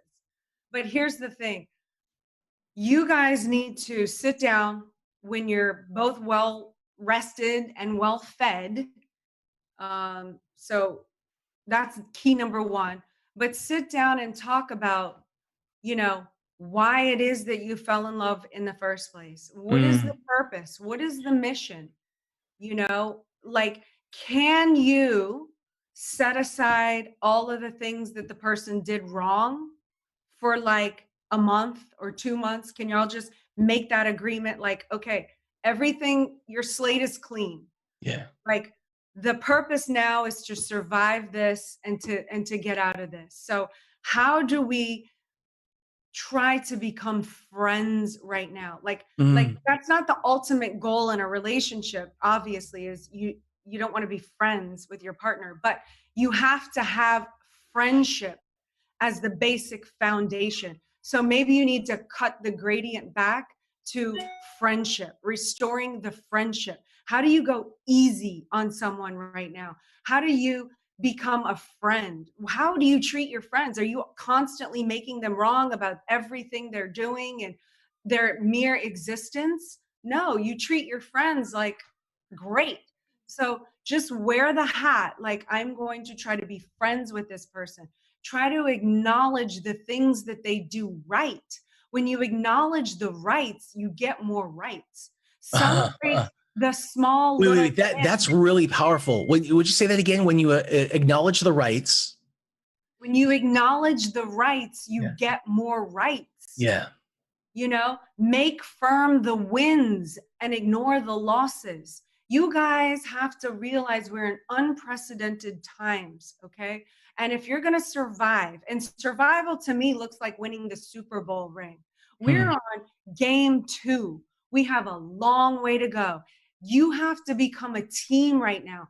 Figure out what your roles are in the relationship based on your strengths and your weaknesses. On phenomena that answers the great mysteries of consciousness, that provides a rational explanation for the meaning of love, the almost gravitational magnetic pull back to oneness. If that's not enough of an incentive, consider that Mike Tyson might be irritated if you don't participate.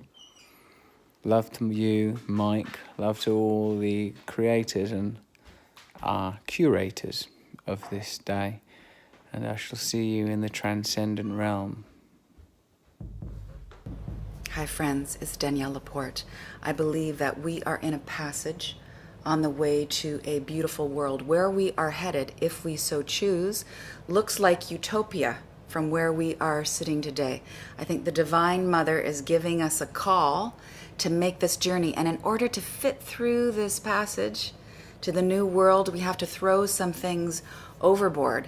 Grievances, forgiving ourselves, forgiving each other, all the illusions and lies about lack of self-worth, disconnection from our soul, from each other, from the divine, it all has to go so that we can make it to this beautiful ideal. And how do we do that grand shedding, this global group therapy? We get still. We live reflective lives. We meditate.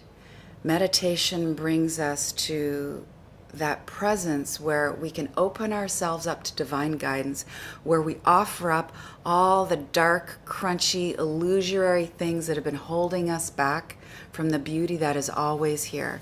I have never felt more concerned, more urgent, more alive, more faithful, or more grateful that we are all in this together. When we harness our intention for beauty, for inclusiveness, for joy, for compassion, for the gentleness that comes from the fruit of our spiritual labor, we move into that ease of group determination. So I am with you. I am with you in meditation. I am with you in prayer. I am celebrating our togetherness. And I rejoice like never before that we are here in one of the most unifying, important moments of all of history for sentient beings on Earth. Yeah, I'm here to do the work with you, to light, to love, and to group determination, to meditation. Hi, I'm Chris Decker from Uplift, a global community of unity, peace, and love in the field of transcendence.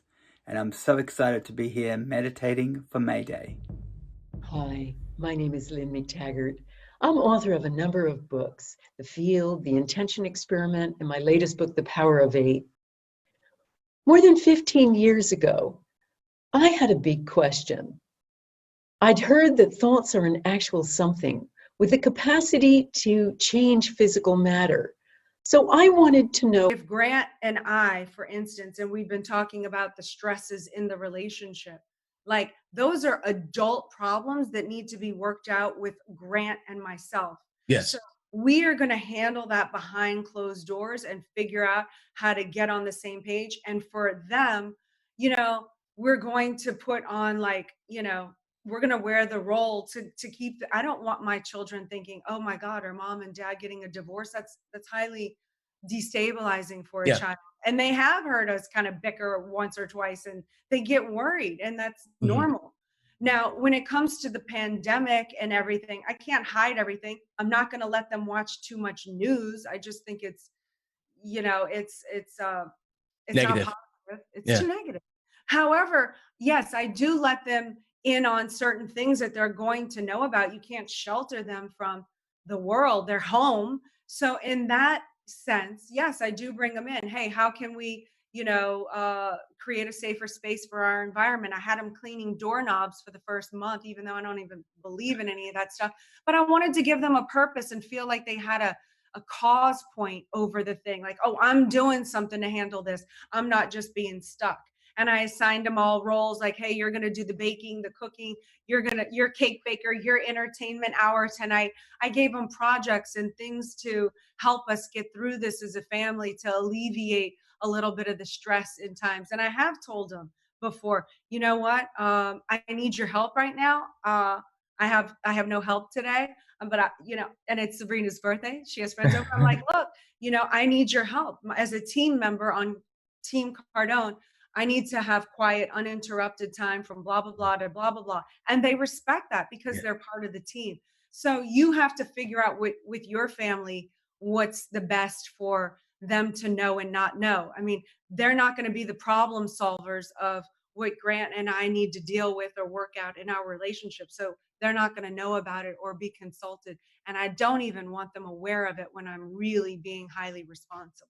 Yeah, that makes so much sense. The fact of the matter is Grant and I might go through what we go through where, and I've always been transparent. And that's why I say, find the one you trust and build an empire, because he and I can be trusted to do our jobs in the relationship. Even on the days we've been married almost 16 years, there are days, I don't know about everybody else's relationship, but there are days in mine where I doubt, like, oh my God, do I even love this man? It's not often, but it has happened. And I have worked our way through it. And maybe that day has lasted 1 or 2 days, maybe 3, not many more than that, because we're fast. I want to alleviate that because I have a bigger purpose. I'm trying to hit heightened success with him. So I don't want to stay in that hating, make wrong phase for very long. So we're very quick to work it out. And when you work it out, and then all of a sudden Grant are like achieving goals again and madly in love, and how relationships kind of are, they ebb and flow, and the kids are still stuck with, and we're like, oh, we're over that. That was like a day a month ago. You know what I'm saying? So very you have important. to be smart as an adult to allow, kids are kids. What gets in? They should be respected for the being that they will become. So I respect my children, but I also understand that they have to earn adult rights, and they're not adults, even though they're mature. How can we get a hold? You are amazing. How can people get a hold of you? How can they find you? You can go to elenacardone.biz or elenacardone.com. And everything I have is there. My Women Empowers, my G&E shows, my blogs, my newsletters, every podcast I've done. So if you're interested, or my Build an Empire course or book or all of this, or you want to join the movement, if you want to join the movement, that's what I'm really wanting. Nice. It's free. It's free. You would go to 10xladies.com/network. You sign up, and every Wednesday I speak to my ladies at 6 p.m. Eastern Standard Time. You get on my email list. I send you great content and blogs. Today's Thursday thoughts are going out. So yeah, I would love that. I want 100,000 women in the fold, and I'm currently at 21,000. So I would appreciate any and all support. It's a really amazing group of women from around the globe that really are like-minded and want to support each other and are interested in the advancement of women being the best so they can be the best, like I said, from their home. That's just awesome. And we have a virtual gift bag. So if you're watching this program, go to CovAIDBusinessFestival.com and you will see right there a button for our virtual gift bag. And we have links to all these programs that you've talked about that are in that gift bag that will be sent to everybody so that they can find you and get access to all your these amazing things that you're doing for all of us. So Elena Cardone, thank you so much for joining us. I really appreciate it. We're going to see Grant in just a few minutes, but let me just tell you are a powerhouse, and thank you for being here. Oh, awesome. And have a great interview with Grant. I know he's going to be fantastic. So thanks for having me on your show. Really appreciate it. Awesome. Thanks, Elena. Good to see you. Right. Bye.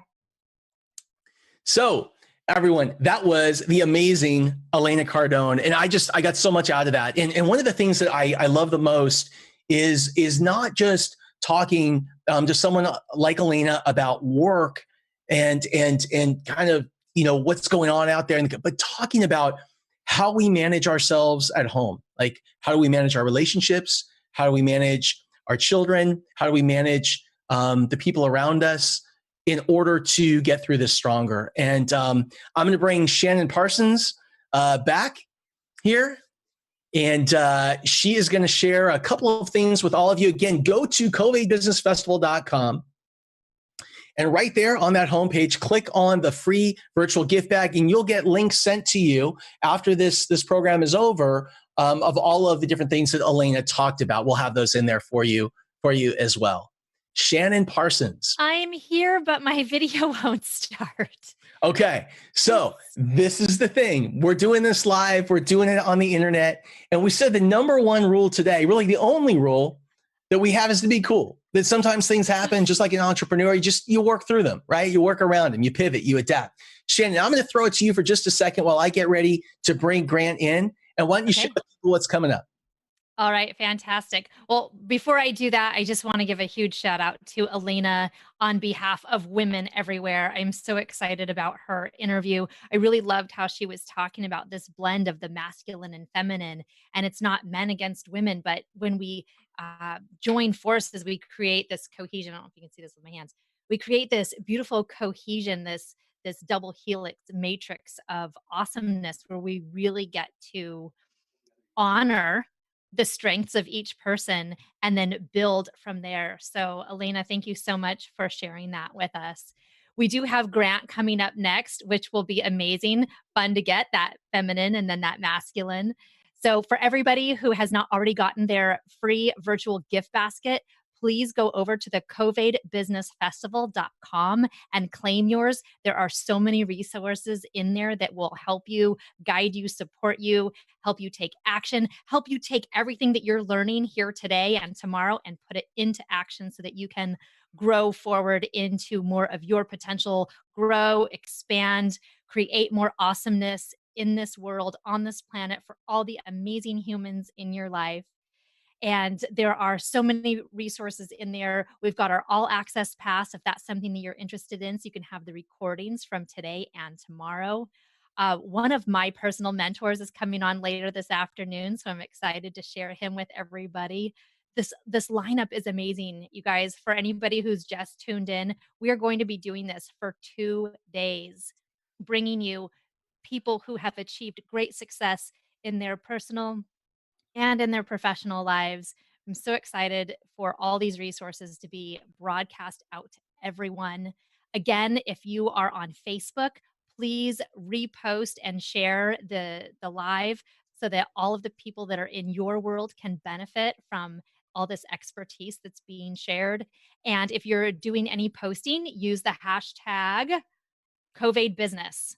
And actually, I'd like to see some selfies of you guys watching the program. Just grab your phone, do a little selfie action of you watching the program, and tag us. Let us know. Share the love. We've gotten a lot of feedback from people saying that they've been really inspired and that they love the content. So let's keep it going. Let's keep it all sharing.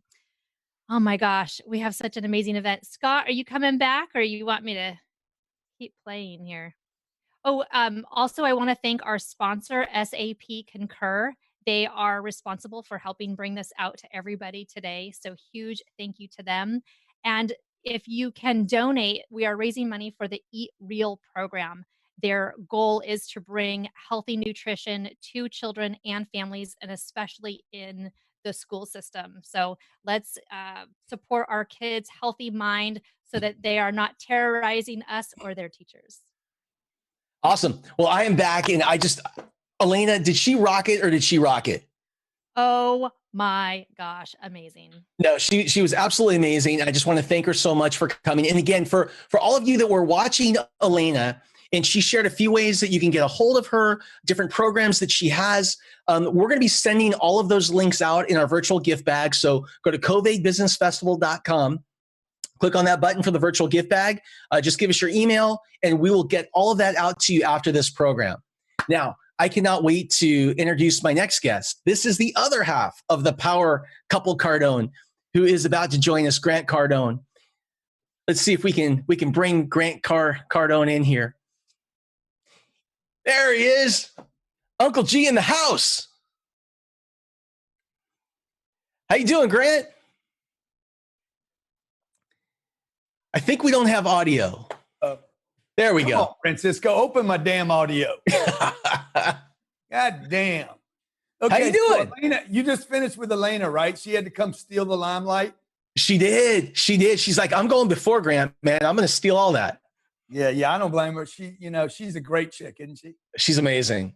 She's really amazing. You guys are both amazing. Hey, for everyone who is just tuning in, Grant, we have thousands of people watching right now all over the country. We just collected some data. Over 15,000 people have been on this stream, and for all of you who are getting introduced to Grant for the first time, there's a couple things I want to share. First, let me just tell people a little bit about who you are. All right. Grant is the CEO of Cardone Capital. He is an international speaker, he's an entrepreneur, and he's the author of the 10X Rule, and he's the creator of 21 best-selling business programs. And if you haven't picked up one of Grant's programs, you need to go do that today. He owns and operates 7 privately held companies and has a $1.4 billion portfolio of Hey, Scott, yeah. you just cost me about $400 million. Oh, man. Well, how about this? Let me just say this. Grant, you're awesome. 10X conference, 10X growth. Let me just throw it over to you. First of all, how you doing? So good to be here. So good to be with you, and so good to be talking to people that want to do better and want to grow and expand. And despite, I was just doing a call for 1,500 real estate agents, and I hey, in January 1st, 2020, not one of you didn't say to yourselves, this is going to be the best year I ever had. And I said, now you got Elena's, got Elena's side of this. Now you get my side of it. It's why we make such a good pair. But I said, now here, all it took was the threat of a flu. And 75% of the people in the world have given up on their dreams for 2020. Yeah. It's a shame, man. Well, it is. And, the people that are watching, these are people, many of them that are struggling to keep their businesses open, or they're being forced to shut down. It's people who may have lost their job. They've been furloughed. They had consulting contracts canceled, and they're really wondering, what do I do now? And what do I need to do to be able to see through it into the other side? Where would you tell these people to start? So, you got to go back to the dream, man. You got to go back to the dream. You didn't dream of Wuhan. You didn't dream of COVID and COVID-19. You didn't dream of a flu. You didn't dream of toilet paper, reducing your life down to toilet paper and mask and gloves. You got your gloves on right now, Scott? I don't have my gloves on. Okay, good. So, that wasn't the dream, bro. The dream, I have not missed one day of work since this thing happened, including going to my office. Even when the government said you can't go to your office, I'm like, I'm going to my office. Please arrest me at my office. I'm looking for national publicity, okay? The reason I can do that, and a lot of people think, oh, this guy's just so out there. But the truth is, the reason I do that is because I keep my dream as the thing, okay? My dream is not Wuhan. Yeah. My dream was not 2008. It was not 9/11. It was not the oil embargo of the 70s. It wasn't the internet. Look, my dream is where I'm going. I just got to keep my attention on where am I going. And right now what's happened is people were driving on their way to their dream. There was a car wreck over here and the entire world pulled over and is just sitting there looking at the car wreck. And so I would tell people, number one thing for you to do right now is, one, accept where we are. Okay. This is a massive, massive issue. And when I say accept it, I'm talking about full acceptance, not blame, not anger, not denial, not bargaining, but acceptance. Oh, hey, this thing happened. Okay, get over it and move. And you see, because people are trying to figure out where it happened, why it happened, how bad it's going to be. It's because you're not in full acceptance.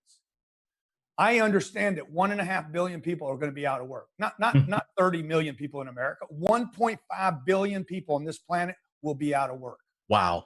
Okay. You're going to have GDPs in this country right here in the United States, probably going to collapse to levels never seen before. You're going to have entire industries go out of work. So what?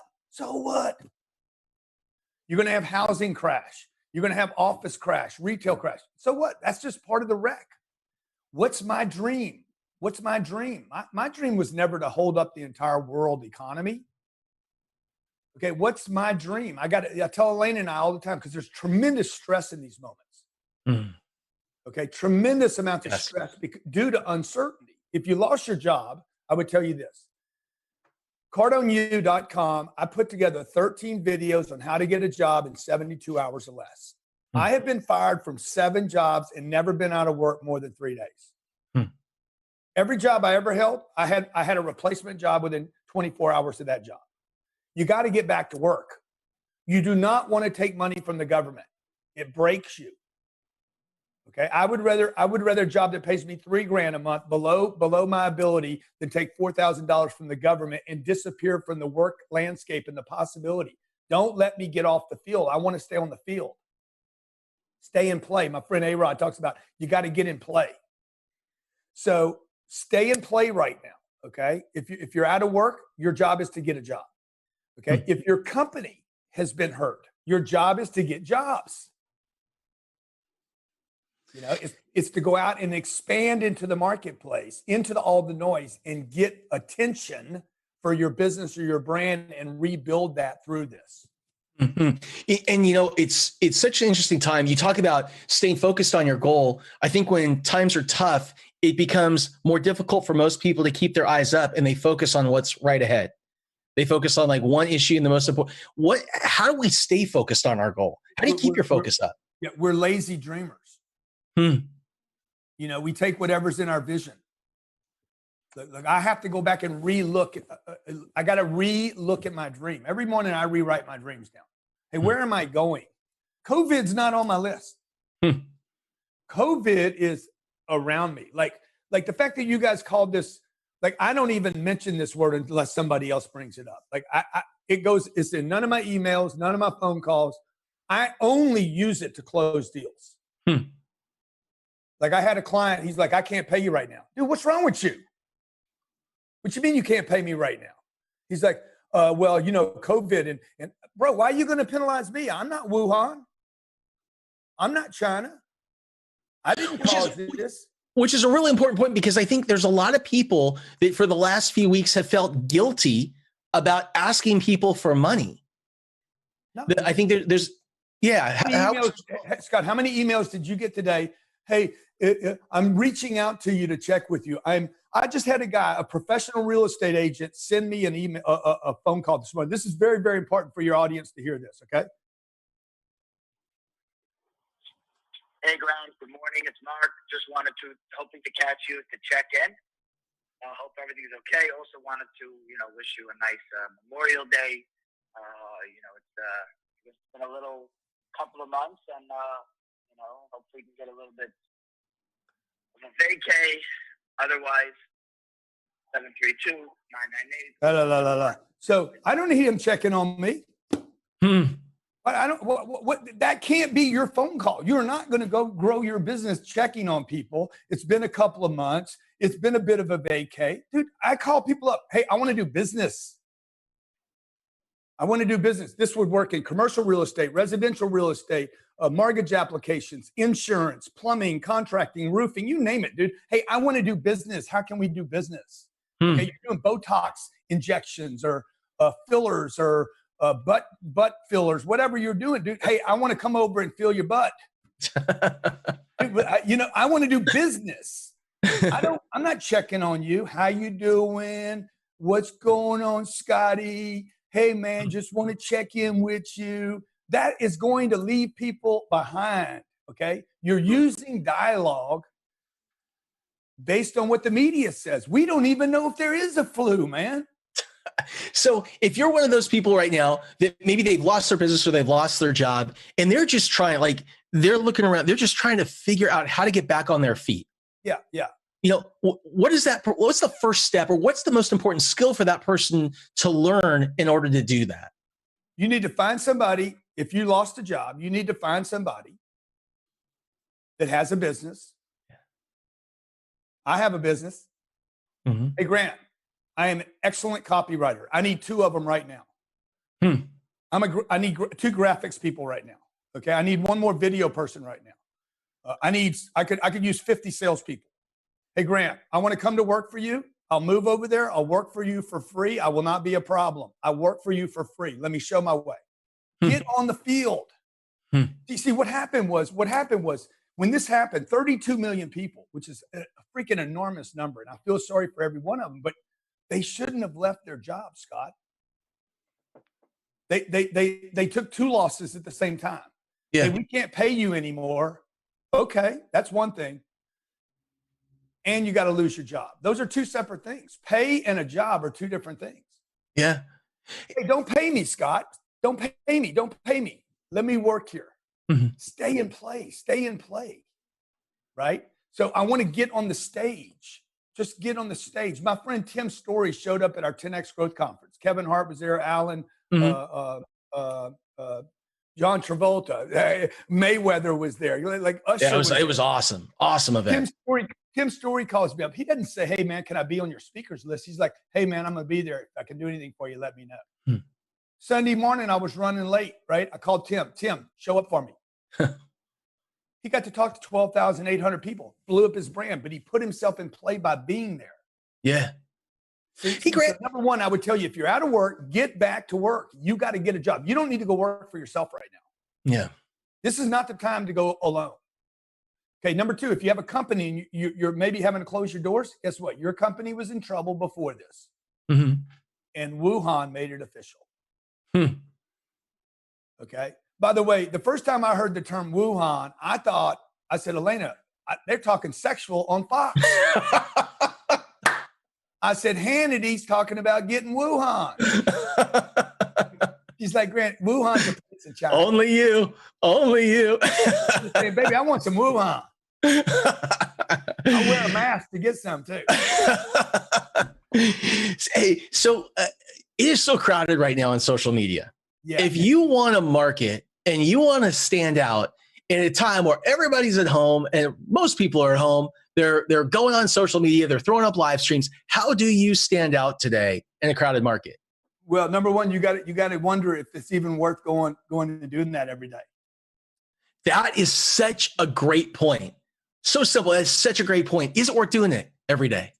Now, when I do it, there are some things I do to take advantage of it right now, but going to do another live stream is not what I would do. Because now you're competing with Lil Jon. You're competing with Drake. Like, okay, what are you doing? What are you doing? Are you watching or are you doing? I personally would spend more time picking up, making good phone calls. This phone call from Mark would have been, hey, Grant, the reason I'm calling, I got a deal for you. Call me back, 713, blah, blah, blah. I want to do deals. Yeah. I don't need anybody checking on me. I don't need an exam. Okay. I don't want any more temperatures on my forehead. So the same thing on Instagram. Okay. Like everybody's going on Instagram, staying in touch. It becomes useless. It becomes a crowded market, has no value. You and I both know influencers that are making no money. Amen. They have no business doing another Instagram, another podcast. Okay. Oh, I'm going to be the next Joe Rogan. Yeah. But you know, Joe had the UFC paying him. He had his comedy act paying him. He had a lot of other multiple streams of income. He didn't depend on one stream. And a lot of people out there are depending on one thing, becoming an Instagram influencer or TikToker. And it's not going to pay out. It's not going to pay out for them. You know, I remember you saying, we were at Kent Clothier's event a couple of years ago, and there were two things that you said that day that really stood out. And I'd love to address both of them. The first thing that you said was, you said the best known beats the best every single day of the week. 100%. Totally. I mean, that one just got me between the eyes. The other thing is we were talking about free products. Because particularly in info marketing, everyone's giving away free and free and free. And at what point do you charge? And you said, Scott, free, don't pay the rent. Yeah. And free does not actually build good customers. So until Scott Duffy actually buys something from me, we do not have a completed relationship. As long as I'm like, how many people do you have on this right now? Do you know? About an hour ago, there were 15,000, just over 15,000. And then they dropped when I came on. Because Elena, they peaked, and then you came on. Of course. But let me tell you something. The people that listen to my bullshit, they're hard people. They're ready, okay? They're ready people. They're like, dude, I want the truth. Tell me the truth. I scream at people, swim. I ain't getting in there with you. I'm not jumping overboard when you do. You're the one overboard. I'll throw you the raft, but you're going to have to swim 15 feet. Okay. And if you're going to quit, let me send you a t-shirt. I'll send you, don't be a quit a bitch t-shirt. And then on the back, it's too late for you. Look, you got to swim right now. You guys got to swim. Okay. Not like we can't come get you. So this is happening. And again, that goes back to full acceptance, okay? People that are doing free only are not in acceptance of the financial reality on this planet. We live on an economic planet. It is not Democrat and Republican, okay? Politicians have found out now how to get money, scare people about their health. Don't go to war. We have raised more money in 8 months. Congress and Senate has gotten more money in eight weeks than the entire Vietnam War. Wow. And the Afghanistan War. They figured out, dude, we don't need to do war. We need to scare people about their health. Freeze the economy, $7 trillion in 8 weeks. Okay. That money got exchanged. It got moved into the system. Now, that being said, everybody should make more money this year, not less money, based on mathematics. If you have more money, everybody watching this should have gotten a raise. You know, that actually brings up a great point. I'd love to ask you about it. It's a little bit kind of off topic. One of the biggest challenges that I'm finding small businesses have today is they've gotten PPP funds. So they got money from the government. Yeah. And I was just talking to a guy yesterday who I work with. He has 90 people that work for him.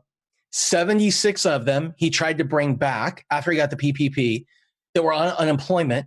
They're getting paid more from unemployment.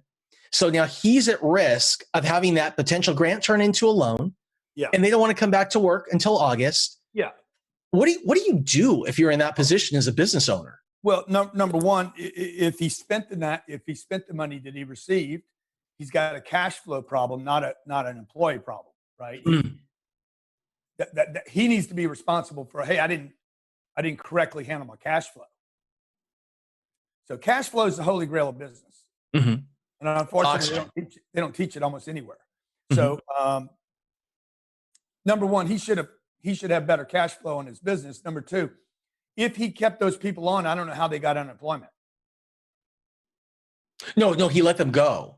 So they were all let go, and then he tried to bring them back. Well, the PPP is you're paid not to let them go. Well, he couldn't hold on, is what happened, and so he had to let them go. He got the money, and then he tried to bring them all back. He had like 8 weeks to do it. Oh, and God, now they're saying that, so he's like caught in this rock in a hard place. No, he's caught in. But look, he's borrowing money at 1%. It's nothing. Like I would do that. I'd do that if I didn't need the money. 1%. 1%. Let's roll.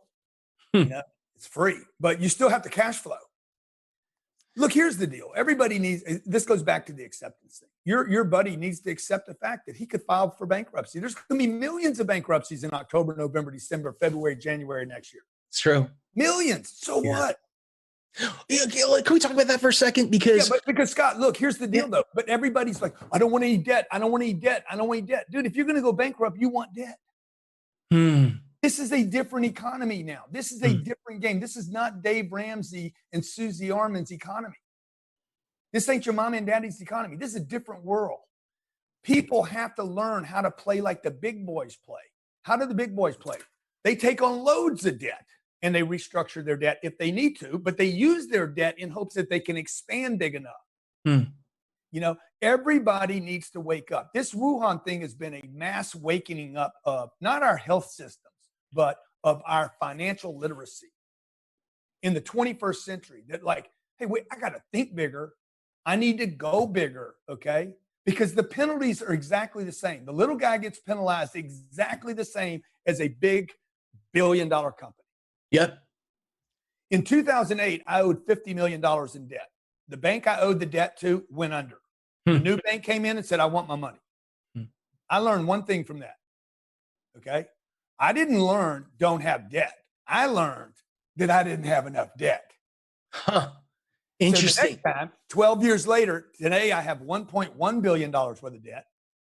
Okay. 20 times. Is that 20 times? Something like that. 20 times, 200 times. I don't know. This time the banks are calling me, hey man, anything you need? How can we help? Interesting. It's a different game. Big boys get help and little people get neglected.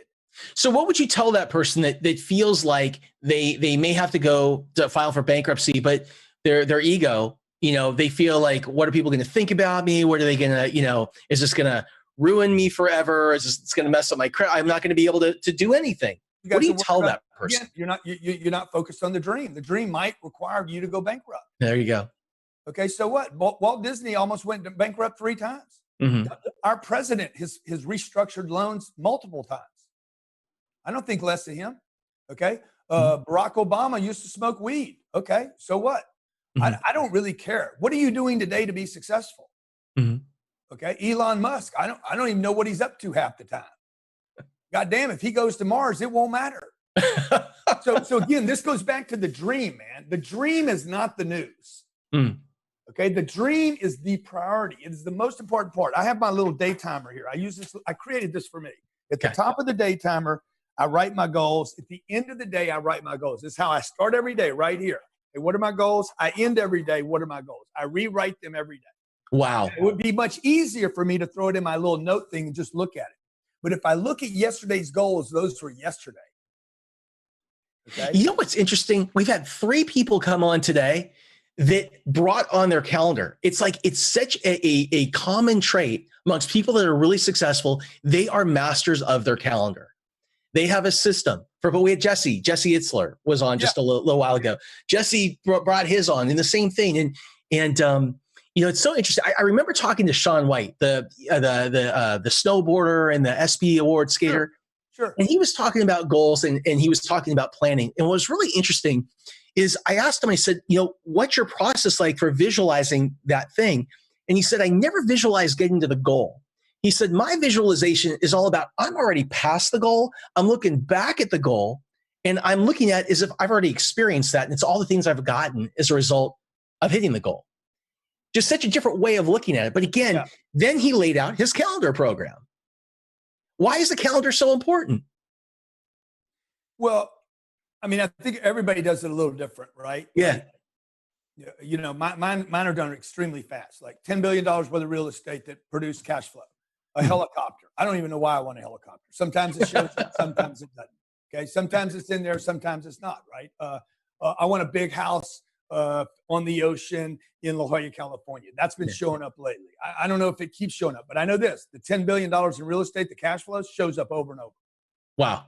All I'm trying to find out when I'm writing my goals down, and I don't have any experience with it, is I'm trying to remind myself, hey, what am I going toward today? Awesome. I used to write down, I wrote best-selling books. They don't even show up anymore. I've already done that. I don't even care about if I ever write another book. Mm-hmm. So now it's like, I want to help 7 billion people. And can I? Probably not. But I can try. That means what? Oh, I need to go to Saudi Arabia. I need to go to Iran. I'm going to have to go to South Korea at some point. I got to go to Taiwan. I'm going to have to visit China. You can't meet 7 billion people if you stay at home. So I'm just looking for what shows up over and over. Now, in this period of time, when you go to write your goals down, oh, I don't want to get sick. I don't want to lose my business. I want to reopen.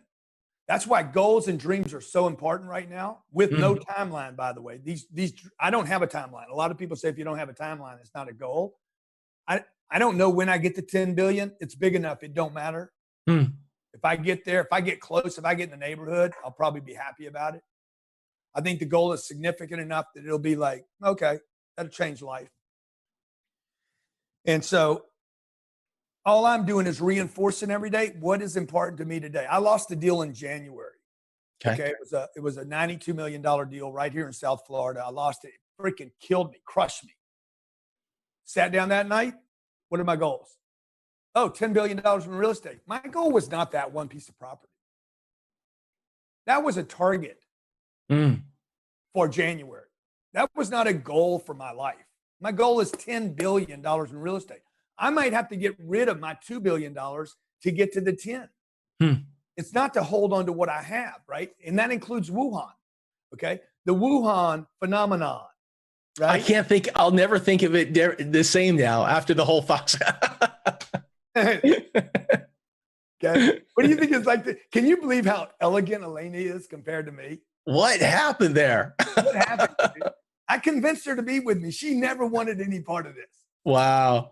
That is so funny. That is so funny. You see, Elena had no interest in me, Scott. None. Zero. Like, couldn't even see me. Invisible. And, but dude, when I saw her, I'm like, that's my chick. She had been in my book. Wow. That was my wife. She was mocked up exactly the way I wanted a wife to be mocked up. Wow. And, inquisitive, fun, also kind of male and female. She's got all those attributes. She's willing to do tough stuff, but she's feminine. She's sexy and hot, but she's fun to be with. She's money motivated. She wants to go do the big life. I even wanted somebody I wanted a chick that wanted money. I didn't want a girl that money wasn't important to. I've been with women like, I don't need money. I'm like, I do. I want to get rich. Right. So, but when I saw her, guess what? She wasn't interested. Okay. Wuhan. Obstacle, barrier, problem. But that wasn't the goal. The goal, and this is what you were saying, like a lot of people are trading in their goals and dreams for the problem. That's right. That's a great way to say it. That's right. And they become focused on the problem rather than, no, dude, this is the target. It's not that she's not interested in you.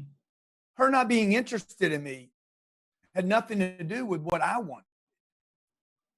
And I don't need her to participate in my dreams coming true. Okay? Any more than I need Kevin Hart to want to go on stage with me. I just need to find out what Kevin Hart needs in order to go on stage with me. I gotcha. Hey, let me ask you one more question before you go. And I'm so appreciative, Grant, that you spent all this time with us today. My question is, a lot of people are pivoting right now that are in the training industry, or they call themselves trainers or coaches, they're teachers, into online products. You have Cardone University, which I'm a member of. What do you have to do today to stand out and have a product that's really great and different that people will really want more of when it comes to these online training schools and things like that? How are you guys different? I've experienced it, so I know I could probably answer the question. So number one, look, our training program was created for corporations, not individuals. Mm-hmm. So I have, 2,000 companies that pay me, $1,500 a month. Mm-hmm. Some of those companies, by the way, won't be in business to pay me. 32 million small businesses in America. Most trainers and educators are going for just individuals. Okay. So we created a program for companies. That program is so successful with companies. We started offering it to individuals. We have, 158,000 people that are in that platform that pay us so either on a contract or monthly. Those individuals are we're not depending upon individuals to purchase something. Never, ever. I say this over and over. Never depend on one flow of income, ever. I remember Jay Leno. I heard this when I was 25 years old. Jay Leno says, I never spend any of my income from the Tonight Show. They were paying him like $25 million to do the Tonight Show years ago. Yeah. But he would only spend the money that he made at the comedy club on the weekends. Yeah, it's like Shaq. Shaq never spent any of the money that he made from the teams. It all came from the sponsors. Yeah, he spent his endorsement money. He didn't spend his salary. Brilliant. That's right. And so that's what people need to, like, people that are pivoting right now, whether they're educators, coaches, trying to sell online. Look, let's face it, a lot of the online educators, they're lazy people. Yeah. No offense, but you guys are lazy. You're trying to make money easy. And there's no easy way to make a lot of money. I mean, but I'll tell you this, it's easier to make a lot of money than it is to live on a little bit of money. I've done them both, man. I've done them both. It is easier to make a lot of money than it is to live on a little bit of money. Amen. Hey, Grant, where can people find you? Find me right here, right now. Right here, right now. You are all over Instagram, Facebook. We can find you on social media. And anytime you hear the word Wuhan, you think of Grant Cardone. Grant, thank you so much for hopping on. You're amazing. I really appreciate you having here today. 10X everything, man. Take care, brother. All right. That was Grant Cardone. And I just want to thank Grant. I want to thank Elena for joining us today. So much valuable insight and really two completely different perspectives, which was super cool. I think listening to Elena and some of what she had to say, not only about women in business, but also relationship. And then on the other end, listening to Grant talk about his businesses and kind of their relationship from his perspective. I want to bring back in Shannon Parsons right now. Hey. Here she comes. Now, Shannon, are you still? There you go. We got you back. So first, I want to get your perspective on what we just heard from Elena and Grant. Either way, I'm going to drop off for just a couple minutes to get ready for our next interview. We've got Brian Smith from UGG Boots, and I'll see you in just a moment. Okay, so great. Oh my gosh, Elena and Grant. Oh, my mind is just flowed. Is this perfect cohesion of the masculine and feminine, and how they come together and support each other to reach their goals and to inspire the masses and to help people grow into the potential that they have. It was really fun to listen to Grant.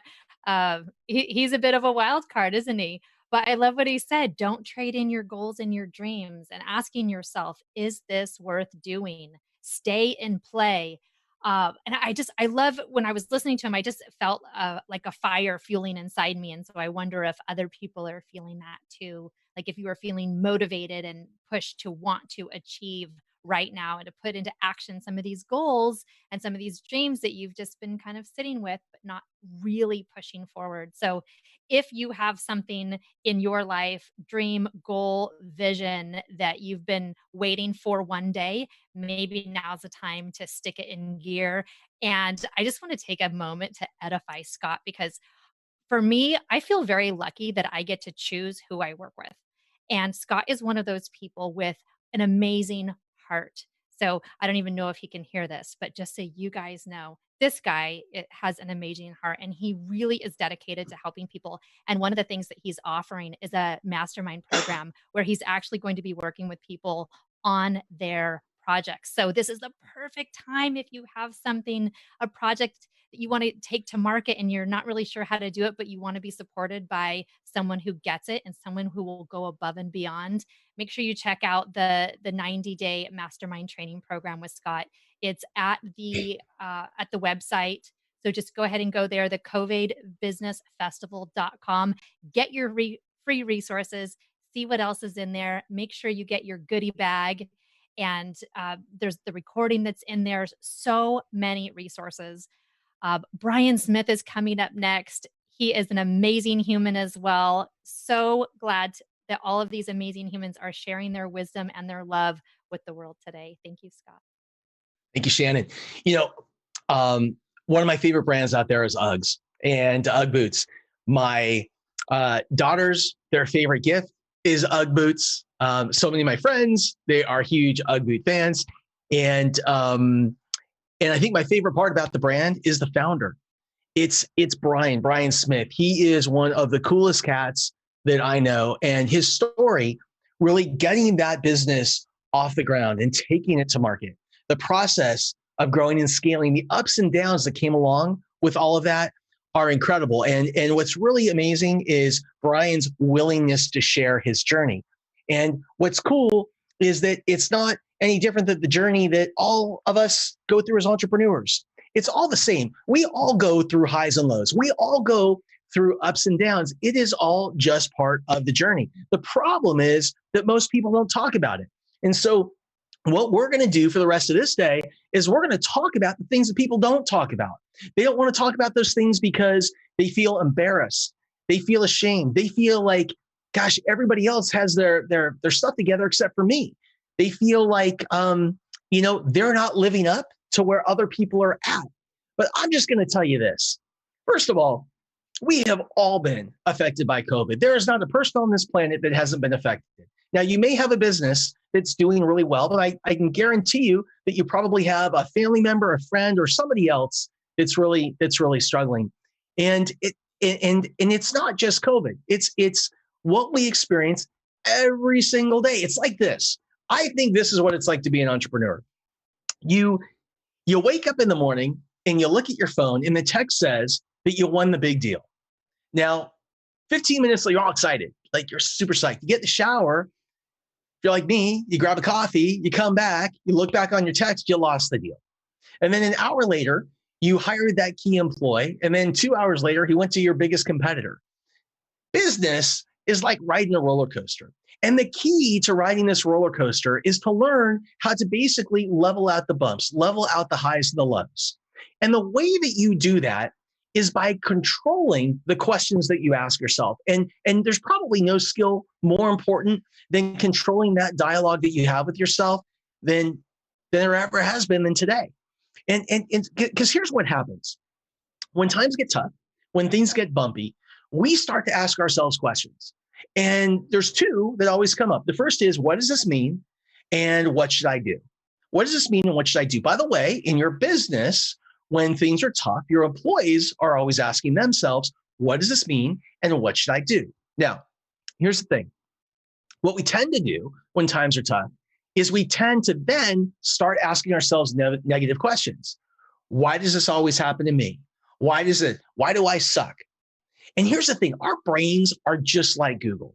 Whatever question you put in, it's going to give you a result back. So as an example, I typed into Google, why do I suck? Because I just wanted to see what happened. And in less than a second, there were 7.5 million results that told me why I suck.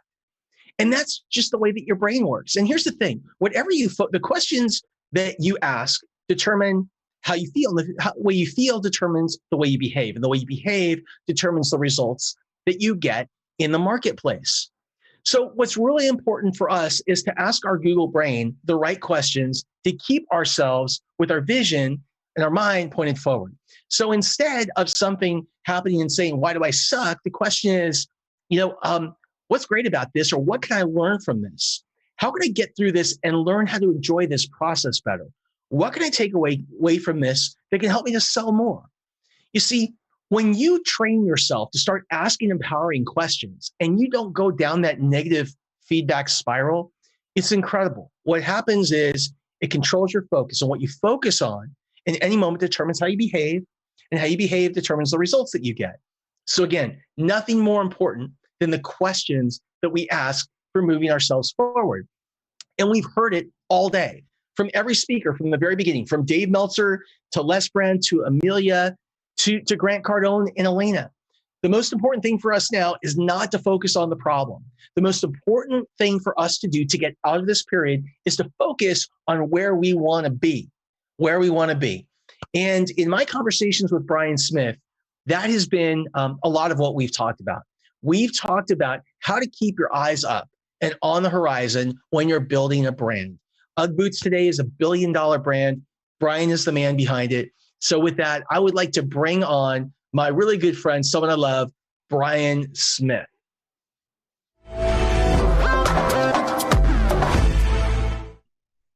All right, I want to welcome our next guest. This is a man I love, I respect so much, Brian Smith. Brian Smith is the founder of UGG Boots. We all know him, we all wear him, we've seen him everywhere. And Brian has got an amazing story about how he launched that brand.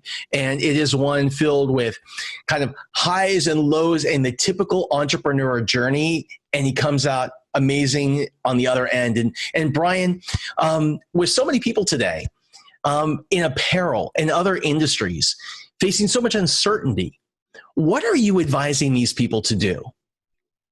Well, the most important thing is to be able to hang in there and have faith in yourself, because there's a certain principle in life that I've always learned about uncertainty. And in fact, I wrote a book after I sold the UGG brand called The Birth of a Brand. It's a great book. It is a great book. Yeah, yes. It's like a roadmap for entrepreneurs. It's done really well. And there's a lot of my philosophy and spirituality in there. And the one thing that's appropriate to today, and I'll give you a bunch of examples. You know what? Hey, Brian, I want to start over, because what I want to do is I want to spend like 2 minutes and let's just ground in UGG. Because I just said that, and so I asked you the wrong starting question, and it should have been something more like, just share with us a little bit about kind of how you launched UGG and kind of that initial journey. Is that okay? Yeah. Okay. I was going to go right there, but this will work too. Okay. Okay, we're off. Ready? All right. I want to introduce to you a really good friend of mine, somebody I'm so excited to have on our program today, Brian Smith. Brian is the founder of UGG Boots. We've all seen them. We've worn them. They're my kids' favorite, like their favorite gift on the holidays. And Brian has such an incredible story, such an incredible journey. And we're lucky to have him here with us today. Good to see you, Brian Smith. Thanks, Scott. Good to be back again, buddy. Before we get into how you're teaching companies to pivot and adapt, I'd love if you could spend a couple minutes kind of sharing your story, kind of how you launched UGG, where that idea came from, and kind of some of the things that you guys went through as a brand. Sure. I was an accountant in Australia back in 1979. So that's 40 years ago today, believe it or not.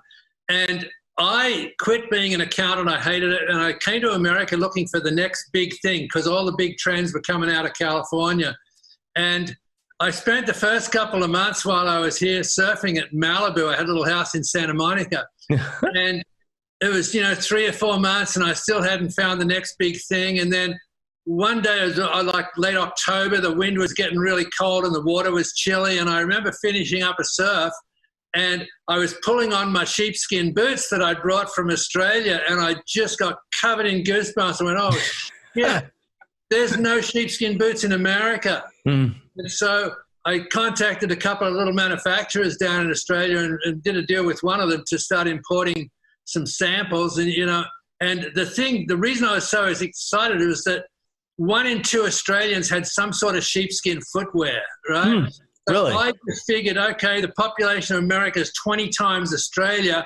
I am going to be instant millionaire. This thing is going to go off the charts, right? So I ended up bought some samples, and I went around to the surf shops, and they all said, "Oh, fantastic! These are going to be great." The shoe stores shut me out. They didn't get it. You know, sheepskin in California, you're crazy, right? So I ended up raising a little bit of capital, and I bought 500 pairs and went back to the surf shops. And you know, it was like, "Oh, well done, Brian, but we couldn't sell them in our store. We just sell surfboards and trunks, and they're way too expensive, you know." And so the bottom line is that the first year's sales of UGG was 28 pairs. Wow, that's crazy. So my millionaire dreams like just got crushed in one, just like so fast.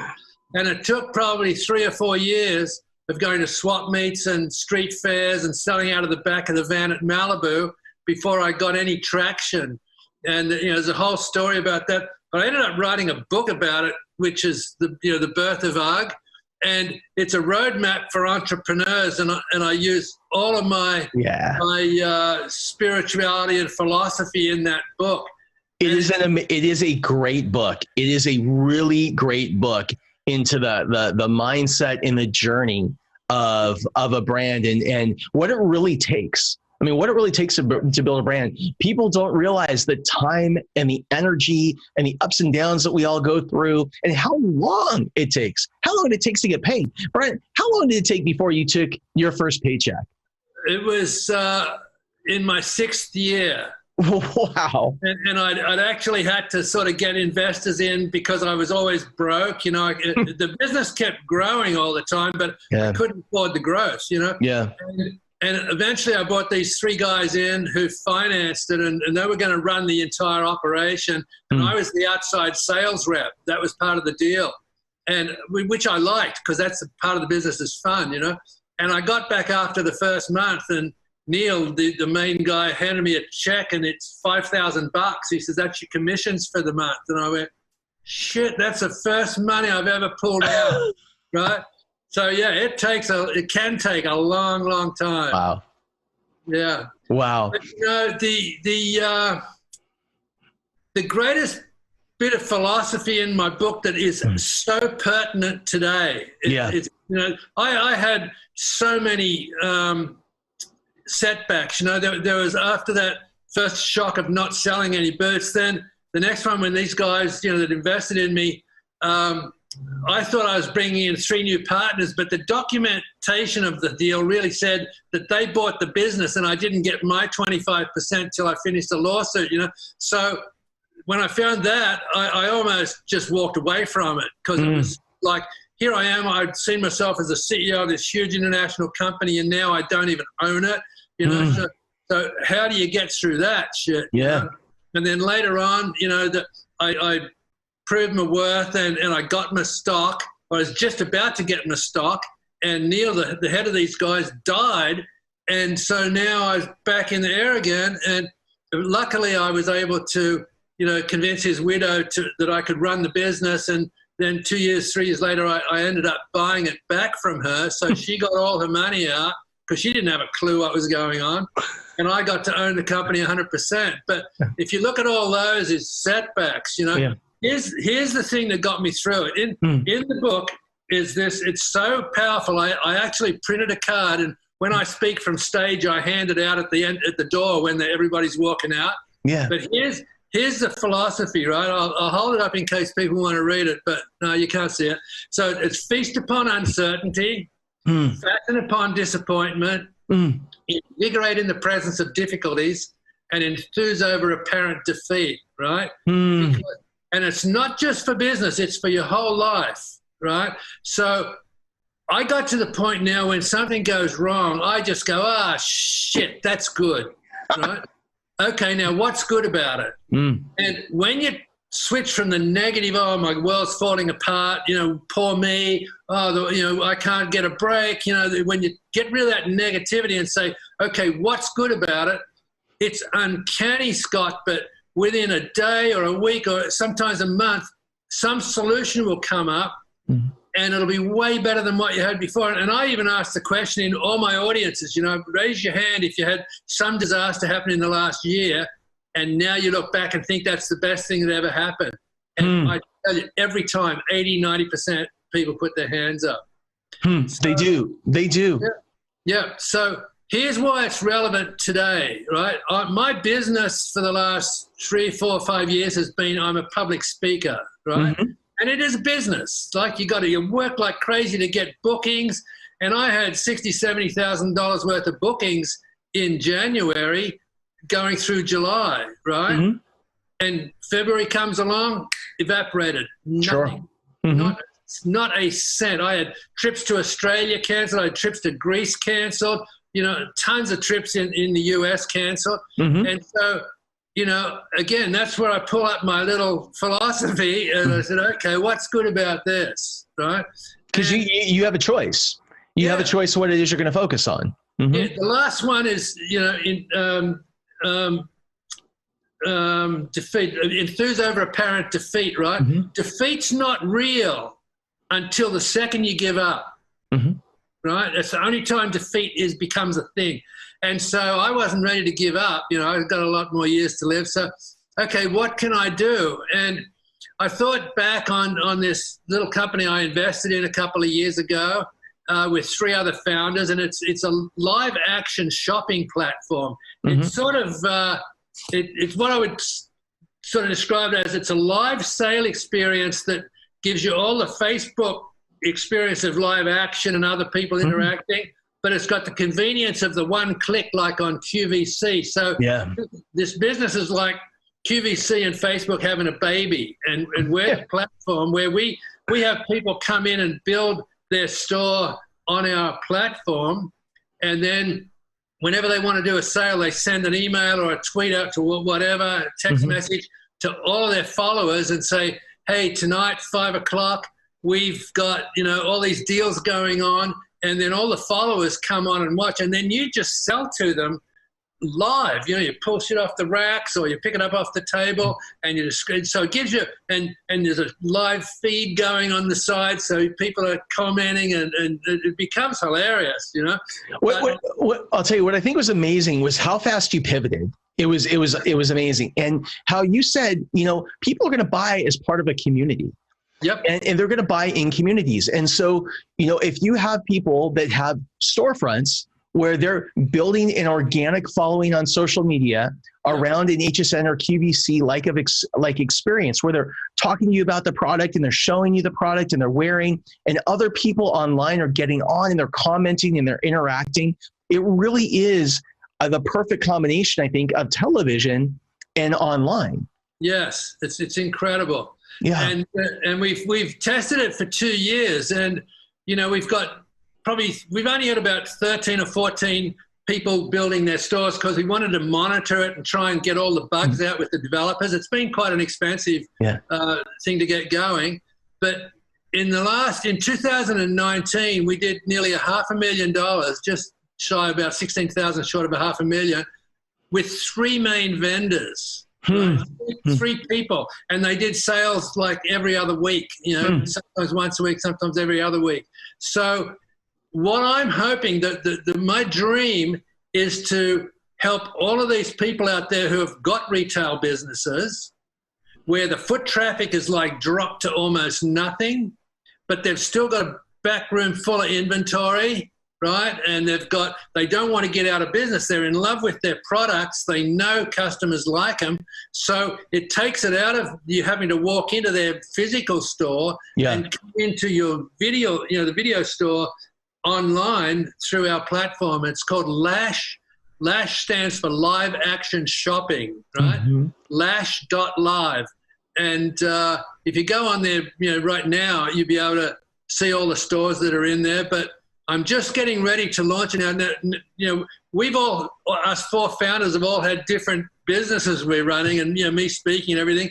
But now I just said, God damn it, I'm going to raise some money, take this to market. So I'd say in another 4 to 6 weeks we'll be ready to take on new vendors. So this will be an opportunity if you have an apparel business and maybe your store has shut down, and you're thinking, maybe I don't necessarily need want all of that space. If you're looking for a new channel, you're looking for a new way to distribute your products and really build relationships with customers, Brian, you have a platform that is going to be released How can people get in touch with you if they want to be able to put their stuff up on your platform?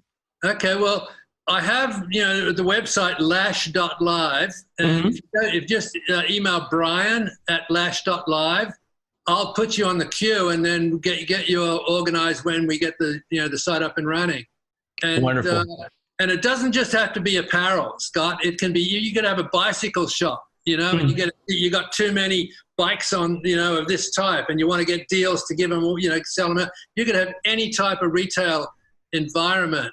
We're not after the guys who make 5 bars of soap and they've only got $20 items.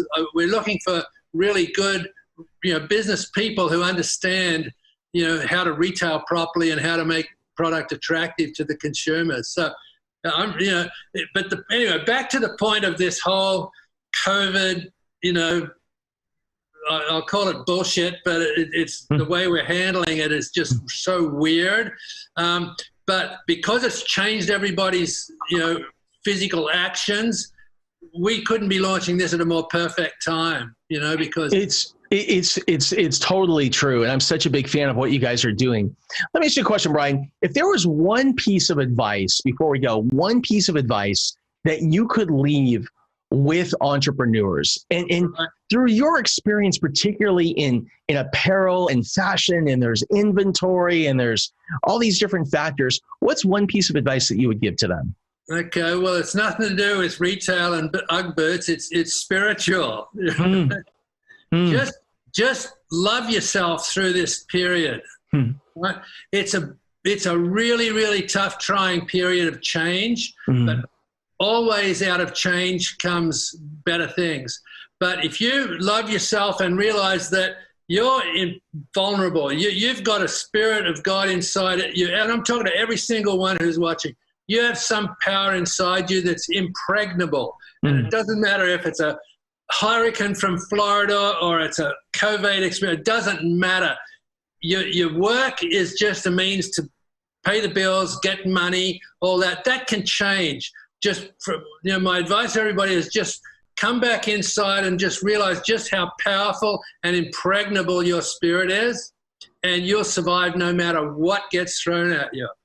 It's interesting from it's been a common theme over the past 2 days, listening to founders talk about kind of the ups and downs that we all go through in business, different economies, different markets, and how they always, it is like the most common thing, were led to some type of spiritual practice or practice where they centered themselves. We're hearing the same thing. And ultimately it was when they got in alignment with themselves that they were able to move through. It's like, it wasn't even about working as much on the business as it was staying focused on their head. Yeah.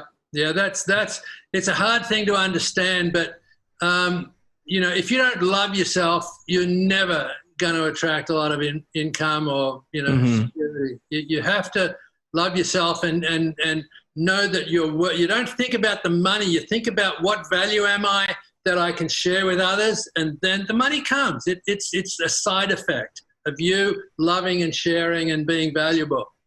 Amazing. Great to see you, Brian Smith. We love you, and have an amazing day. Thanks, buddy. Love you too, and love everybody out there in the audience.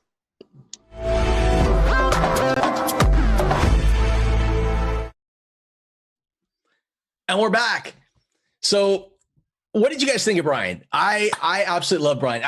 We didn't touch on one of my favorite stories about Ugg boots and kind of where the big pivot point was that took it from kind of where it was to something which is a struggling business to something that was totally spectacular. And there we are. We're back. It's just something totally spectacular. This is my favorite story. So when Uggs was founded and Brian got his first loan to manufacture boots, here's what's really cool. He got this loan, I believe it was for $15,000.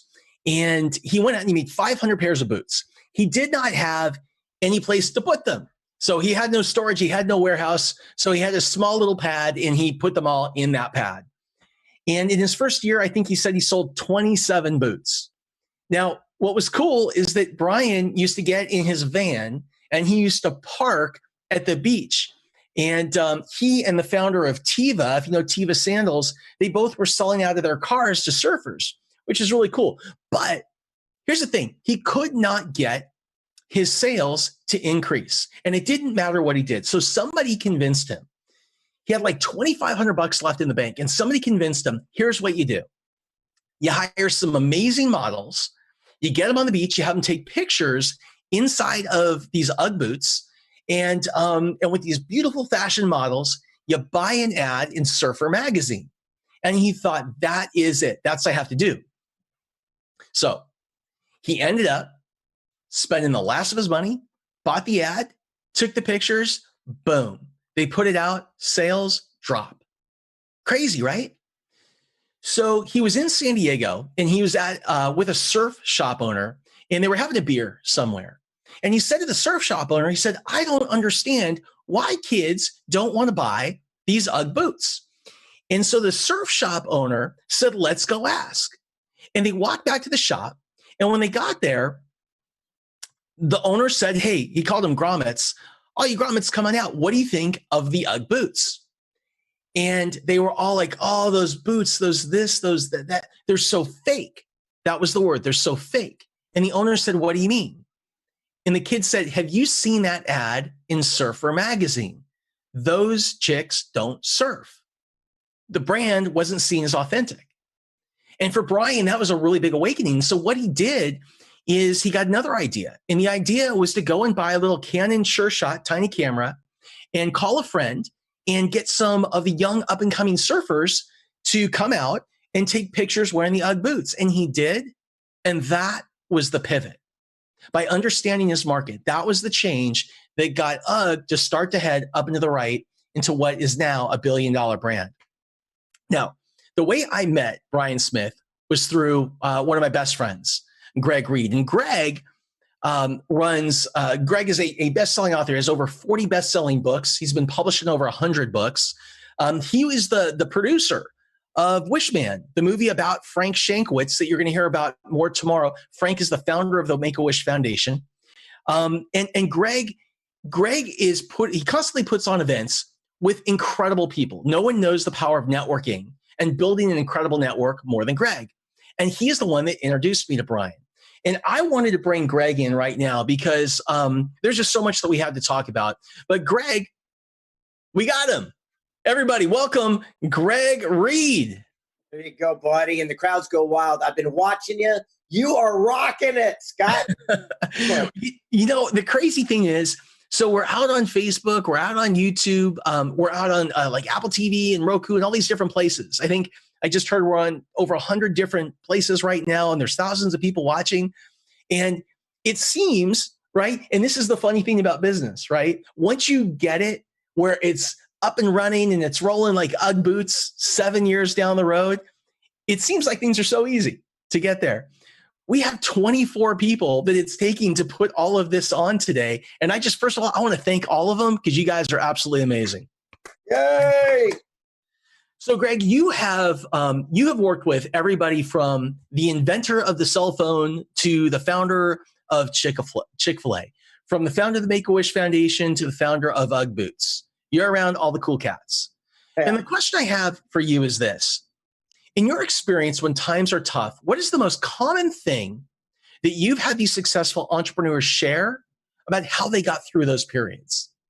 Yeah, you seek counsel and not opinion. Mm-hmm. You know, opinion is based on ignorance, lack of knowledge, and experience, where counsel is based on wisdom, knowledge, and mentorship. People have paved the way. Yeah. Successful people surround themselves with like-minded, positive, solution-searching individuals, people that are results that went for themselves, and they create an alliance, a mastermind, and network and help one another succeed.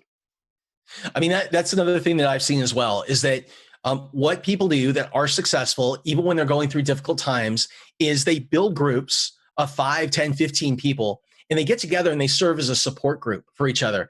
I'll tell you, one of the funnest support groups I have right now is a bunch of my fraternity brothers from San Diego.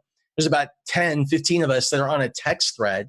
And all we do, we limit the thread. It just has to be positive news. You just post, it's just positive. It's incredible. But it doesn't matter how successful you are. The most successful people always have mentors. That's right. And they have multiple mentors. You know, that's another thing too. Look, it's great to have one person to go to as a confidant, but on the same note, success multiple mentors in their life. For example, I've got a great tennis mentor, and as soon as we're allowed to get out of the house, I'm going to work on my backhand. But I'm not going to ask that person about my financial activity anymore. I'm going to ask my accountant about my speaking career, or that person around my, writing. So the realities are, we need to surround ourselves with people that are getting the results we want. And understand this: nowhere in PMA, positive mental attitude, does it also say we have to run away from reality. It means that we can say and face it with a positive, outlook, meaning that you can never say a negative thing with a positive attitude. So you got to follow it, face it, and fix it, just like our mentor Dave Corbin always talks about. Sure, sure.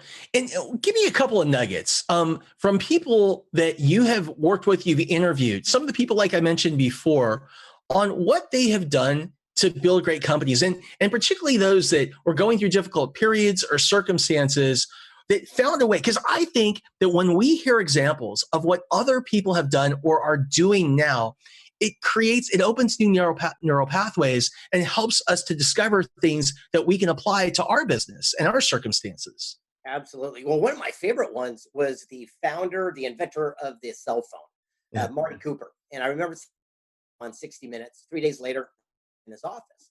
And I was writing about stickability, the power to persevere. And I said, Marty, what does stickability mean to you? And he said, stickability has to be parallel with another word called flexibility. You have to be willing to adapt and adjust. And he told the story about a spider monkey. He said, in the rainforest, you can't harpoon it, spear it, catch it. It's too wiry. But one hunter named San Juan figured it out. He took a heavy log, drilled a tiny hole, dropped a peanut inside, and left it at the base of the jungle. The monkey would smell the nut, come down from the treetop, and grab a hold of the nut. His fist becomes so big he can't pull it back out and become anchored to the log. Now all he's let go, but he thinks that nut is nutrition. It's saving him, so he holds on with dear life. The hunter comes by an hour later, captures the elusive spider monkey. But the moral is, are we holding on to our own nut in life right now? But it could be in the form of that job or a deal or a car or a house or fear or guilt or remorse. And what we're holding on with dear life because we think it's saving us, just like the monkey thought that it was, could also be the thing that's leading to our own demise. Sometimes we have to have the courage to simply adjust and adapt so we can live to fight another day. Well, that's such a great parallel for what's going on today. And, I shared my experience earlier today for new people that are joining us this afternoon. I was a guy that had been really successful in the tech space. I had made money. I had started and sold a company to my hero entrepreneur, Richard Branson. And in 2008, I didn't think things could be much better. And then the market crashed and I lost everything. I went $400,000 in debt, lost the company, lost my job, ended up in the hospital because of the stress. It was a mess, right? It was a total mess. And I didn't know what to do. And which is why we created this. And this event is because we're trying to help people to understand they're not alone and that they have access to resources. But here's the thing, Greg, what I did, and I think a lot of people do this when things shift, is I did what I knew, but I did it more and harder, more and harder, more and harder, more and harder. And the thing is, the world was changing, but I wasn't changing. And so it was passing me by. And I didn't understand this. Where else have you seen flexibility kind of implemented in terms of entrepreneurship? Well, right now is the greatest opportunity to flex our, expand our horizons. For example, the biggest thing I believe that holds people back, the biggest fear in life is called the fear of criticism. It's fear of judgment, what other people are thinking. Mm-hmm. And, there's a bumper sticker you and I always joke about. It says, what would you do if you couldn't fail? And the big question is, what would you do the moment you stop worrying about what other people thought? Would you start that business? Would you, do something out of your normal comfort zone? Would you write that book or create a movie? And right now, no one's thinking about you. They're dealing with their own situations. Right now is the perfect, ideal time to adjust and adapt and do something maybe that you've been sitting on for the perfect time, because that time literally could be right now. Well, it's so important what you just said about nobody is thinking about you. We tend, particularly when things aren't working, if we have a business that's closing, a restaurant that's shut down, and we're at home and we're concerned, we're worried because we can't go back and open up. We're so concerned about what other people think. And you're right. We're wasting energy because they are not thinking about you. They are not thinking about you. I want to share a story that really means a lot to me. And you were there with me. When the market crashed in 08, kind of 09, 2010, I was really struggling to get out of it financially. And like I just said, I kept going deeper and deeper and deeper. What happened was I got to a point where I thought I had to declare bankruptcy, which was the very last thing that I wanted to do. My ego was really in the way of all that. And I remember calling you, driving to the attorney to sign the documents, crying like a baby, and saying, I can't believe I'm doing this. What are other people going to think? Well, at the end of the day, that bankruptcy never happened.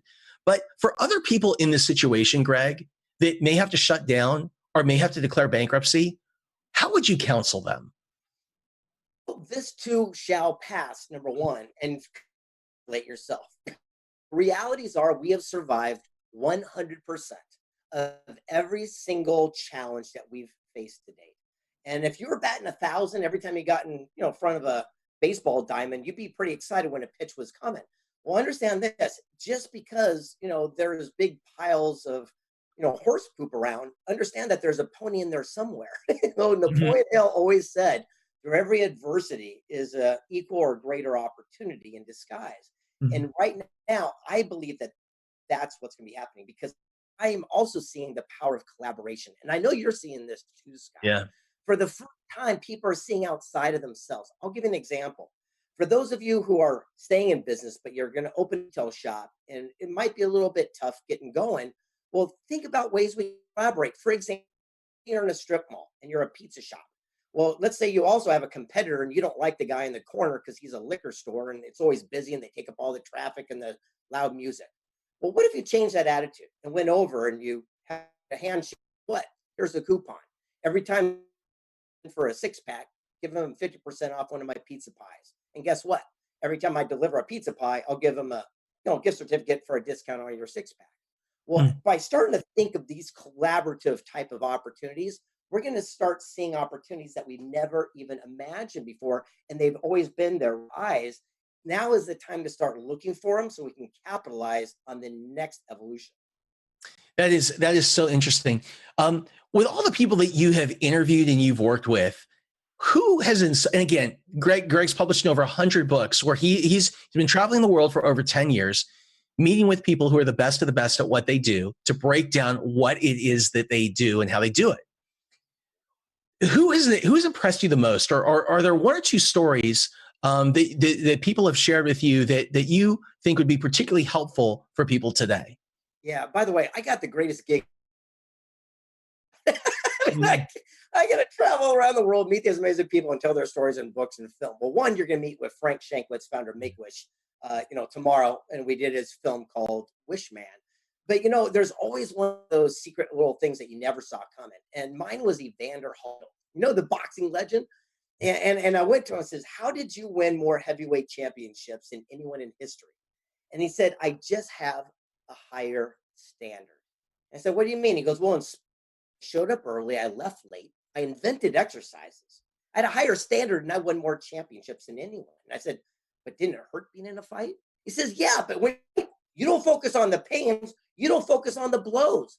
As soon as you focus on the pain, you end up on your back knocked out. But that's what people do outside the ring. They focus on gas prices, war, economy, and they wonder why they never become a champion. And he pulled me in tight, an Adonis of a man missing half an ear bitten off by Mike Tyson. He says, you know what the funny thing is? He says, when you do win the championship, he says, everyone comes to their feet and they chant they raise your hand in victory, and a guy puts a big shiny belt around your waist. And he said, at that moment and at that second, you don't feel even one of the punches you took along the journey. But the guy in the losing locker room will have every bruise, every excuse for the rest of their life, wishing they had a higher standard. And right now is the perfect ideal time to set a new standard. We learn more about people's character on their bad day than all their good days put together.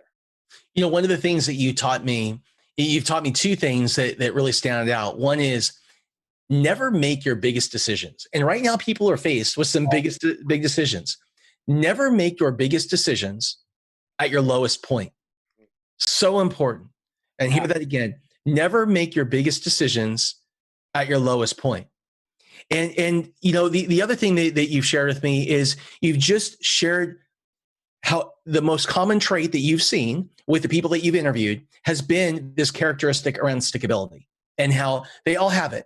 And if you are a person, Greg, that is struggling right now and you're trying to figure out how to stick, it feels like the gas is out of your tank. You're having trouble seeing to the other side. What do you tell that person? Or have you interviewed somebody that was in that same place and they shared a lesson that you think our audience could really benefit by hearing? Well, I think you, me, all of us have been in that situation. And the answer is pretty simple. You reach up, not reach out. You reach up to people that you have respect for, not people you have influence over. I'm going to say that again. Surround yourself with people you have respect for, not people you have influence over. Look, the realities are right now, a lot of people watching this have a golden opportunity to reach out and reach up to you, to join a mastermind group, to be part of your influence. And this is it. Most people wait for the perfect time and they get caught up in something called the bad one side. It means I'm going to take action once I get the big break, once I get the money, once I get the kids out of that. This is it. Your time is now. For those of you who are sitting there thinking, how do I change my association? You've heard the saying, we're a reflection. The people we hang around the most, our income, attitude, and lifestyle is the average of the group. If you change your association, your life changes accordingly. Right now, Scott is giving an opportunity to change that association so your life can change at this moment.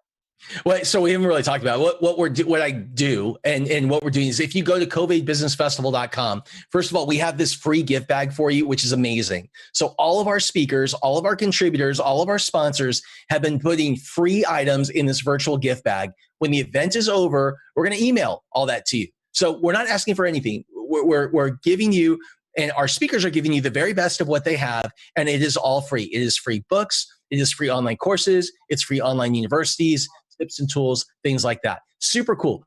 We also have a couple other programs for people that really feel like they need kind of a refresh and a jump start. We have a 30-day quick start program where every single day there's a lesson, there's a workbook. It's amazing. You go at your own pace. The most important things that you need to know today really to get to the next level in this market and what's ahead. And the last thing is I do a mastermind online. We meet once a week for 90 minutes each time. And it's really cool because I bring in people like Greg. The people on this program, these are my friends. I bring them in, one in each week. We have a workbook, we have assignments.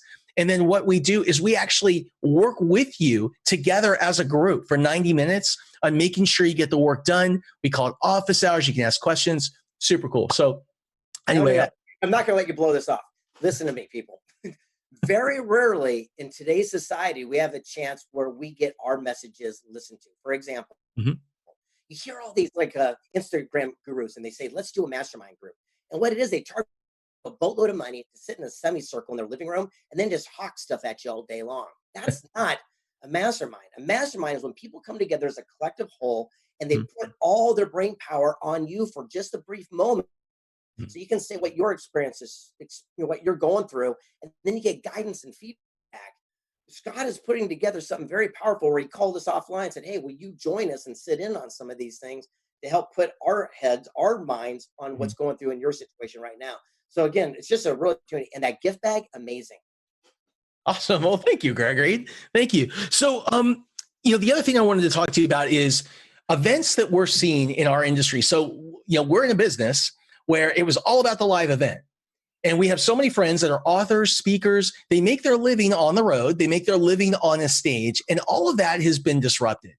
What are the most successful pivots that you've seen people make in this space? Because I know we have a lot of viewers in that space, or they were let go, they were furloughed, and they think that the best way to move forward is to become an author and a speaker and get into our business. What do you Well, there's only those people? well, there's only 3 reasons to write a book, everyone. One is for ego, like you want to tell the story about how you love your kitten. 2, use it for leverage if you're a real estate executive, for example, and you want to get more business. Or 3, to become a world authority in your chosen field of endeavor.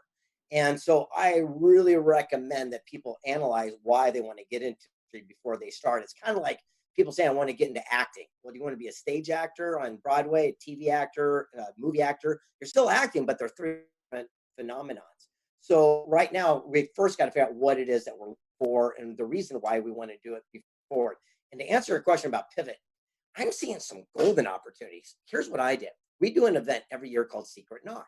And a couple months ago, we were supposed to do a live one, and we couldn't because everything started happening with the quarantine. And so what we did, everything's online, obviously, and we forward it till September. Here's how I really do things differently. I'm going to start doing a hybrid. And what that means is, yes, I'm going to do my live event where I bring in these amazing people, but also my brain went, aha, and it went, guess what? I want to bring in Tonino Lamborghini, Mr. Lamborghini from Italy. But it costs 15 grand to fly him in first class plus all the expenses. Why don't I just zoom him in between these live speakers? Yeah. So every, 5th speaker, we bring in someone, from that modality. And by having that hybrid, it expands our database and more importantly, gives higher value to our attendees. Well, the other thing that you taught me was that, I asked you one time, I said, how would I ever get to this person? Or how could I get to that person? Because we were talking about network. Greg was saying that you're nothing more, nothing less than the average of the 5 people you spend your time with. And I think about it this way, Greg, in terms of numbers, if you were to write down a list of the 5 people that you spend the most time with, just write down their names, top to bottom. And next to each name, write down what you think they earn.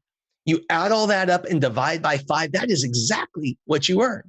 Like Greg said, now that's just a financial example, but here's the thing. People who are fit hang around fit people. People who aren't doing well hang around people that aren't doing well. And so there was something I was working on. And I said to you, Greg, how would I ever get to that person? They're so successful in that space. Do you remember what you said to me?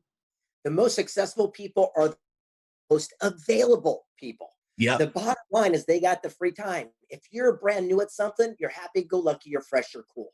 Pinnacle of your field, happy-go-lucky, got nothing to prove. In the middle, you're filled with ego. You're edging God out. Jump to the front of the line. For example, it's easier to be founder of Remax Real Estate Corporation, a multi-billion-dollar juggernaut, than I promise your local Remax president down the street.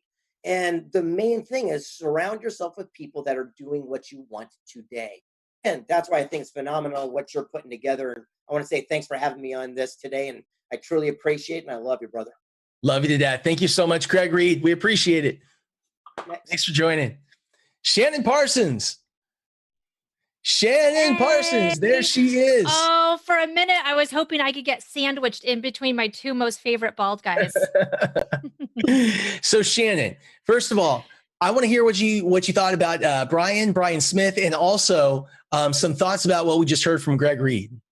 Oh my gosh. Okay. So Brian, love Brian. I love the idea of don't wait till it's perfect, just get started. I actually got to see the very first Ugg boot prototypes, and they're not pretty. Okay. They're all glued together and water stained and like these little ugly ducklings. But he didn't wait till it was perfect. He knew he had something. He just went for it and he made it happen. So huge props to Brian, and thanks, Brian. You are such a generous and kind man. Thank you for being on here and sharing your love with everybody. And then there's Greg. Oh my gosh. So Greg is one of my personal mentors. And the very first thing I did that really changed my life was I went to his Beanbag Mastermind that he hosted a couple years ago. That's where I met Scott. So it really does make a difference who you are hanging out with. You know, they say those 5 people that you hang out with determines your success in life. And it really does make a difference. So look for the people in your world who, like what Greg said, that you admire, not those you have influence over. And take those chances, take those risks, reach out to the people that you want to learn from, the people who are getting the results, because there is so much information out there, so many really successful people who want to share their wisdom with someone who's eager and ready to learn.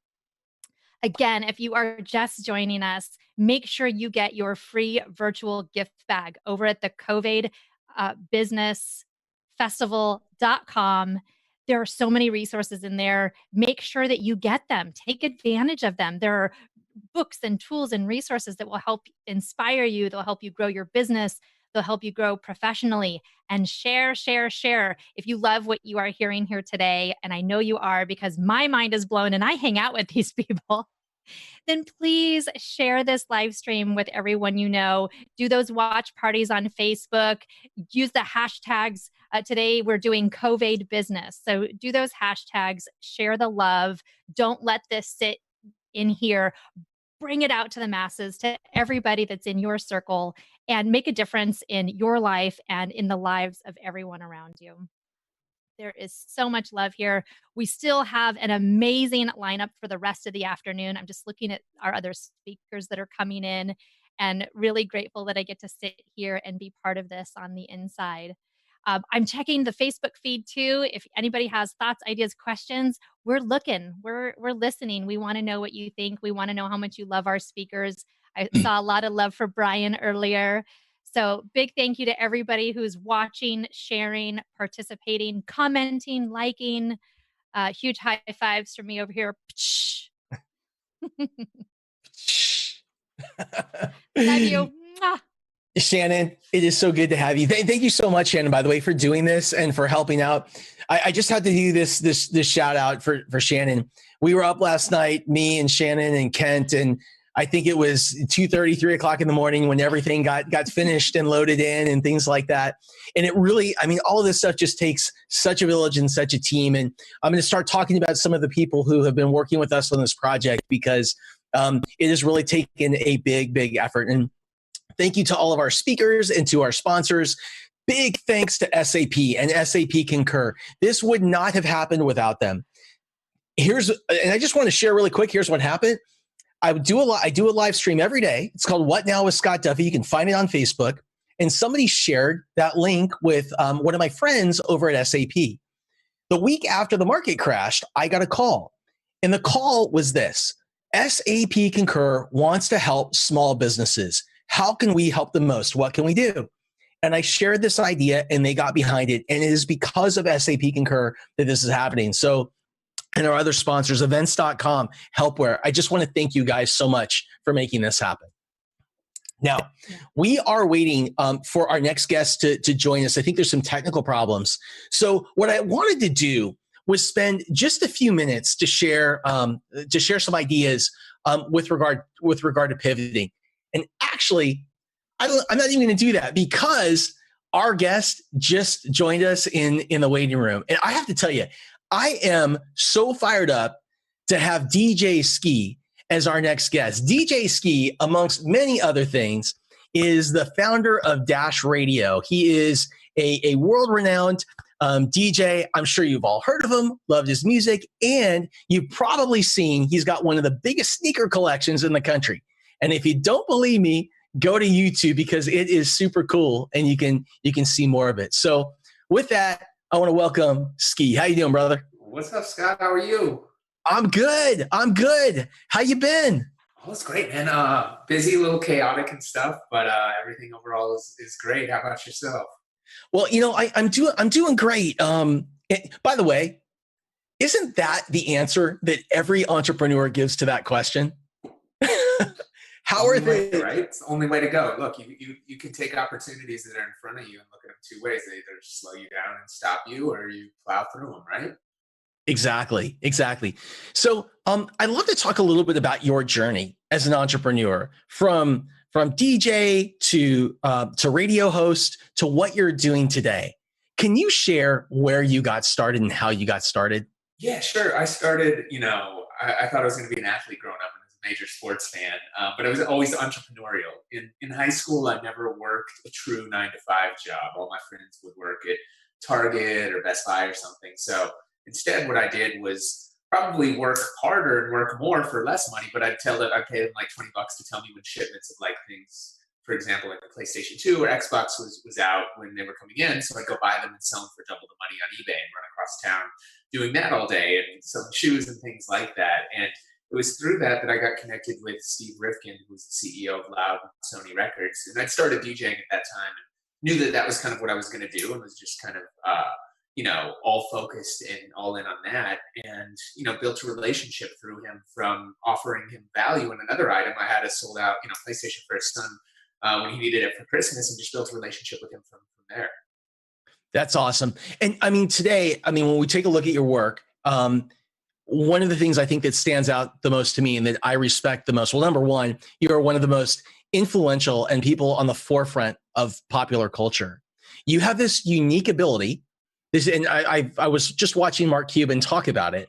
Your unique ability to discover and understand kind of what's coming next, and to identify and discover talent. What is the key to doing that? Yeah, I think first off, it's finding things that you're passionate about, right? Like, I've been able to discover great musicians because it's something that I really love and believe in. And I started doing that for love before I was doing it for work, right? And even on the business side of the side, I always loved the hunt of the chase, whether it was tracking down like a system that I knew was going to sell out and be worth more money. It's always trying to, you know, see what's next and be ahead of the curve with that. So for you, it's, and then it's, you know, as you evolve, it's keeping your ears to the ground, following your own intuition, and not getting caught, while being very cognizant and aware of the market, not getting caught up into just reacting to what everybody else is doing, because if you do that, you're not going to have any of those opportunities. Exactly. And would you mind sharing some of the artists that you are, I mean, because it's a long list, first to play or early to play and get behind, because I think it really helps to illustrate kind of how on the forefront you are. Yeah, sure. I mean, I got known on the radio. I mean, on the mixtape side, it was like everybody from Kendrick Lamar came up with Game and produced a lot of his early things. On radio, we were first with, I mean, Gaga shouted me out in her South by Southwest keynote a few years ago. Bieber, we were there. On Dash, we were the first with Post Malone, like Bryson Tiller. I mean, yeah, the list goes on and on. We're lucky to have seen the first iterations of a lot of these superstars. And I actually just found some of the footage of, not only did I produce Kendrick's first mixtape and put him on the radio for the first time, I booked him for his first show, and I found some of that footage recently. So, oh, that's awesome. So I'm curious, being a DJ to me looks like I was watching this. A friend of mine sent to me a Swedish House Mafia YouTube video, and gigantic audience. Everyone's having a great time. All I could think about was how amazing it would be to be on that stage, right? Broadcast to all those people. Talk to me about the music or the business of being a DJ today, and how do DJs need to pivot or adapt in today's COVID environment? Totally. I mean, the DJ game is weird. So to give you an example, 2009, I think I was the second highest paid DJ in Vegas, behind AM. So, wow. And I was getting paid okay. And it wasn't like insane when you see what DJs are getting now. And it wasn't insane amount.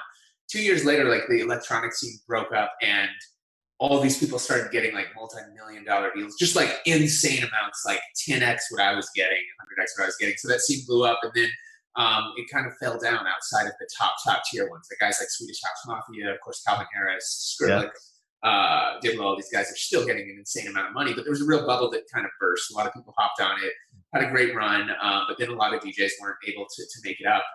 Now, obviously, DJs have been so dependent on touring. A lot of those guys, it's a challenge, because those club gigs are wiped out, and it looks like they're done for the year. I mean, in essence, right? Like, I don't anticipate many of those things coming out. There's, of course, like digital equivalents, and people are jumping and pivoting to new platforms, and you're seeing opportunities in digital environments like games. And I think what everybody says about pandemics like this is that they tend to accelerate trends that were already happening.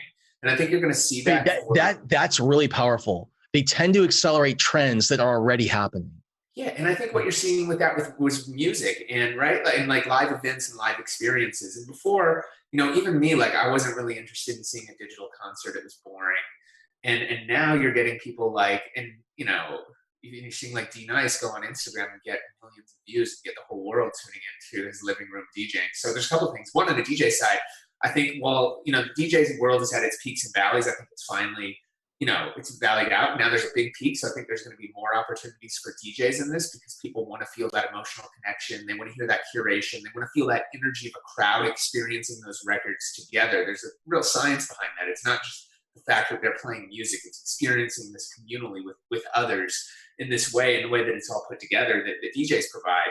But also I think that there's this new opportunity to create experiences, and the way that we look at it with Dash is, we have a great space, and we unfortunately our timing wasn't great in building this incredible new venue that we were building for all these great events, but now we're adjusting it. We always thought of it as a content creation hub, and we're making it something that, a few people will be able to experience in person. Even if we opened up wide, we can fit 500 people in there. But, if we go into a Fortnite game, we're putting ourselves in front of 12 million people right then live. Wow. So I think the opportunity is now creating these like kind of hybrid in real life and digital experiences. And that's what we're really focused on right now. And we've accelerated even our blueprint for launching things like video over Twitch. And now we have one of the fastest growing music channels on Twitch. And we've just doubled down on creating high quality, premium, good live content, because it's not just turning a camera on a stage and broadcasting. There's a lot more that goes into it. So we think that world is now going to be, there's a lot of opportunity there. So we're focused on it. I have to tell you a DJ story. I don't share this one often. So my daughter, since she was little, she just and she's still little. She's 10 years old, but she has always wanted to be a DJ. Like that was her thing. And so she goes on YouTube, and one of the ways that we've always bonded is we'll go on YouTube and we'll search around and we'll look for DJs and we watch them together. Yeah. So it was always, I want to be a DJ. For her birthday, she wanted the thing to be a DJ. She wanted DJ lessons. She learned early, but check this out. One day she came in and she said, Dad, I don't want to be a DJ anymore. And I said, why? And she said, because there's no girls. She said, I can't be a successful DJ like all these people I want to be and that big, because there aren't any. So what I did, check this out, Ski. What I did is I put that out on Facebook, and I said, this is what my daughter, I got more than anything I've ever done online, just a flood of people coming back, and women that said, let me teach. I'm a DJ, let me work with your daughter. Isn't that cool? That's so amazing, dude. That's great. No, and that's the power now. And I think that, the great thing is, and what I tell her and everybody is that you used to be limited by geography, of course, there's always been like racial and gender biases and things, but because of the internet, those things don't exist anymore. So everybody can go out and do it. Yeah, it's really cool. Can you share with everybody more about Dash? Because Dash is, seriously, if you don't know Dash yet, you will. Dash is like the coolest like this is what's coming in entertainment. And so could you share, Ski, because it's super cool. Of course, we hope so. Thanks for always being around, and you're part of the Dash fam, Scott. So I'm glad you're enjoying it. I mean, with us, my background is terrestrial radio. I started off when I was 16, worked my way up to being in the biggest station in the country. I was at, helped launch iHeart Brand, was at Sirius XM for 10 years. And just being in those systems, we saw there being an opportunity as radio shifts from analog to digital, with connected cars, smart speakers. And we're not trying to compete with the streaming services. We think that those have replaced, in essence, retail and on-demand listening. We're trying to own lean back listening, discovery, live curation, the place that radio's always owned, these live moments, communities, and things like even this CovAID that you're doing right now. This is something we can broadcast, right? So there's, we saw that being this big opportunity, and I was crazy enough to leave the stability and the standard world and that path that I was on to try go and pave this new boundary. And luckily, we've got an incredible team, and we've been able to, really own what we think this next generation of live audio and live digital content. We think it's multi-platform. We think it's more than just audio, as we're talking about with video and events. We think it's just, we're great content creators, and we want to fill that same void that radio filled for 100 years, except either as it goes from analog to digital and be multi-platform, multi-format. And, we have right now 80 stations, all commercial free, 450 DJs and hosts on there. We power radio for everybody from Snoop Dogg on down. And it's been working out for us. And I think the word that you keep bringing up is multi. In this digital world, we got to be everywhere. It's not enough to be in one place. You got to be in 50 places. Totally. You nailed it. For us, look, we're not arrogant enough to think that people are just going to come find us and go out of their way. There's too many things, and there's too many distractions. Even if I was like, hey, let me go watch this over there, something else, you might get a message and you totally forget about it. So you need to be everywhere. And that's why with Dash, the key to our success is distribution, right? Like we've done deals with auto manufacturers. We put ourselves on all the smart speakers. We put ourselves on smart TVs. We put ourselves in mobile apps. And not even only our apps, we have as much success in third-party apps where we just open up our content, syndicate it to them. At the end of the day, we just want to reach people, and that's what our DJs, our hosts, our artists, all of our individuals on the platform, they're coming to us because they want to be heard. So this touch point that, in essence, we build the pipes for them to reach the world. So we're both in LA, right? And I was reading the other day that over 55% of the people in LA County are now unemployed or furloughed. Crazy. Which is just crazy. And in Hollywood, I remember I was supposed to be at Dash for a meeting on a Friday, and Thursday night is when LA shut down. Yeah. And so I take a look at the entertainment business, and one thing I love about Hollywood is it's the most creative people on the planet. We're creatives. What are some tips? Do you have 2 or 3 tips that you would give to people today that are trying to be creative or shift and adjust to help them to get through this period? Yeah, I think it's always like, look, there's going to be challenges, and until things open up, certain things like live entertainment, live experiences aren't going to be there. But as we kind of alluded to when you open up the show, like you can either put your head down and sit there and sulk, or just go ahead and deal with it. And one of the key things is you have to deal with the reality of the world. Like, is it fair? No. Is it right? No. But that's what it is. So what can you do? How can you pivot? How can you adjust? And not only how can you create short-term things, and everybody's going to be in different positions. Some people are check to check, so they need to find, then you're going to really need to hyper-focus on like, all right, this is what I need to do to pay the bills right now. Some people are going to have the luxury of being like, all right, I'm okay for a little bit of time. And those people, it's like, all right, what is the world going to look like 3 months from now, 6 months from now, 12 months from now, as we come out of this, and then you can take like kind of a longer term view on how you approach the future and where you see things going and where you see there being those opportunities. And look, in every pandemic, this is where dynasties are born. So, and that's why we're like so doubled down and hunkered down on these things, because we see the opportunity in front of us, especially when competitors are flailing because of the just the massive overhead and cost of operations and dependencies they've had on other things that just aren't going to survive in this time. And again, it's accelerating the death of a lot of those other things that would have happened, like previous issues, right? Like a lot of retail chains and department stores that were it was probably going to happen to them regardless, maybe a year from now, maybe 2 years from now, but it might get accelerated due to COVID. So I think for out there, you have to see what your own personal situation is, but then you just take that forward-looking thing and realize also none of the past stuff matters. What you've done, what all this, like none of those, like that's great, but what's the future? I have a business coach, a mentor, who probably 5 years ago, he sat me down. This is crazy because you're talking about, you're talking about thinking about things in a new way, talking about pivoting, and you're talking about how this is a great opportunity to kind of reset. And right. And so what he did is he brought me in. I was working on a project with one other person. And he sat down, he said, hey, I was just talking to so-and-so. And so-and-so said, they're going to leave this company, your partner. And they're actually going to start up their own business in the same space. And they got a place, an office right down the street. And he said, the reason is because you're not willing to adjust. You're not willing to adapt to some of the things going on in the market. You're kind of stuck. He said, so then he kind of broke character and he said, okay, this isn't happening. The partner was there. And he said, what I want you to do now is I want you to go to that whiteboard and just ask yourself, if you were the one going across the street and starting from scratch, how would you build it? What would it look like? I think that's the opportunity we have right now. Totally. And I mean, look, you should be doing that regardless anyways. I'm a fan of those things. Like, look, you don't need to react and pivot your business every week, right? Like that, yeah. There's a balance, but always look at what the future is. And again, it's like in the music business, you can have a great record, but you're only as strong as your last hit record. If that was 6 months ago, you're back cold again. So you always have to constantly reinvent yourself. One last question. When it comes to reinventing yourself, because I never thought about this, as an artist, it's almost like you're reinventing yourself to some extent with every new album. 100%. You have to in any aspect. How do you do that?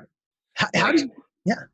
you just have to, you have to find new inspirations. You have to have new visions and new creativity. And that's why, artists, their core competency is creativity. And that's why so many of them are so good at that.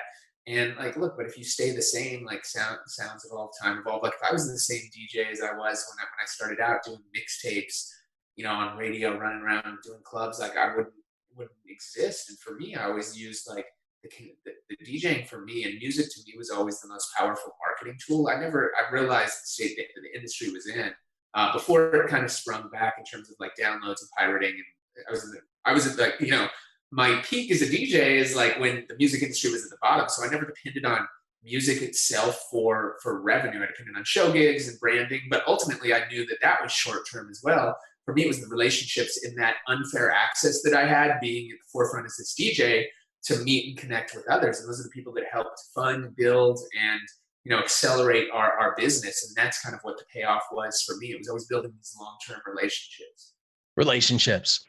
And kind of one final thought is that relationships it's so important that you're always adding value to your network. I used to think, and I have a lot of friends that have gone through this. They've sold a business, or they have left the company, they've been let go, and they say, you know what? I'm going to go take a year off. And they think they're going to be able to come right back in, and it's like seamless, maybe like an artist coming back later. And what happens is they find the moment that you stop adding value to your network, you get replaced. Totally. And that's what it is with anything, right? Like anybody that you reach out to, like if somebody's watching this and they want to connect with you, Scott, like what's the benefit for you, right? You have 1 million people hitting you up. Like for me, people all day still, listen to my music. It'll just take 5 minutes. And like, I'm so burned out on that. And by the way, like I don't have 500 hours a day to sit here and listen to music, because when you multiply 5 minutes times 500 people, it ends up to be a lot of time. It's just not sustainable. And there's really and that's when people are just seeking you. They're just utilizing you for that. Like you're not offering to provide them stuff. And one thing that I always say to people is like, look, if you want to get my attention, like there's hacks to do it. Like if you were to approach me with like, say, for example, this is a random example. This is awesome. If you address this. Right? If you were to give me $200 to listen to your music, I wouldn't be into it. But if you were to hit me up and be like, hey, I got these pair of new Jordan 4s for you, I'd appreciate it if you might check out my music. I'd pay attention just because I'm like, oh, I'm a sneakerhead. And it's kind of the same in the business world. Like I do the same thing when we're dealing with brands or trying to get to somebody. I'm like, all right, where did they go to school? Oh, they're a fan of the Vikings. Oh, great. I do the entertainment. I'll hit them up and be like, hey, do you want to go to a game? Like offering value and building relationships naturally where everybody wins. So there's a lot of hacks to do it where it's not just transactional. But yeah, I think that, key thing is you always have to provide value and find where that can come. And I think a lot of people just want a quick shortcut, like, hey, help me out. It's like, there's 1 million kids saying, hey, help me out. And I would love to help every single one of them out. It's just not possible and not sustainable. And it doesn't matter what you're going through today. Don't go dark. Don't go dark. Just continue. Les Brown was on earlier today, and Les Brown is like my favorite motivational speaker since I was 20 years old. He's amazing. Yeah. Whenever Les is on stage, people, he's always quoting other people. What happens in this industry is everybody rips everybody off. Les Brown says, so-and-so said, so-and-so said. Well, you know what? If you want to stay connected with people, and maybe you're down, you don't know what to say, just listen to a video.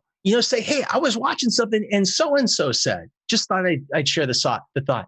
You can get so much content, ripping stuff, but giving those people credit, which actually helps to elevate you at the same time, 100%. And that's what it's all about. It's about building those relationships. And even like my first connection with Steve, I got the CEO of Loud and Sony. He hit me up because I offered value to him. He needed a toy for his son for Christmas. I sold it to him instead of selling it on eBay because of the value that I saw that he could provide. But it took time too. I built that relationship and just stayed in touch. I didn't send him like, hey, come hire me, blah, blah, blah. That never came up. It kind of happened naturally. So allowing those things to play out over time and being patient, realizing that it's not instant, not building relationships for long term. Like even us, Scott, we've known each other for a long time and we're going to do some great things, but I feel like we haven't even scratched the surface of it. And that's okay. It doesn't need to happen the moment you meet. Like, hey, let's go do this and partner up. It's like, it'll come. Amen. Hey, Ski, is there any well, first of all, how do we reach you? How can people find you? How can people find Dash? Sure. Just for me, it's just at DJ Ski on social media. Mostly I'm on like Instagram, Snap, Twitter a little bit. DJski.com is the site. And then dashradio.com, @radio for everything. Tonight we're doing a big special with Gunna, who's going to have the #1 album in the country. Next week we're premiering his whole album live with him on Twitch in a similar style setup as this. So check us out on at 8 o'clock Pacific if you want to do that. But yeah, Dash, we're everywhere. Download the app. Again, it's literally like, we always say it's like satellite radio for free without any without commercials. So it's literally like the best lean back experience if you want to hear anything. Like, go get it and try it out and prove me wrong. We haven't been proven wrong otherwise. So Awesome. DJ Ski, amazing to have you and to see you. Thank you so much for joining, brother. Thank you so much for including me. Congratulations. It's a great day. And all the stuff that you do with CovAID business is awesome. So thank you. Thank you. We'll talk soon. All right, you guys. See ya. Shannon Parsons. I'm here. Shannon Parsons. Can you hear my voice? I can hear your voice. Can I see your video? Here it comes. Ta-da! There it is. Hey, Shannon. Hey. So, first of all, how can you not love Ski? I didn't give Ski a proper introduction. I saw him come in a little bit earlier, and I'm like, gosh, if we could get just a little bit more of his time. Ski is really, one of the biggest visionaries in entertainment, and he has been written about by Forbes and so many other big publications and media sources as like, he is the guy. Mark Cuban is all over the internet talking about Ski and how forward thinking he is. And I just, I loved what he was talking about as it related to, if you want to stand out in this market, don't just sell people, care about people. It all starts with love. You got to love yourself. You got to love your customer. You got to love what you're doing. If you come from that place and you come from love and you really do care, you care to fight. Like, you look at those helmets in the back and you see he's a Minnesota Vikings fan. Like, go there. You see he's a sneakerhead, go there. What would happen if you spent a day and all you did was think about, from a perspective of love, like, how could I get to know my customers better? And what do they love? Go on their social media, look at their feeds, see what they care about, see what they're up to, see what they do, pull all of that in to here. And then when it's time to reach out to that person, reach out kind of from that perspective. And I think you do that and it changes everything. Shannon. Well, I think that's the theme that we've been hearing across this entire day, right? Is everybody's talking about relationship marketing. Let's build those relationships and then let the rest come naturally. And the other idea that Ski was talking about, this forward thinking, we have our circumstances right now. Let's look at them. Let's deal with them. And what's in the future? What's coming? How can we set ourselves up to reach that in a place that feels good and will support us? Exactly. Hey, I'm going to drop off while I get ready to bring my good buddy Alex in. In the meantime, why don't you share with people what we have going on over at the site? And by the way, donate to Eat Real. Eat Real, the cause that we are behind, is absolutely amazing. Eat Real, we haven't talked about it enough today, is an organization that is out there to help provide nutritious food today to children and families in need. Eat Real, started by my good buddy Dr. Jordan Schlane, who was here earlier today. It's cool what they do. What they do is they go in to schools and they take a look at what the menu is at the school, and they basically score it. Excuse me, they score it. And they'll come up with recommendations for how to make kids healthier based on the diet. And so as an example, what may happen is they may find there's 10 pounds of extra sugar in that kid's diet every day at school. They go back to the school and they say, here's what we recommend. Get rid of 10 pounds of sugar for each kid each year. And then together they work with the food suppliers to find more nutritious ways to feed the children. Now, here's what's really cool. Today, there were 20 million kids in the United States 10 weeks ago that depended on their school lunch programs for their only meal of the day. Today with COVID, there's over 30 million kids. Now, the schools continue to make lunch, but if you can't come and get it, you're not going to get your food. And so, check this out. What Eat Real does is they work with the schools and other organizations to deliver the meals directly to kids, and not only feed the kids, but feed their families. That is eatreal.org. Go to CovAIDBusinessFestival.com and please donate to support these kids and these families. Shannon, I'll be back. All right. Thank you, Scott. Yes, everybody, please go check out the website, donate. I think you've got a little button. If I go like this, oh, it's on the side. Little donate button. There we go. Get your gift bag, donate if you can to Eat Real. They are doing some amazing things. We know that it's an inside job to take care of ourselves, right? And sometimes that's nutrition, sometimes that's our mindset. So Scott's got the mindset part covered. Eat Real has the nutrition part covered. Go make a donation if you can. Get your goodies, your gift bag. All of that is available at the website. It's at the CovAIDBusinessFestival.com. And now we have a little clip for you. Take it away, Ken. Hi, I'm Dr. Mark Hyman. I'm the head of strategy and innovation for the Cleveland Clinic Center for Functional Medicine, and I've written 16 books on health and nutrition. And I'm really excited here to be talking to you about why real food is so critical in the fight against COVID-19. It turns out that the people who are getting the most sick, who are filling our hospitals and ICUs, the people who are dying mostly from diet-related illnesses, obesity, overweight, chronic diseases like diabetes, hypertension, heart disease, which are all connected to our food supply and our diet. And that is why it's important to support Eat Real. It's an incredible nonprofit that's helping increase real food access during this crisis and far beyond. They focus on schools and much more. And at this time, more than ever, we need to be focusing on upgrading our diet and our food system to solve this problem long term, because this is in medicine what we call an acute on chronic problem. We see the chronic epidemic of chronic disease. It's just chronic. 75% of us are overweight. 42% are obese. 6 in 10 Americans have a chronic disease, and it's driven primarily by food and our processed food diet. So Eat Real is such an important organization, and supporting them to do their work is critical now more than ever.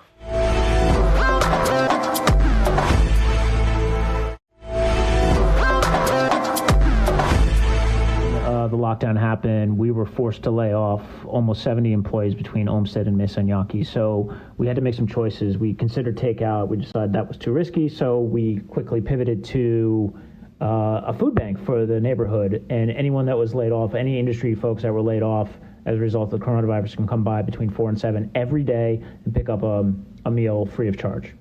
Donations started coming in from all different restaurants, different foundations, different small businesses in the neighborhood. And then we started delivering meals to hospitals.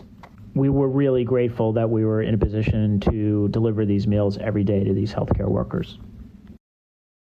After almost about 2 months of this, we started to think about, okay, how are we actually going to start getting some revenue back up into the space?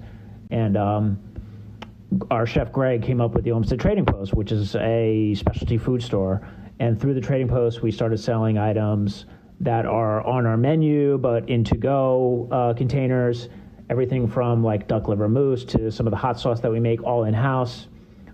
Baked goods, our pastry chef Alex Gurnett started making, everything from sourdough to cookies to cornbread. Everything has been phenomenal. We have to-go cocktails. We have bottles of wine that are selected by our wine director. So it's been a really great experience. And through this, we've had, lines out the door every day that we've been open, and it's been so amazing that we've been supported by our community. The future of restaurants is definitely unclear, but we are very grateful that we're in a position to still support our community in a way and actually have a small business that's operational at this time.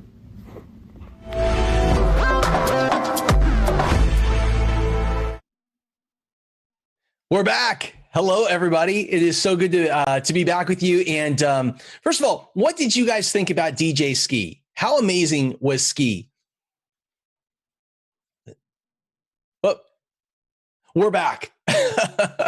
So, Alex, one of the things, Alex, that we've been talking about today is we only have one rule here, and the one rule is you got to be cool, because this is an internet production, and sometimes things happen. Absolutely. Yeah, no, I tell you, I used to work in live broadcast at CNBC and ABC Disney, and live broadcast is a beast, especially now with you know, you don't have a live control room with 20 people in it. It's complex, and you got to navigate that and have fun with it. Like, that's the most important. Like, have fun, enjoy it. Like, we all know things aren't going to be perfect, just like the time we're in right now. Things are just not perfect. Well, it's such a great, it's such a great lesson in entrepreneurship. First of all, I've got to introduce you for everyone that doesn't know Alex. Alex is the man. Alex Kushner he's a very good friend, and he is someone who started his career in traditional television, working for places like CNBC and some of the big NBC, Huffington Post, Cheddar, Al Jazeera, which is a global news organization. Yeah, a lot of different places, from traditional broadcast to social to over the top, and now I have my own creative content studio.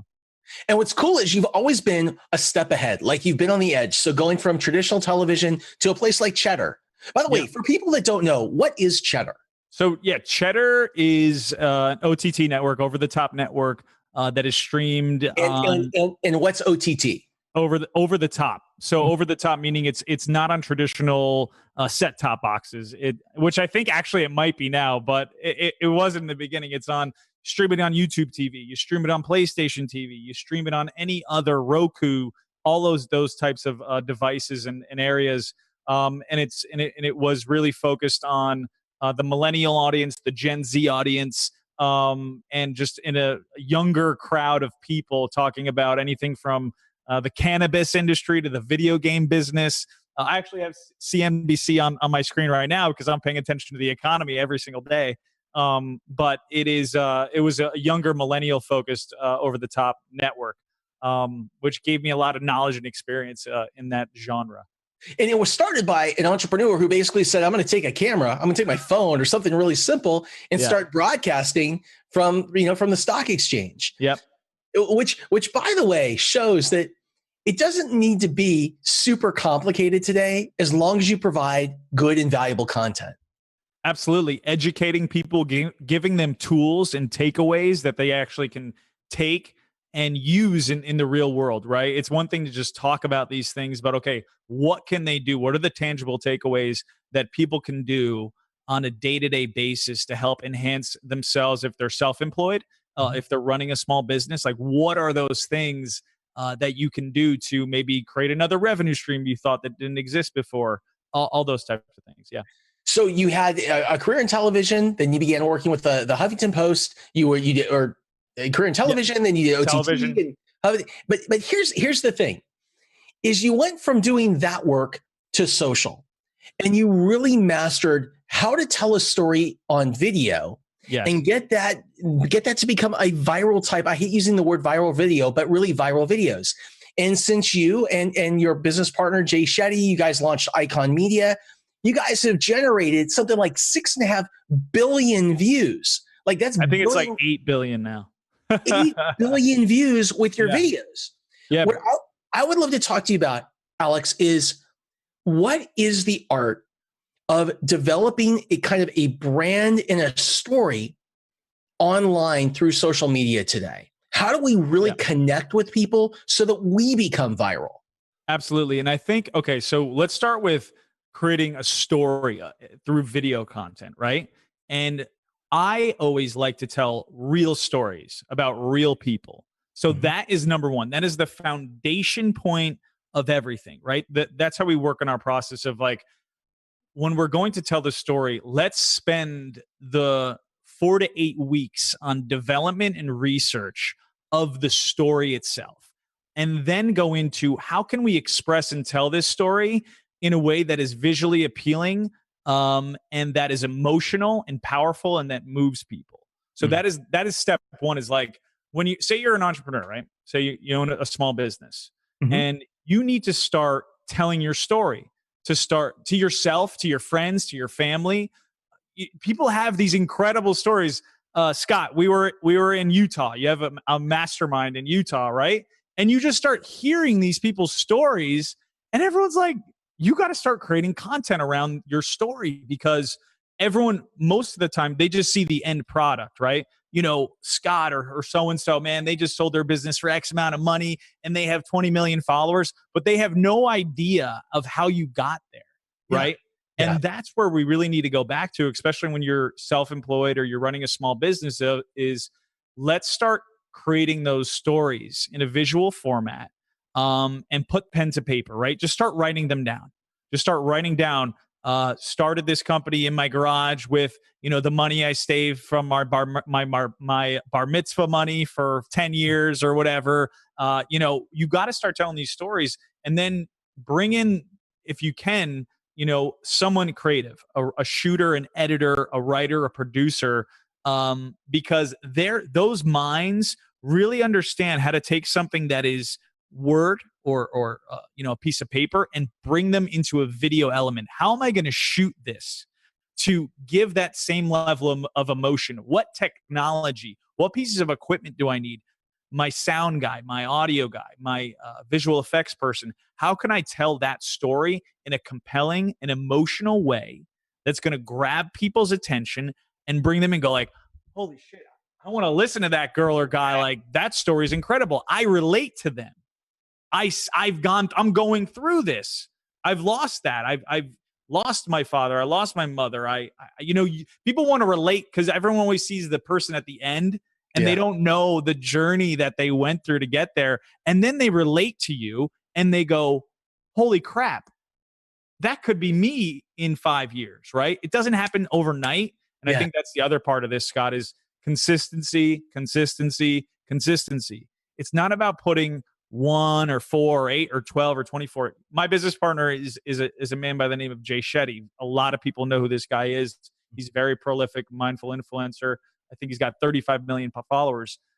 And the thing is, he has a whole team of a writer, a producer, an editor, a shooter, a graphic designer, assistant, right? He's putting out 100-something pieces of premium quality content a year. Yeah. He's not putting out 8 videos here and there. It's like, you have to be consistent in your brand, consistent in your messaging. And it's a lot of work, man.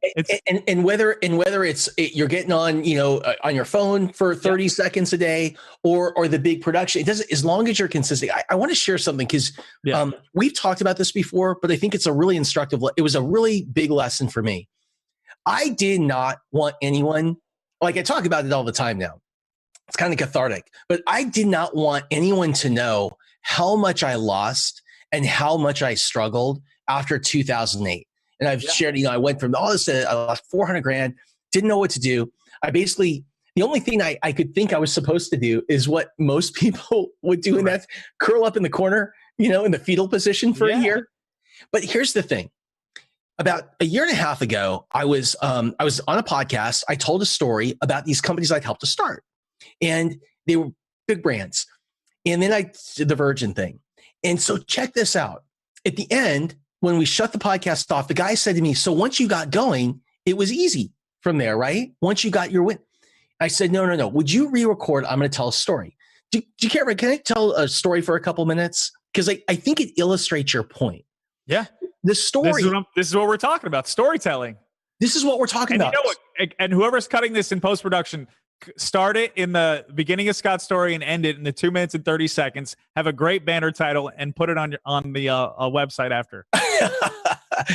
So the story is, after the market crash, I lost all this money, all this stuff. I couldn't figure out what to do. About a year later, a guy calls me up and he says, hey, Scott, I hear you're looking for work. I said, yes. He said, you're hired. I said, I am. He said, yes, you're going to run my company. I said, what am I going to do? He said, it does not matter. He said, it doesn't matter. Come and have lunch with me today. I'm psyched. I'm crying. I'm like, it's over, right? I got through it. So I go on and meet with him, sit down. He said, by the way, I made a decision since I talked to you. You're not going to run my company. You're going to be a salesman. I said, what am I going to sell? He said, pee. I said, pee? And he said, yes, you're going to sell pee. He said, I just bought a lab. We specialize in processing urine. We go to a doctor's office. We get the pee that you make in the cup. We spin it. We send a report back to the doctor. And then the doctor tells the patient, he said, I have a vision for you.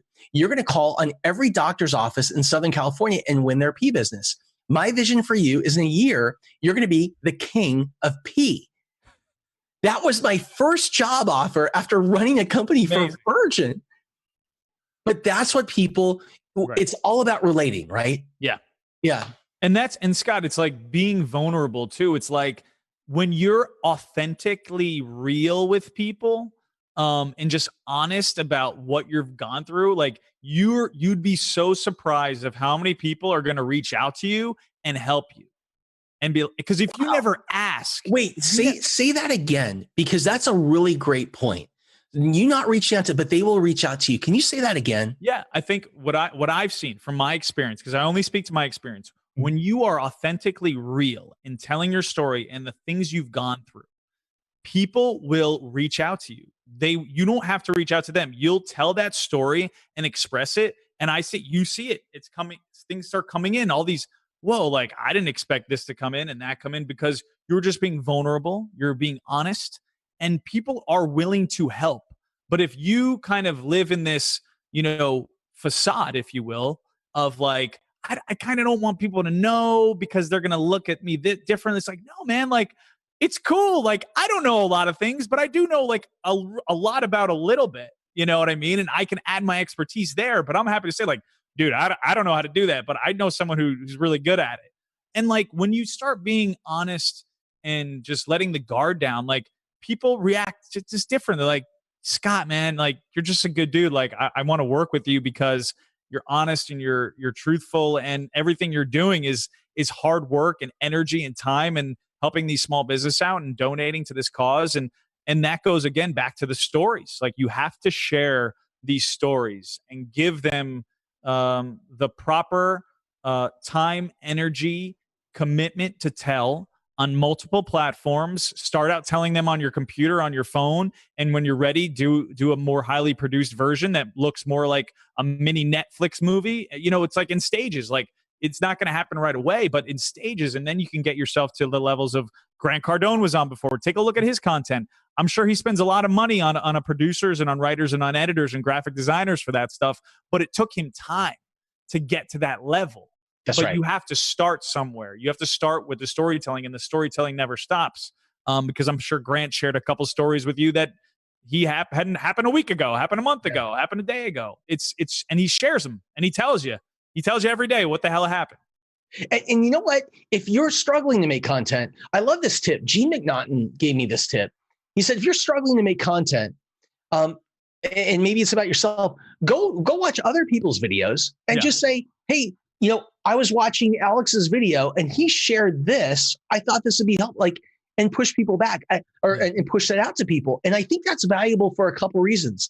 I think one, it makes you look like you're plugged in, like you're out there, like scanning but the other thing, you're doing your research and your development. I mean, it's just like a business plan. What's step one? Your research and development. You're gathering your data, your analytics. It's the same. It's kind of the same thing, and it all relates.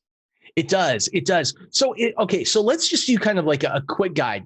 If you are, let's say you are if you're a person that is, maybe you're going through transition right now. Okay. Right. You're switching. Maybe you lost your job and you need to start making new income. Like let's put a scenario in. So you've lost your job and you need to start making new income. Now, a lot of the times when this happens, I know from personal experience, like you don't want people to know. Right. You don't think it doesn't necessarily sometimes put, maybe make you look as employable or hireable, or these things go through our minds. Right. How would you, if you were in that position, speak to people on social media? Absolutely. I think, one of the things is, like I said before, is okay. So I just lost my job in whatever field it was. Let's say I was, because I'm going to speak from what I know. So let's say I was a TV producer and I worked at ABC. Yeah. And I know TV, I know how to create content, I know how to create stories, I know this area, right? But I just lost my job, I'm not making any money. What I would do is, if that was my thing and that is what I knew and I liked it and I really enjoyed it and I was passionate about it, I would take all that knowledge and information that I've gained over the past 10 years and I would start sharing it with the world. I'd start recording myself a lot what you're doing, Scott. Sit yourself down. You have all this knowledge and information. Give yourself a niche, right? It's like I just saw a thing on YouTube the other day of it's a dad. It's who's very handy and knows how to fix the household things. And his very specific thing is he wants to give advice and tips to people who don't have a dad of how to, like, hey dad, how do you fix this? Hey dad, how do you fix that? So his thing is, hey dad, how do you fix blah, blah, blah. And that's his thing. And that's awesome. Exactly. And it's like, that's his thing. Like, he's not trying to do 100 different things. He's just trying to do one thing great. So it's like, as a TV producer, it's like, I know how to tell great stories, and this is how you do it, right? Find that one thing and start sharing that knowledge and information with whatever, there's so many devices that you have now, and start sharing your story. I was a producer at ABC. I worked there for 10 years. I worked on, this show or that show, and I booked these people, and worked on give people that, like, oh, like, they're actually really credible. Like, that guy might have been a plumber for 25 years, so he's really good at fixing shit. It's like, let people know how knowledgeable you are in whatever genre that you're in, and start talking about it, and start giving people tools, and free tools and advice and knowledge. And people will start listening, be like, oh, that guy was, a producer for 10 years on ABC. Like, yeah, I want to listen to what he has to say about, creating shows and creating stories, and, how he did interviews with these people, and what he, like, start sharing that knowledge and information. And the followers will start coming, and all those things. And that's what I would do personally, is share free knowledge and education on whatever it is that that you've done. For the past however many years. That would be in that scenario, right, that we created. One final piece of advice that you would give to entrepreneurs as it relates to social media. As it relates to social media, so this, Scott, like, I'm all about purpose. So everything that we do and create has to be purpose driven. And I think you have to. These days, if you're a small business, if you're self-employed, if you're a big business, you have to find a purpose within your business that gives back, that is aligned with some sort of altruistic values, whether you're talking about clean ocean systems or gender equality or whatever. There needs to be something within the organization that is purposeful, that is purpose driven. And you need to publicly acknowledge it and talk about it, because there was a McKinsey study that came out maybe last year. Yeah, it was last year now, that talks about Gen Zers who will overtake the millennials and everyone else, because as time goes on, we all get older, but we have to think about the future. Sure. They're going to be the ones with the buying power, and they probably already have a decent amount of it. They're the ones that, so the study said this, McKinsey study said this, that they look at businesses and companies that align with their values more than anything else. And these values are purpose-driven values, right? And so whether they're going to work for you or buy products from you, they want to know who the leader is behind the company, what they're doing that's sustainable and practical and smart. They want to know those things. So if you're starting a company, start it with that mindset of not greed and not how much money can I make. Start it with, like, okay, this is a purpose-driven company that is going to help plant 1 million trees that got burned in the Amazon rainforest. I'm not saying make a nonprofit. I'm not saying that. Make a for-profit, make money, have a good life for yourself, but don't be greedy, and be purposeful. And you'll be surprised of how many great people are out there that will want to help you, just because you really are purposeful and you want to contribute in a positive way. Amazing. Alex, how can we find you? At Alex Kushner on Instagram. Kushner's Neir. It's weird. But yeah, man, just or iconmedia.agency, just hit me up. My email, my cell phone, whatever you need, let me know. I'm That's easy awesome. to access. And I wanted to share some numbers. Scott, we ran a campaign, so we're working with Scott on this, and it's pretty cool. We ran 2 campaigns for CovAID that just ran overnight. And one has the totals. I have the totals. 100,000 link clicks overnight. Wow. 1.8 million reach. 1.9 million impressions. And that's awesome. That was running just 24 hours ago. So that's pretty cool. People are very, very interested in this, and do not stop here. I think you should continue this journey, because I think I'm sure you're going to get a lot of people reaching out to you by the end of these 2 days. So that's just scratching the surface. I'm sure there's so much more to be had, but I'm looking at some of the data in this campaign that we ran, and there's so much interest and clicks. 100,000 clicks in 24 hours. That's not saying that that's how many people are signing up, but they're clicking because they're interested. Amazing. Alex, thank you so much. And thanks for being here. No Take care, problem. brother. All right. Peace. All right. Alex Kushner, everybody. I'll tell you, it is so amazing when you surround yourself with people that are truly the best of the best at what they do. 8 billion video views, purpose-driven video, purpose-driven content.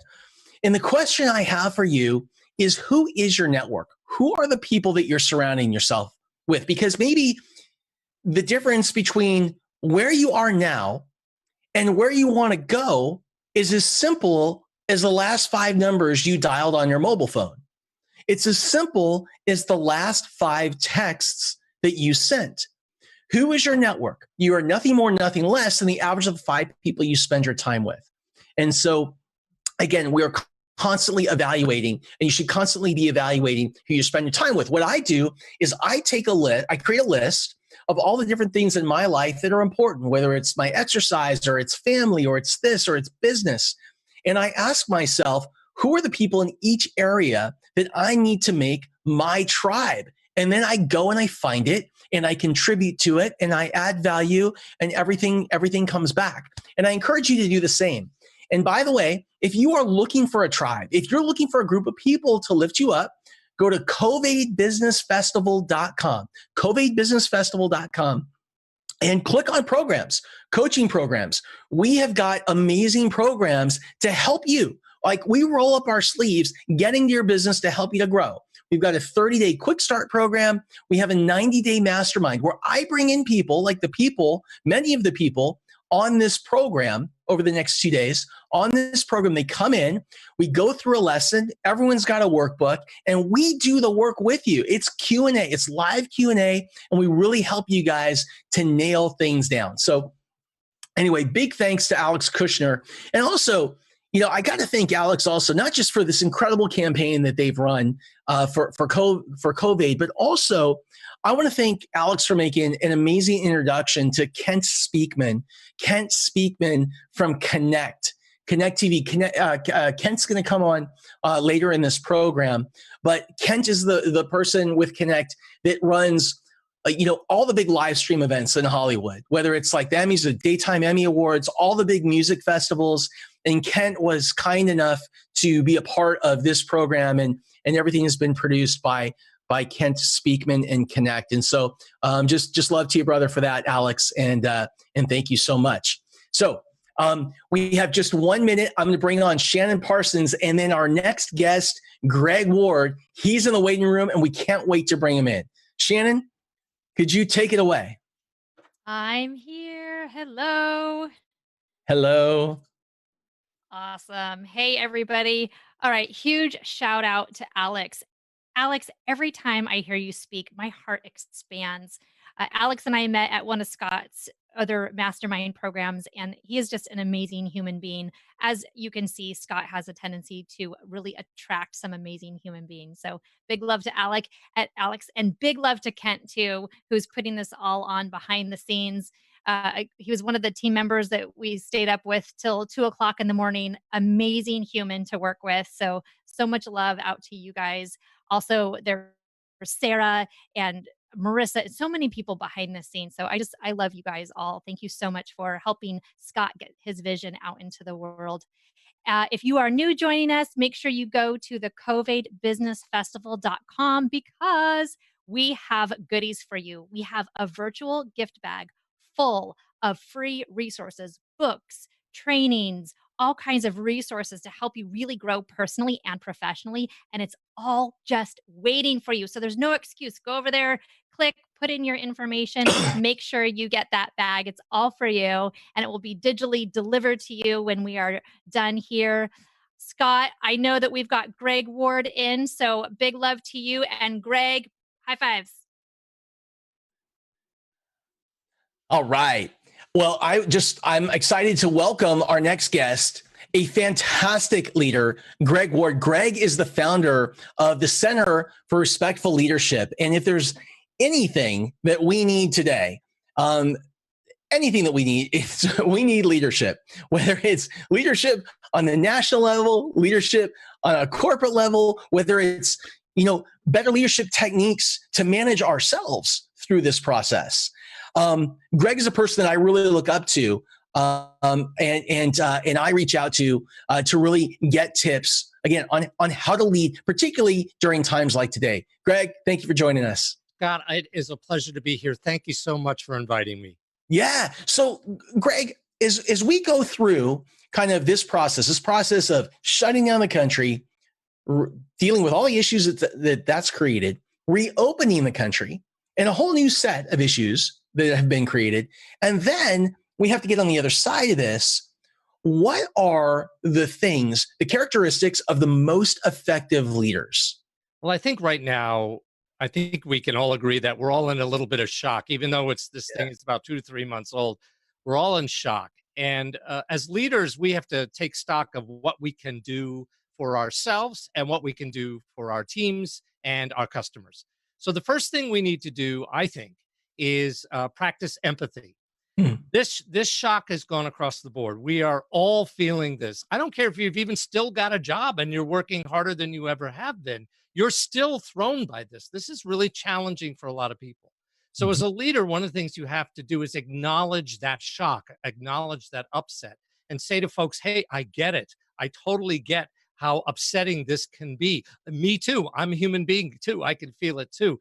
About 20 years ago, I was coaching a Navy captain here in San Diego, where I'm based, and he was the head of a big technology group down at the what's called SPAWAR or NAVWAR. And then 9/11 hit. And I can tell you, everybody on the team was devastated, absolutely overwhelmed, shocked, as was I.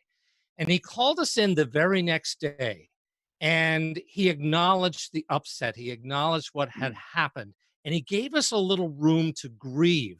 And then, you know what he did? He went and met with each one of us privately, said, how you doing? How's your family? Are you okay? And he reassured us that together we would get through this. That's what I call serious empathy. And we would have walked off a cliff for that guy. Greg, I'll tell you what really stands out to me about what you just shared is a lot of leaders today, they're founders, they're CEOs, when something like this happens and there's a bunch of disruption to the business, and particularly if things aren't going so well, the last thing that they want to do is acknowledge it to the staff. I think they feel like they have to put on a brave face. Why is it important for a leader to be transparent with their team today? Well, what generally people do, if the boss is pretending like everything's okay and nothing really happened, then people automatically say, is he kidding? What? How could he not know what just happened? And secondly, if he's pretending or carrying on, or she is carrying on in a way where they're not being fully transparent about what's going on in the business, then people will fill in those empty gaps and make stuff up. Exactly. He's not telling us anything about what's going on. Oh, it must be really bad. When it might not be really bad. But so it's this tendency we have as leaders, we got to pull back and hold back the information. We don't want to scare everybody. Well, if you hold back the information, you're going to scare everybody even more. Well, it's so true. And I've always felt that, when you're a leader, particularly when you have a few people that work for you, you're so busy juggling a lot of different tasks that the people that are on the team that are close to the front lines, by the time you deliver bad news, they've already known about it for weeks. Absolutely. And they're wondering, why didn't he tell us before? Why wait so long? How do you do this? So I can tell you a mistake that I made as a leader. One of the mistakes that I made, maybe one of the biggest mistakes I made in 2008 is, again, I was trying to be brave. Like the whole market was crumbling around us. We were in the private jet business. The private jet business became the devil in 2008 for a bunch of different reasons. But anyway, so we're in that business. Things are falling apart. And I did not want to be straight with the team about where we were. I was kind of trying to just be a motivator and positive and things like that. The question I have is this. The question I have is, when things start to go sideways, you want to reach out to your team, or your team members want to speak up. Like, this was my mistake. I didn't create an environment where people felt like they would be heard or even invited to speak up from the top to the bottom. How can an effective leader create an organization where everyone feels their voice is important and needs to be heard? You got to lead with trust. You got to trust that you chose the right people in the first place. You hired them. So trust them to take whatever's going on in stride. Look to them for ideas. It's amazing. Sometimes if you're stuck, you can turn around and say, what do you think we should do? And they go, well, you could try this. So they could coach you. They could be involved in helping you to save the company. There's nothing worse than the leader who says, I got it all. Don't worry. I can handle it all. And then the whole thing falls apart. It sends the message that the employees aren't trusted. In times of crisis, turn to the people you trust, let them know you trust them, let them give you some ideas and some help, and treat them with respect throughout the whole process. And by golly, they will step up for you every single time. As leaders, part of our role is to have the vision, the big vision of the guy. It's kind of like, I feel like nobody ever gives entrepreneurs like a checklist. These are the things, if I ask most entrepreneurs or small businesses or small business owners or even medium-sized businesses, I ask the person running the team or the company, what is your job? A lot of the times the answer is, well, I kind of do a little bit of everything. And I run around and they put out fires and things like that. What they don't have is like a job manual. And I think that, one of the top things on that list is you got to have the vision for the company. You got to watch the cash in the company. Yep. There's different things. Yep. As a leader, what are a couple of things of that leadership checklist that you need to have down today? Well, you have to be, yes, have the vision. I agree with you 100%, and constantly repeating the vision as if it's a mantra. But the second thing is you've got to enable the people you hired to do the job at the best of their ability. Remove obstacles out of their way. Trust that they will do the work. Your job is really to help them do the best they can. Instead of micromanaging them and telling them exactly how they should do their job, give them the room, give them the trust to go forward, because that's why you hired them. Another thing in Scott, in these days, because we're all panicking, it's one thing, if you've got an office job and they say, hey, work from home, yeah, can be challenging if you've got kids and parents at home, and we understand that, but it's doable. It's a whole nother thing if it's a brick and mortar store that's been shut down. Yeah. And you are freaking out as a business owner. Yeah. You have got to be flexible. You got to be flexible with yourself, and you got to say, okay, I can't feed the people in my restaurant. Maybe I can figure out a way to take the food to the people. I can't sell my merchandise in my store. Maybe I can do curbside delivery. Maybe I could set up that online store I've always wanted to set up. You've got to be flexible, and be flexible with your people as well, and yourself. You got to cut yourself some slack as well. Amen. Hey, Greg, how can people find you? They can find me at my organization called respectfulleadership.org. We stand ready to help leaders transform their organizations into places where people really want to work and customers really want to buy. When I'm going through, I just want to share with everybody, when I'm going through times where I have questions around leadership, or I'll have a leadership issue that comes up with one of my clients, I'll reach out to Greg, and I recommend that you guys do the same thing. Greg, thank you so much for joining us today. I really appreciate it. Thanks for the opportunity. You're doing great work. Thank you. Thanks, brother. All right. Shannon Parsons. Hey. There oh my she gosh. is. That was amazing. Greg, I love what you said. Repeat your vision of it as if it's a mantra. That is so beautiful. So for everybody listening, everybody watching, whether you're live with us or whether it's on the replay, repeat your vision as if it's a mantra. If you don't have a vision, write it down. Start playing with your ideas. What is your vision for what you want to create in your life? And repeat it as if it's a mantra, and see the magic that starts to happen because of it. For those of you who are joining us, welcome to the CovAID Business Festival. We are really excited to have you here. All the donations that come in today will be benefiting Eat Real, which provides food for children and families. And there are some resources available for you at the CovAIDBusinessFestival.com website. Make sure that you get all of your goodies. All those resources are there to help you personally and professionally. Again, Greg, thank you for coming and sharing your business knowledge with us. We still have a couple more people on the lineup that are going to be so amazing. So I'm going to jump into Facebook here in just a little bit for all of the watch parties that are in there. So I'm going to be looking for anybody using the hashtag CovAID business. Make sure you're texting and sharing, and let us know, what do you like about today? What do you like about the speakers? Which speakers have impacted you? We've been getting messages from people saying that they're already shifting. We've had people move to tears. What is it? What are you going to take from today and push yourself to do something different in the future? What are you going to create for yourself coming out of this? What actions are you going to take to really take what you've learned, not only let it inspire you, but have some kind of action that you're going to take to where your life will be better coming out of this? Let us know. We want to hear all of your feedback, all of your wisdom. And please remember to share. Use that hashtag. It's hashtag CovAID business. See you guys in a bit. Thank you, Shannon. Thank you so much. And yes, please donate to Eat Real. Eat Real is an incredible organization that is out there helping to feed children and families real nutritious food during this pandemic. We have over 30 million kids in the United States today that rely on their school meal program for their only meal of the day. And that is a problem that we are really passionate about helping to solve, not just with junk, but getting real whole food into those bodies. One of the things I love about Eat Real is they're working with farms. We've all heard that expression, farm to table. And during this pandemic, you've had farmers that have literally been burying their food, haven't been able to sell it, literally burying their food and using it as compost. Celery was a big item and issue in the news. And what celery producers and growers were doing in California over the past couple of weeks. Eat Real is actually getting their hands on that product so they can get these healthy, nutritious meals into kids' stomachs, and not just kids. They're helping to provide enough food, not just for the kids, but for their families as well.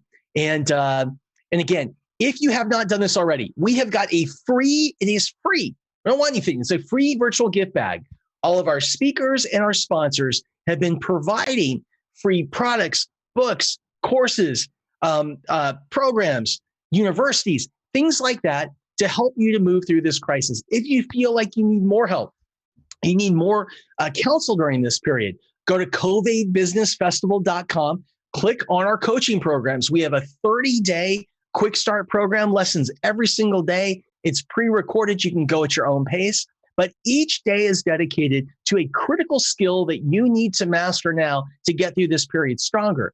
We also have a 90-day mastermind. It is an online program. We meet once a week for 90 minutes. We bring in people, for example, like the people on this program that come in, we share a lesson, we have a workbook exercise, and we actually do the work together with live Q&A, and we work together to help you really nail it. That's our goal, to roll up our sleeves and help you really nail it. So CovAIDbusinessfestival.com, check out the programs. Now, first of all, I'm really a big football fan, and we have got a former NFL player who's going to join us in a second. But what's really inspiring about Pastor Miles McPherson is that he is also the founder of the Rock Church. And if you have not heard of or seen or visited the Rock Church, you have got to check that out because it is super cool.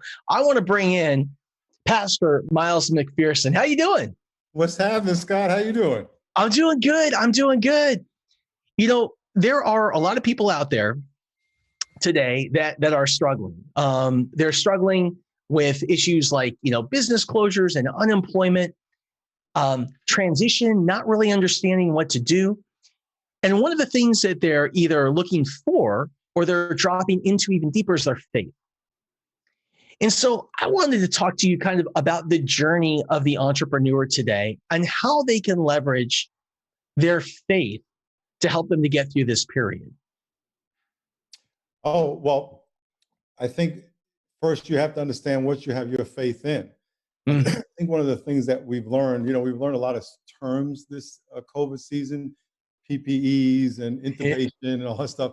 One of the terms that you hear a lot is these uncertain times.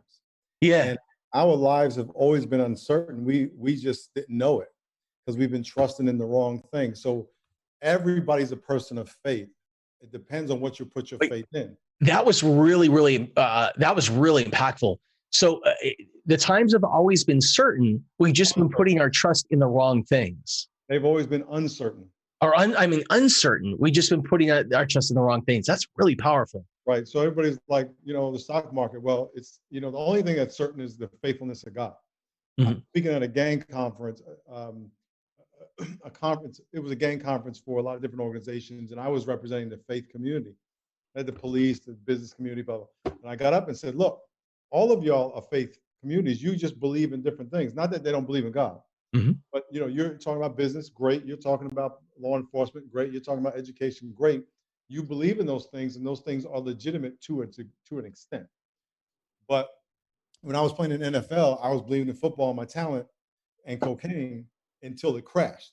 Then I said, I got to go to something secure. I went to God. I stopped fighting God, stopped doing cocaine in one day, and got back with my girlfriend that day. And we've been married 36 years. But we all have faith in something. So the first thing you have to do is decide what your faith is in. What if you don't have faith in anything today? It's impossible. Okay. Every time you inhale, you have faith in air. Every time you fall in love, you have faith that someone's going to take care of your heart. We are creatures of faith. You cannot live without faith. You don't jump off buildings because you have faith that the gravity exists, even though you've never seen it. So you have faith in something. You just have to decide what it is. And that's the first step. And if you're believing in yourself, well, that's faith. And you're in yourself. You're going to die. You're going to get old and crusty and die. So you're trusting in something that's going to get old and crusty. And so you have to decide what you have faith in. And so God wants to know, when are you going to trust me? And when you decide to do that, then we can talk. And by the way, the day you don't have to clean yourself up before you go to God. It's like, when I was the dishwasher in my family when I was a kid. When I grew up, I wanted to get a real dishwasher, so I bought it. And my wife told me I had to wash the dishes before they put them in the dishwasher. Because the dishwasher can only handle so much junk. Well, you don't need to do that with God. Just come to God with all your junk. And he'll take you right now. I'm curious, how did you go from being an NFL player to starting the Rock Church? Because that's quite a pivot. Well, I'll make a long story short. April 12, 1984, I was doing cocaine, and it was 5 o'clock in the morning. I was playing with the San Diego Chargers, and I gave my life to Jesus Christ. That day, I stopped doing one day. Stopped cursing that day, stopped smoking weed, got back with my girlfriend. And then I realized that my whole life, I had the ability to speak. Didn't know it. God said, I gave that ability to you. You thought it was just because you were from New York. No, that was a gift. So I started talking in prisons and schools, churches, about what God had done in my life. Had a Bible study at my house. 16 years later, I started the church. So that's a long story, because I know we don't have a lot of time, but that's a long story. Our churches, we have, before COVID, 30,000, 25,000. Now after COVID, it's a whole lot more because it's online. But, we have 7 campuses. We do about $4 million of volunteer service for the city every year. We just have people out in the street doing things. Then I wrote a book called The Third Option, because our church is diverse. This book is The Third Option, Hope for a Racially Divided Nation, because we live in an us versus them culture. Yeah. We have 1 or 2 options: Black, white, Republican, Democrat, for, against the police. The third option is that we honor what we have in common. So this book is all about how can we honor what we have in common, because we all have more similarities than differences. And I wrote a whole training, a 6-hour training for companies, law enforcement, to go through these disciplines on how to learn how to honor what we have in common. What is the most important, if you could only do one thing today? Let me ask this a different way. You're a person that is really feeling challenged. You don't know what to do. You don't know where to go. Maybe what we're doing is we're providing all kinds of tools and resources. We're providing training, but you still feel stuck. What's the first thing or the one thing that you should do to get yourself out of that position? Yeah, if you ask a carpenter how to fix something, he's going to get a hammer or a saw. Yeah. You ask a surgeon, he's going to get a scalpel. You're asking a pastor. So I'm going to give you a pastor answer. Listen, money comes and goes, relationships come and go, our lives come and go, businesses come and go. One thing that's a constant is God. That's right. Generation after generation, he's still there. People still talking about him, seeking him, being transformed by him. So the first thing I would say is put your feet on the rock, which is one of the reasons we named our church that, but the rock is really Jesus, not our church. Put your feet on something solid. You don't want to build your house on sand and then the storm comes and it falls down. You want to build your house on something that's solid. That's why in all the businesses out there, you know, you have all your disciplines about having a certain amount of days cash on hand and certain amount of, you know, ROI that that you want to get, blah, blah, blah, blah, blah. All these principles are biblical. It seems like common sense because God gave it to you, but it's all biblical and it works. When you do it, it works. But what's most important is that your heart is right, because when your business does this, which I never knew a business that didn't. I have a business, it's a nonprofit. You know, our budget's, you know, $27 million a year and it's all on donations. So when COVID happened, we were like, what's up? God said, don't worry about it. And this is something for y'all. Don't worry about it. And our giving, our income is up. And so, and it's not because we're geniuses, because I'm not a genius. However, so I would say put your faith in God. Ask Jesus Christ to be your savior. It's a relationship. God did not create you for a religion. He created you for a relationship. That's why people have babies, so they can love the children. God made his image so he can love us. It's not complicated. And once you get that right, then he walks with you and he guides you, and trust me, guides you into better business deals because he knows the future.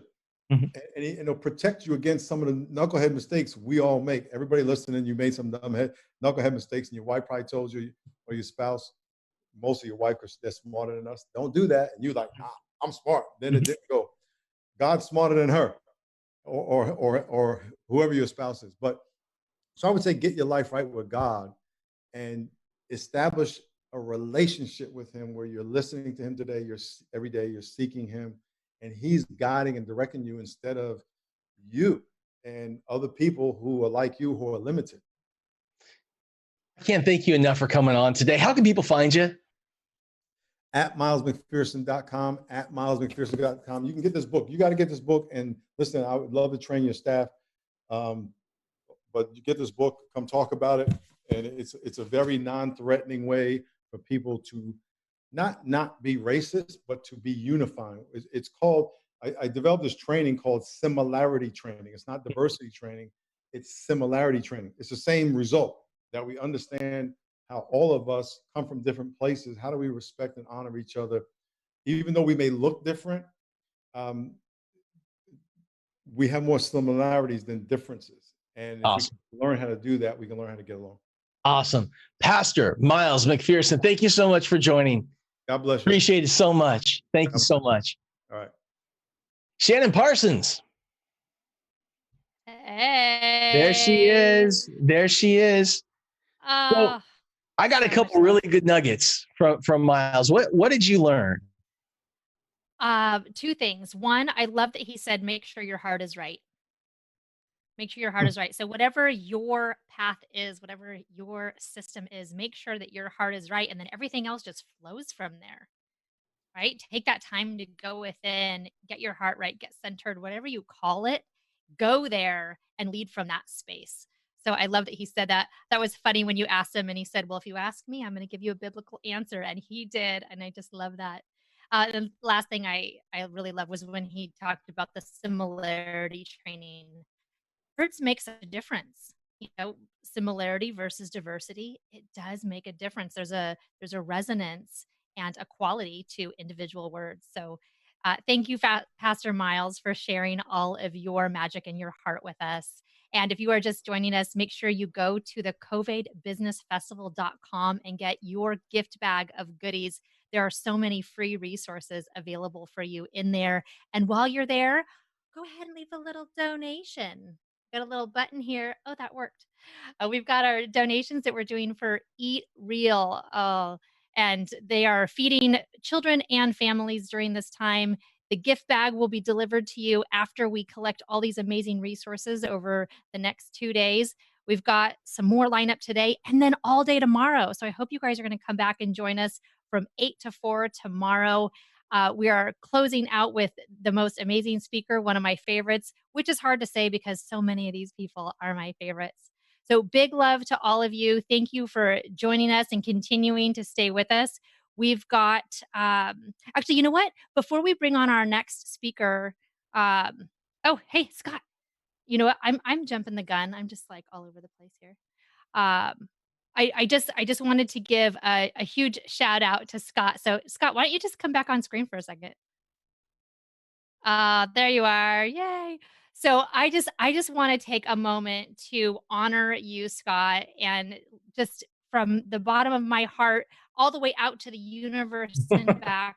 I love what you are doing here today on behalf of your family, your community, and your world, taking care of all the humans on this planet to make sure that they have the basics like food, but then also the resources to keep moving forward and keep creating a better future.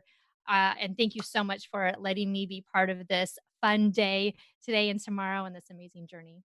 Well, I appreciate that, Shannon. And you know, the cool thing about what we're doing here in this event is it is so not me, it is we. It is incredible the way entrepreneurs, entertainers, the way people have come together to help others.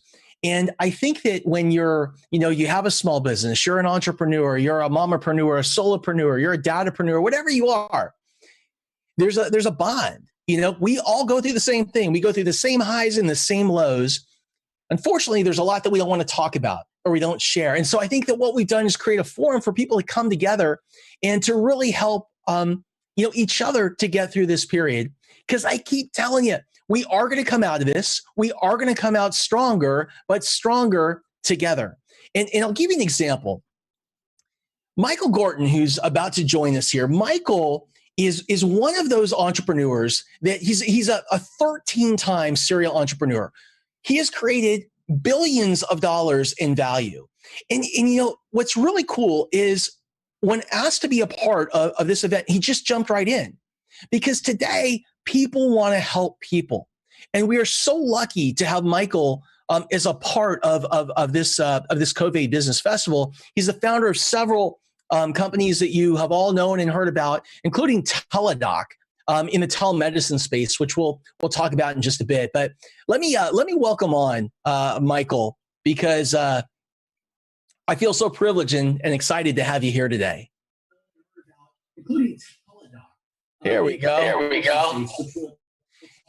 Hey, Michael, could you turn off the stream? There we go. Yep. All right. Awesome. How you doing today? Hey, are you hearing me? I hear you perfect. How you doing today? I am doing well.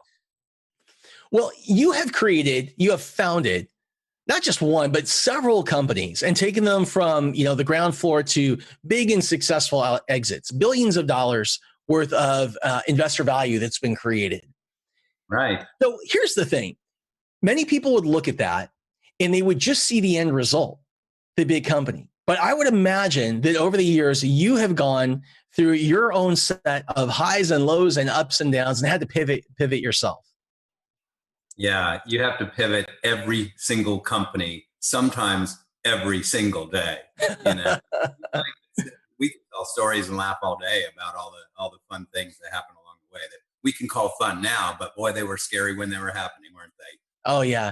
So, the question I have is for people that are on, who are watching live, we have literally tens of thousands of people. It's really cool. And we're looking at people engaging all over the internet. This is being posted all over OTT and the web and things like that.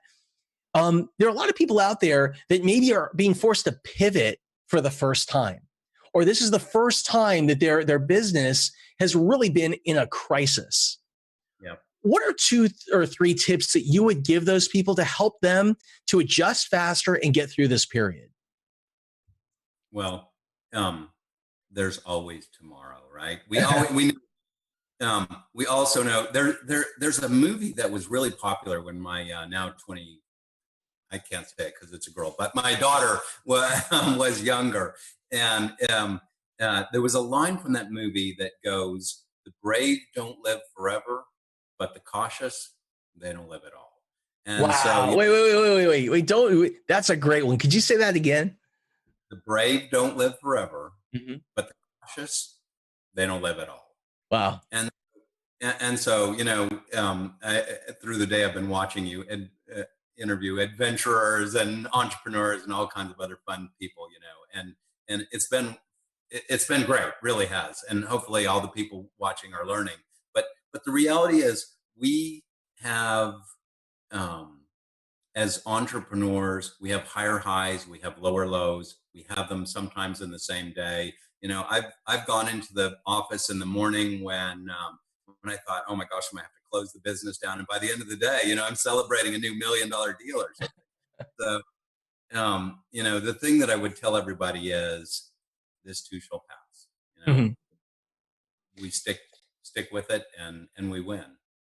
I was reading a report the other day, and it was talking about jobs and the future of jobs. I wanted to know over the next 10 years, between 2020 and 2030, what is this job market going to look like?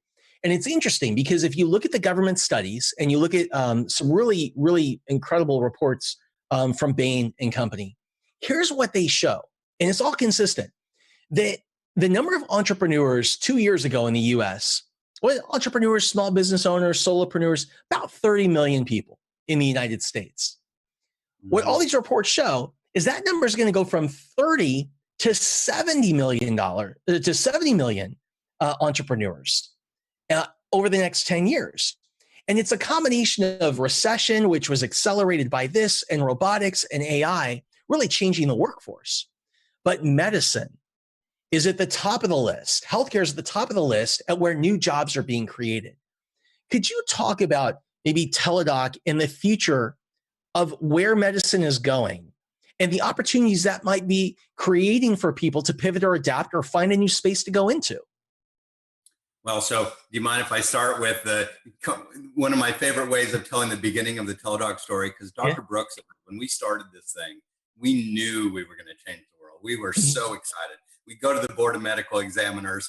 We're telling them with great excitement how we're going to save lives. We're going to make doctors more money. Patients are going to be happy. Life is going to be good. And the board tells us, Mr. Gorton, if you build this company, you will go to prison. And so, yeah, I know, there you go. There's the explosion of, really? Does that really happen? And so, the things that happen in telemedicine are saving lives right now. The ability for doctors to not have to be in the same room as patients, and patients who are potentially infectious to stay home and talk to the doctor from home. It's amazing. It's amazing. It really is.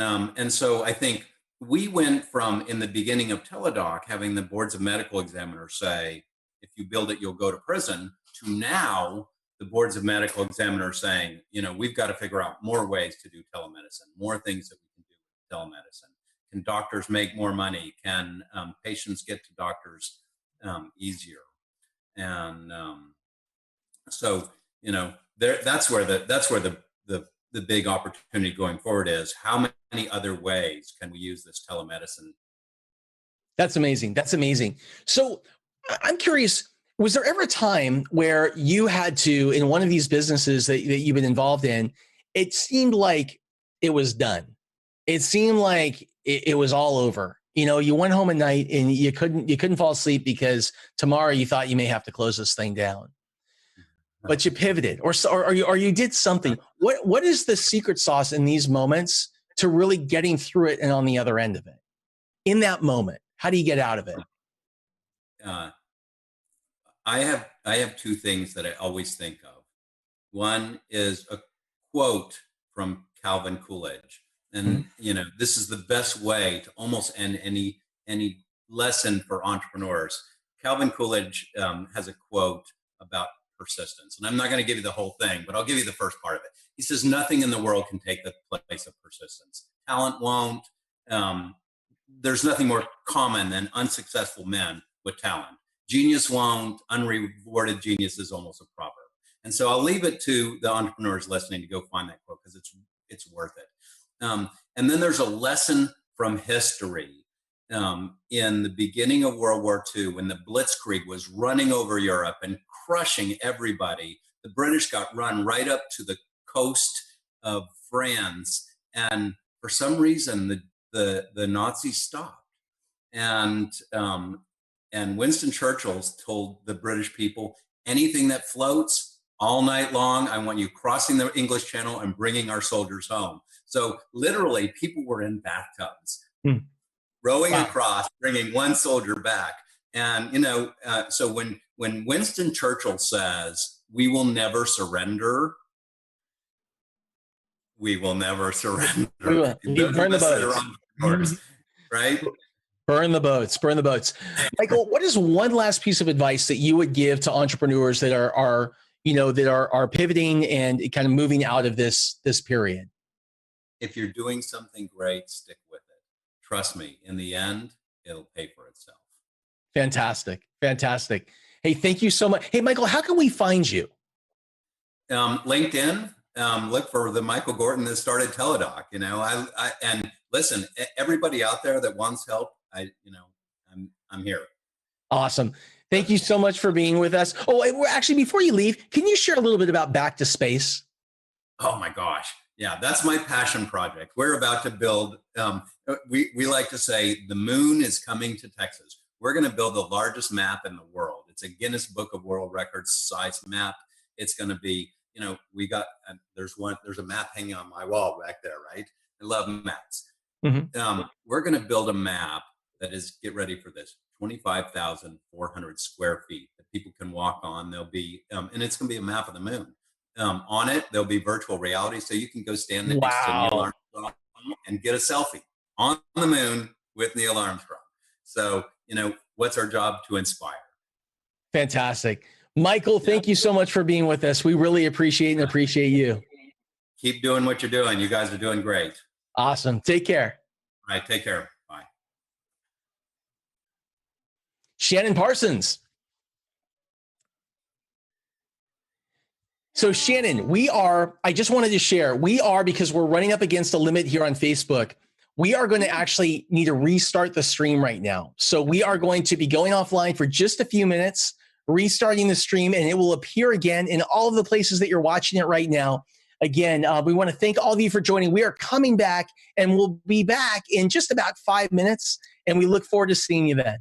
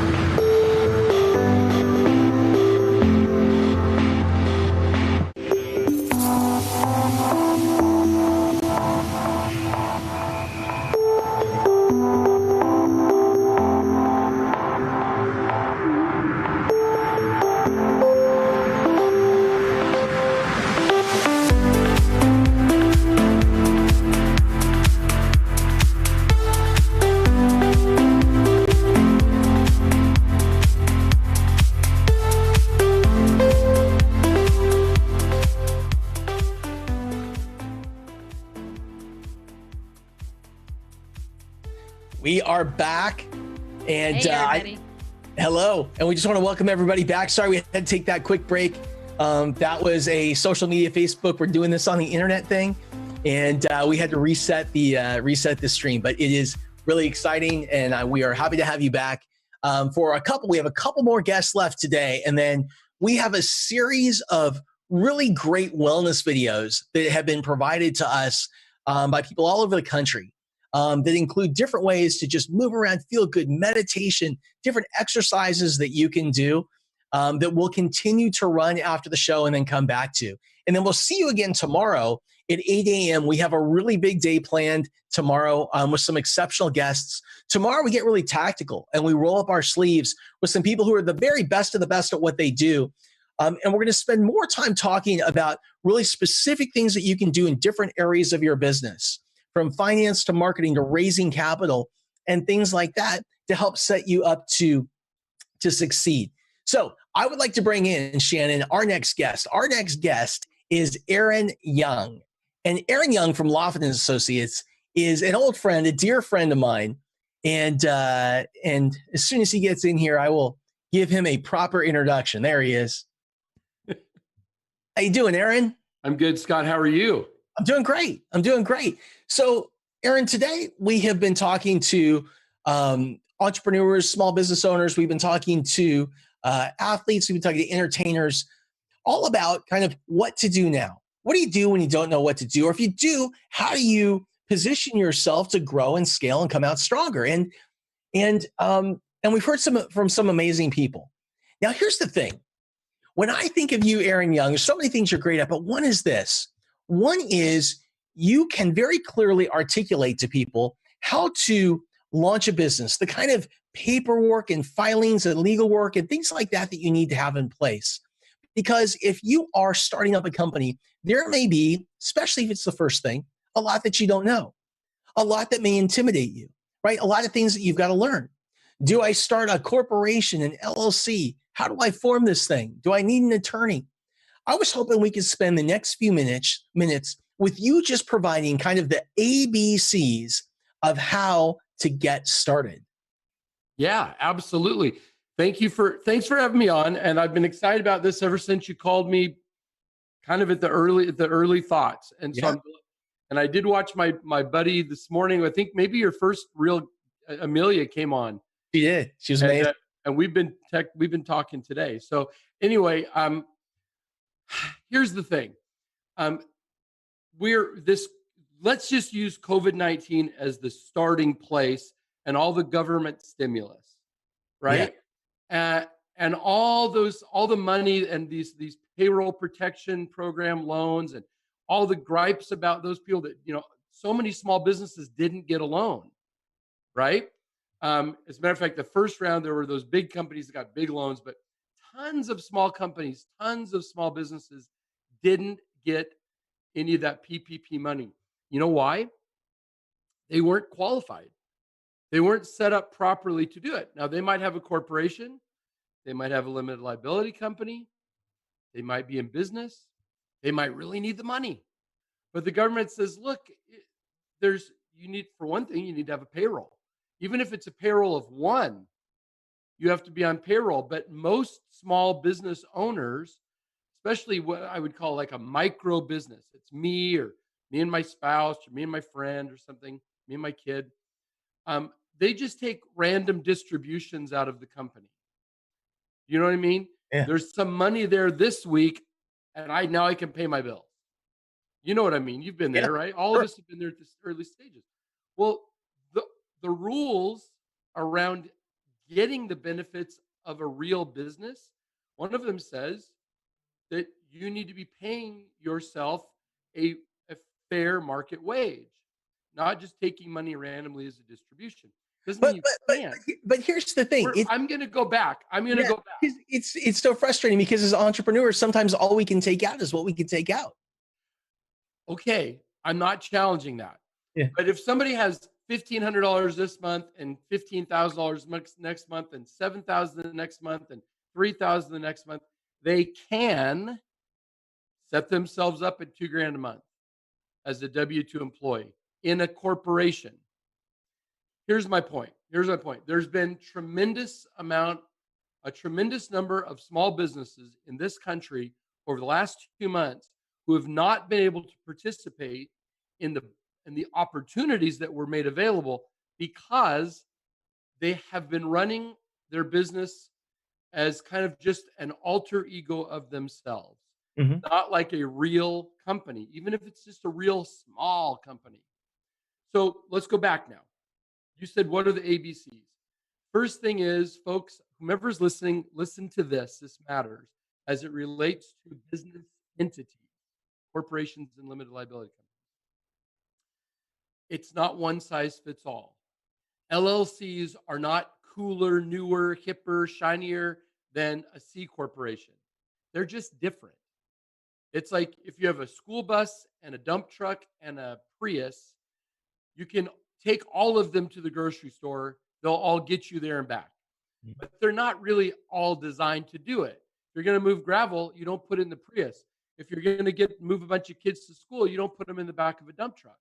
You just don't do that. You could, I guess, but it would probably be illegal. But you just don't do it. You use the right tool for the right job. So the first thing, A, is begin with the end in mind. Stephen Covey, what is it you're building? Who's going to own it? Where's the money going to come from? Which is most appropriate for your situation? And I'll give you a quick, I'm not a lawyer, everybody. I'm not giving legal advice. I'm just going to give you a concept here. If you're going to raise outside capital, if you need to have a fiscal year that isn't the calendar year, if you want to have a company utterly separate from you, so there's no element of it going on to your personal tax return, then C corporation. If you are going to be a one owner business, or you and your, get this clear, you and your spouse, not you and your child, not you and your parent, not you and your friend. No, I'm talking about you by yourself, or you and your spouse. You're almost certainly going to be better off with an S corporation. If Scott Duffy and Shannon Parsons and Greg Reed and I all decide to start something together, we're all going to bring unique resources in together, probably an LLC. Why? Because LLCs are utterly flexible. LLCs are designed to replace the old general partnership. So they're meant, we're all coming in, we're all going to be owners. I'm bringing money, you're bringing a database, you're bringing your sales ability, your R&D ability, and we all come together, LLC. They're designed for different things. A one owner LLC is a crummy thing to own as your primary business because it doesn't really give you any lawsuit protection. It gives you only one way of being taxed, which is the same as an S corp. You can't take a paycheck. You can only take a distribution, which means you have to pay self-employment tax instead of having the company be able to eat part of the government expenses, write it off. So there's tons of one owner LLCs out there that are trying to be primary owner businesses, not owning a duplex. Owning a duplex, you can put that in an LLC, easy to transfer in and out. But the operating business probably should be a corporation. You said I make things simple. I may be confusing everybody right now. But let me just say this: people tend to make decisions based on what did my friend do, what did I see on TV, what did my my golf buddy suggest. This is a poor way of making choices unless they're corporate lawyers. Okay, we can help guide you through making the right choice for whatever you're trying to build. Okay, go ahead with your question. So what in my experience, what I've done is I have, when I've started a new business or I had an idea, I use your company, I use Laughlin. I've gone to Laughlin and they've helped kind of take me through a process to help me figure out what they're not attorneys, but take me through a process to help me decide what the right thing is for me to do. Yeah. And if we started with a simple list, what I would say is this: number one, get yourself set up right. Number two is hire a bookkeeper your first day, even if it's somebody that you're paying $20 and $20 flat to set you up. Because here's the thing that I've learned. I've learned that if I don't get myself set up correctly at the beginning of the business, I get so busy operating the business and to try and get this thing off the ground that I lose receipts, things get lost, I forget how the money's flowing, and it becomes really difficult to clean up down the road. So you set that up right from the beginning. And, it also leads to another point. The point is, we have to, when we're starting a company, there's a few things that we need to do up front. And number one is you have to decide how much time and how much money you're willing to give to this business. So again, as we're creating our checklist, I think it's important that you do this. You say, here's what I have. Here's what I have. I've got maybe some cash in the bank. Maybe I have a 401k that I could cash out. I've got this stuff. I'm willing to invest this much. But what's really important is on the first day, take that money and move it into a new business checking account.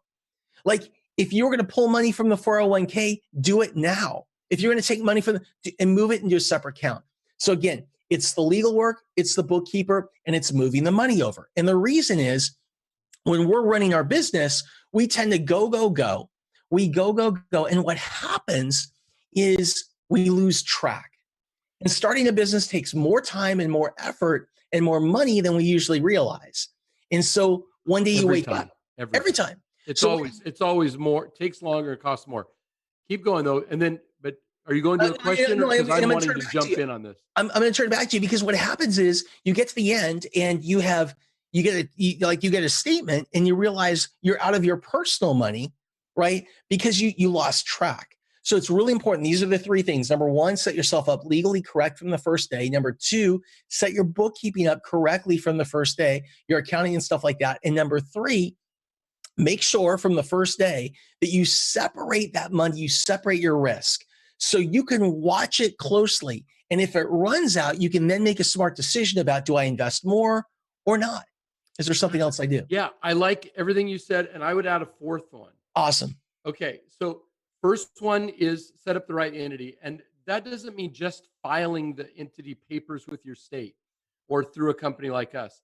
It also means, and so step one is get the right entity in the right state, which is probably where you live, your home state. And as part of that, you want to have the initial meeting, which almost nobody does, but there needs to be the initial voting in of the board of directors and setting, approving the bylaws. This all has to happen the first day of business.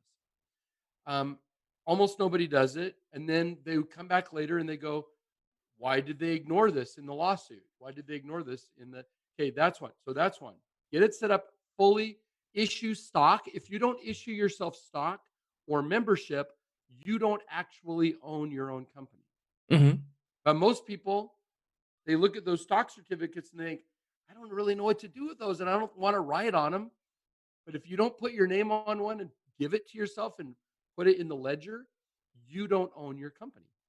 Okay, so one is, that was right. Second one is get your bookkeeper, get your chart of accounts. Third one is capitalize the company and separate that. And the fourth one I would add is, along with your financial bookkeeping, you need to do your corporate record keeping, which means regular board meetings where you keep minutes, pass resolutions, manage your stock ledger, have your annual election of the board, and all those things.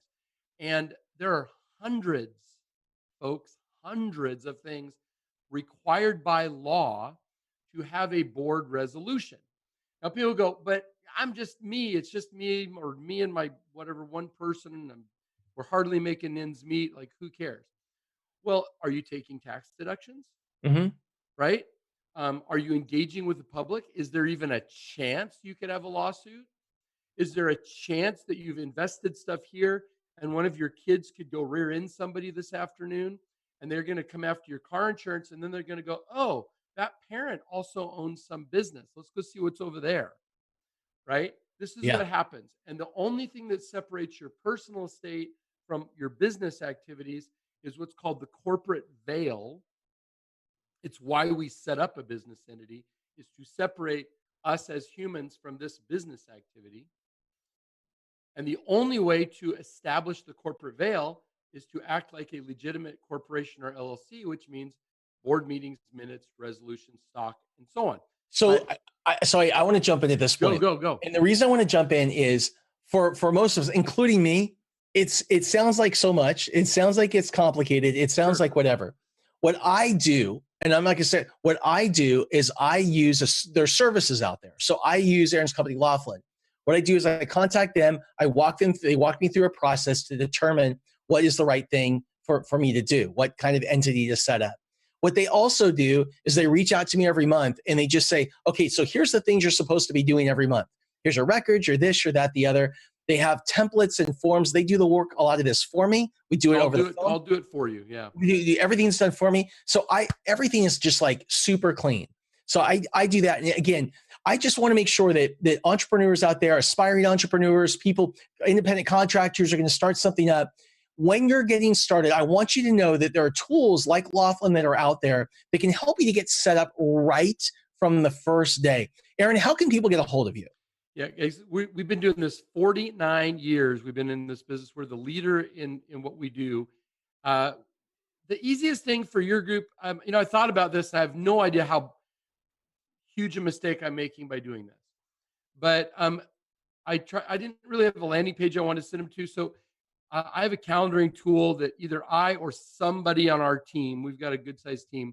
If you just go to Meet Aaron, AARON, so it's MEET, meetaaron.com, you can schedule an appointment and either I will or somebody from the team will sit down, answer all your questions. There's no obligation to buy anything. We have people sometimes that orbit us for years and years and years before they're ready to pull the trigger, but they want to learn. They want to be up to date. They want to make the right choice. They don't want to be foolish. And we would love to help anybody that is either A, aspiring to start, or B, all of a sudden going, I was not prepared for this mess. And we will do all we can to help get you organized so that you never have to feel that way again. Awesome. So that you're safe and you're protected and you can protect the money you're earning. Awesome. We want to thank you, Aaron Young. Aaron, thank you so much for joining us. In our gift bag, we will send out links to Aaron's program, to his company and things like that. So you have all of that. Go to CovAIDBusinessFestival.com, click on the free virtual gift bag link, click that. You can sign up. And after the event is over, we'll be sending that out to everyone. Aaron, thank you so much for joining. Thanks for all you do, Scott. I value your friendship and I'm grateful for what you're doing today. I've been watching your regular stuff on Facebook. You're crushing it. And thanks for letting me be a tiny little part of this program. Awesome. Thanks so much, Aaron. See you, bud. Bye. Shannon Parsons, we're going to bring you back. Hey, Shannon. Don't you just love Aaron? I do. I love Aaron. So here's the thing. It's, these can be or feel like really complex things. I'm like a really big fan of simple. So what I do when I'm thinking about starting something new is I go to his firm. There's others like it, but they're the biggest. I go to his firm. They help me get things set up. Every month I get a little checklist. We set up a call. I call them. We go through all the paperwork that's required. So I'm always got all my stuff done and ducks in a row in order. They send it to me digitally. So that takes care of that. From the bookkeeping standpoint, again, this isn't complicated. On the first day, we just set this up. Every month I have a bookkeeper come in. They go through the accounts. Super simple. Does not cost much money. Less than $100 a month. Super simple, right? And again, from a risk standpoint, if you're just getting started, make sure to separate your risk. Make sure that you take any money you're willing to invest out of your personal account, put it into a business account. Separate the money so you really have an eye on what is being spent on this business. You can really watch what's happening in the business. So if the funds start to get too low, you're not going out of your personal account, taking all this cash out and losing track, which could lead to a bad result on the other side. So I'm grateful that Aaron's here. I just want you to know there are simple ways to do this stuff, and that's what I wanted to share. Now, we have got our final guest. Before we have the health and wellness tips later on, we've got our final guests of the day, and I want to bring them in. John Smoltz and Taylor McDermott. John and Taylor, are you guys there? I think I saw you. Look at this. We got them both together. What's up, Scott? How are you guys doing? We're distanced. We're good. Well, now you're in Atlanta today? Yes. Yeah. I guess the magic of the internet and these virtual conferences. So I wanted to share a story. The story I wanted to share was a few weeks ago when I decided I wanted to do this event. What happened was I'm like, I want to do this event, Live Aid, CovAID, all this kind of stuff. I was really excited about the vision. And it was through that process that I met John and I met Taylor. And here's what's cool. They also were working on an event called CovAID, but actually so much more. Because what I'm doing is I'm doing this and I'm doing this tomorrow, right? From an event standpoint. But they have a big vision where they are actually uniting other CovAID related events into one platform so that we can share and we can distribute this content and information to people all over. And together we can raise money for the kids out there and to help with food and other services like the Boys and the Girls Club. So the first time I was talking to John and Taylor, John mentioned this phrase that I hadn't heard before, and it was egoless alliance. And I love that phrase, this idea of finding partners and working together in today's world. So I want to turn it over to you. First of all, I know you guys just had an event. You guys live kind of in the game community. Tell me all about your event. Yeah, I think it'd be great to start by introducing ourselves. Yeah. Taylor McDermott here, co-founder, United in Gaming. I've been in the sports and entertainment industry for a decade now. I've worked with Major League Baseball up in New York doing strategic revenue growth on the digital side. Worked in the traditional sports agencies doing marketing and sponsorship work for my clients. And for the past 3 years, John and I have been working together in the gaming industry. And we couldn't be more excited to be where we're at with United in Gaming. And I'll kick it over to Smoltz for a quick background on himself. Thanks. Thank you. Like Taylor, I've been in sports and entertainment for quite a while. Was a big closet nerd when it came to World of Warcraft. Was a mercenary gladiator in back in the day. Worked in special events up at Michigan State University. Also focused at tournament admin at Turner Broadcasting's E-League through IMG Live. I too have agency experience with Taylor. Worked at CSE, WME, IMG Live, and ETA. And this is so excited to be able to create outlets such as our last event and previous events for my passion for gaming with Taylor with UIG. So we can kind of get into the little bit of the inspiration behind how we got here and why we're here. Yeah. Absolutely. Before I kind of jump into what UIG is, I can start by speaking to what the fundamental core of reasoning is for Andrew and I in being entrepreneurs and why we're driven by the process of being an entrepreneur. And our goals with this new industry is to create a vision and transform that vision into a reality. And it's a blessing to achieve it, but it's a grind like no other to get there. If everyone knew all the headaches that we endure on the other side of the value proposition and being an entrepreneur, they would run for the hills, say we're crazy. But all that aside, Andrew and I are just extremely fortunate to have the opportunity to be creative and create value in an industry that is in the early stages of finding its actual global identity. Well, I think, it's interesting because, I think the gaming industry is one that that really has done well and has really thrived during this pandemic. My sister started the licensing division over at Activision, among many other things. And so we've stayed really close talking about this space. How have you, though, had to pivot? Is there anything that you've had to do as a result of COVID in your business to stay connected to your audience and to continue to grow the business? Absolutely. I can touch on that definitely. When COVID came around, our previous events have been live events, and whether it's at Imagine Festival or at the Atlanta Braves Stadium, those events have a live base. The production team has a hub that they can work from together. And when COVID happened, for everywhere but Dallas, live streaming was considered a non-essential business.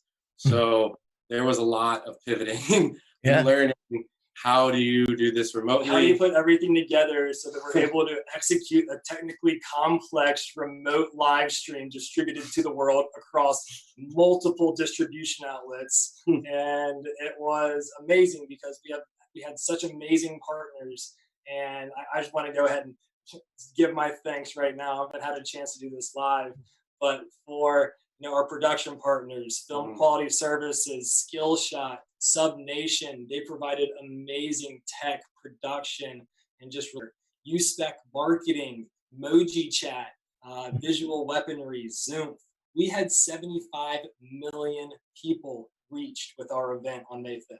That is so awesome. And you have another event coming up. Can you tell us about that? We have 2 events coming up. Yeah. One that Andrew's been working on very closely with, and we've gotten some major strides with that. I think you'd like to touch on that one first. Sure. May 29th, I have been approached by some of my good friends, Kurosh and Andrew, in the EDM space. EDM.com, a big dance music blog, is hosting a charity Call of Duty Warzone tournament with massive DJs, massive brands called Label Wars. Diplo, Chainsmokers, Steve Aoki. Yeah, it's very exciting. It's all fast-paced and exciting stuff, but all proceeds are going towards towards Boys and Girls Club and AmeriCares. Yep. It's Awesome. very exciting stuff. And then something I definitely, we never really touched on, the last 2 things, the 2 partners that I want to give some love to have definitely been University of New Haven. We gave away an esports scholarship on stream, which we thought was cool. I don't think you knew about that, but we were able to give away. University of New Haven was one of the first colleges to provide an esports program for students, and they were kind enough to give a scholarship that we gave away on stream. So we're trying to obviously build the community and build the opportunity for anybody that wants to enter into the world of esports, and this is a perfect time to do it. And then obviously, I don't want to steal your thunder, but you can talk about DoorDash. Yeah, tell us about your next event. Yes. So June 13th,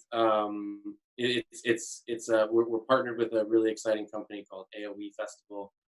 They're building out an entire digital world, like a immersive digital immersive. Like I'm trying to find the acronyms, like Ready Player One, but like on a lower scale and in the most possible way. Anyone can activate, can come into this world and enjoy sets by DJs, virtual stages, interactive learning and education classes across all industries. And that's one of the main things that we like to do here with all of our events. And that's what we do for all of our partners and all of our clients. And, CovAID kind of epitomizes what we do there. And that's creating value for industries that intersect and develop community. So, and also do it with purpose. So I always imagine this Venn diagram where I have gaming on one side and sports, entertainment, pop culture on the other side, and each of them driving awareness to their respective industries. And then in the middle, we create this super focused subgroup that drives value into the untapped portion of that demographic and empowers groups to find new passions. And that's my mindset, is empowerment. It's whether that's for myself, my partners, the gaming community, those around me. It's about attitude and perspective. And if your attitude and perspective is dedicating your life to what you're passionate about, then you're going to make an impact, whether that's a personal impact or a financial impact. And that's our attitude at United in Gaming. It's be grateful every day. It's hold ourselves accountable and be inspired. And if we do that consistently and with persistence, then we're going to have every opportunity to succeed. And I think that mindset resonates with the gaming community. Esports has evolved from an under the radar activity into a multi-billion-dollar global business. And those are the mindsets that are moving the needles, the ones that the communities are responding to. That's awesome. Well, hey, I want to give you guys mad love. If you go to CovAIDBusinessFestival.com, look at affiliates and partnerships. What you'll see is a link, and it will tell you all about CovAID.org. They work with the Boys and the Girls Club, and there's a link, and I want you to go over and check out what they're up to because it is amazing work. And I wanted to thank you guys for being such great affiliates and partners on this and all the work that you're doing, not just for the broader business community, but also for kids out there. So John and Taylor, thank you guys so much and have a great day. Thank you for having us. It's been a great event so far. I'll keep forward to looking on watching. Awesome. Thank you. Bye. Talk soon. All right. Shannon Parsons. I love think hearing my name announced like that. Thank you. I think we're close to a wrap here. So here's what I want to do. We have got some amazing, some really awesome health and wellness videos that we are going to begin to play as soon as we go off here. I'm going to be kind of jumping back in. I think Shannon may be as well. While we're running these, we're also going to be running some business stories that have been provided, they've been sent into us by businesses all over the country about kind of where they were before all this started, what happened to the business, how they had to pivot, and kind of where they're ending up on the other side, things that are working. Because I think that when we hear these stories, particularly different perspectives from different businesses, I think those are the types of things that can create the idea.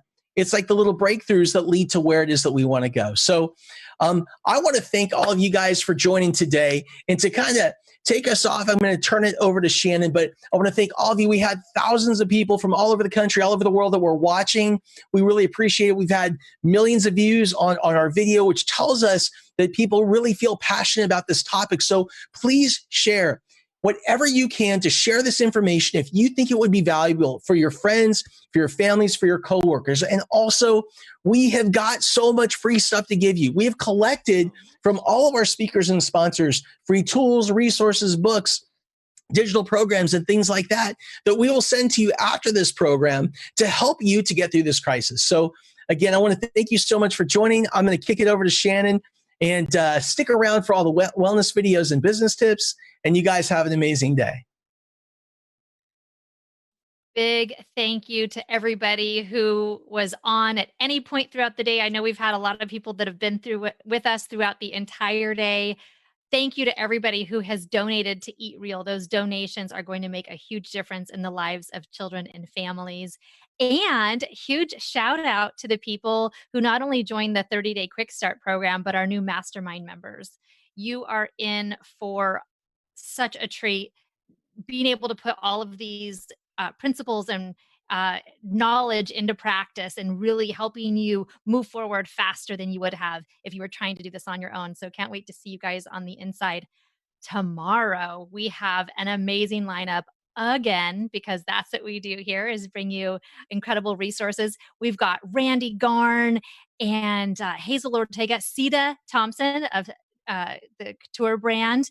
And we've got Jeff Hoffman, the founder of Priceline, Alex Stern. Oh my gosh, Frank Shankowitz, a founder of the Make-A-Wish Foundation. So make sure you're joining us tomorrow from 8 to 4 so we can bring you even more content, even more goodies, and also more stuff in that virtual gift bag. If you haven't gotten your gift bag yet, make sure you go to the CovAIDbusinessfestival.com. If you don't have to be able to say it to get your gift bag, but you do need to go to the website, make sure you register so that when we're done tomorrow, you can get all these free goodies sent right to your email so you can just open up and have at it.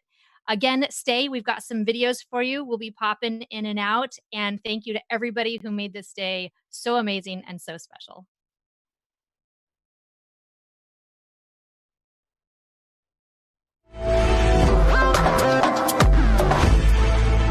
My name is Lisa, and I'm the CEO and founder of Live Love Spa. We're the premier spa community connecting the best brands to the best spas all over the country, mostly in 22 plus regional events all over the nation. Due to the coronavirus, we've had to stop all operations, and we had to pivot. So we did that by creating a wellness ambassador program online to an e-commerce shop of which spa professionals, whether they're individual estheticians, massage therapists that may have been laid off or furloughed during this time, can recommend their favorite products. And when purchases are made, they actually make a 20% commission that's paid directly into their PayPal account every week. So this allows for them to supplement their income during this time. We've had an outpouring of amazing brands and have keep adding brands to help support our community.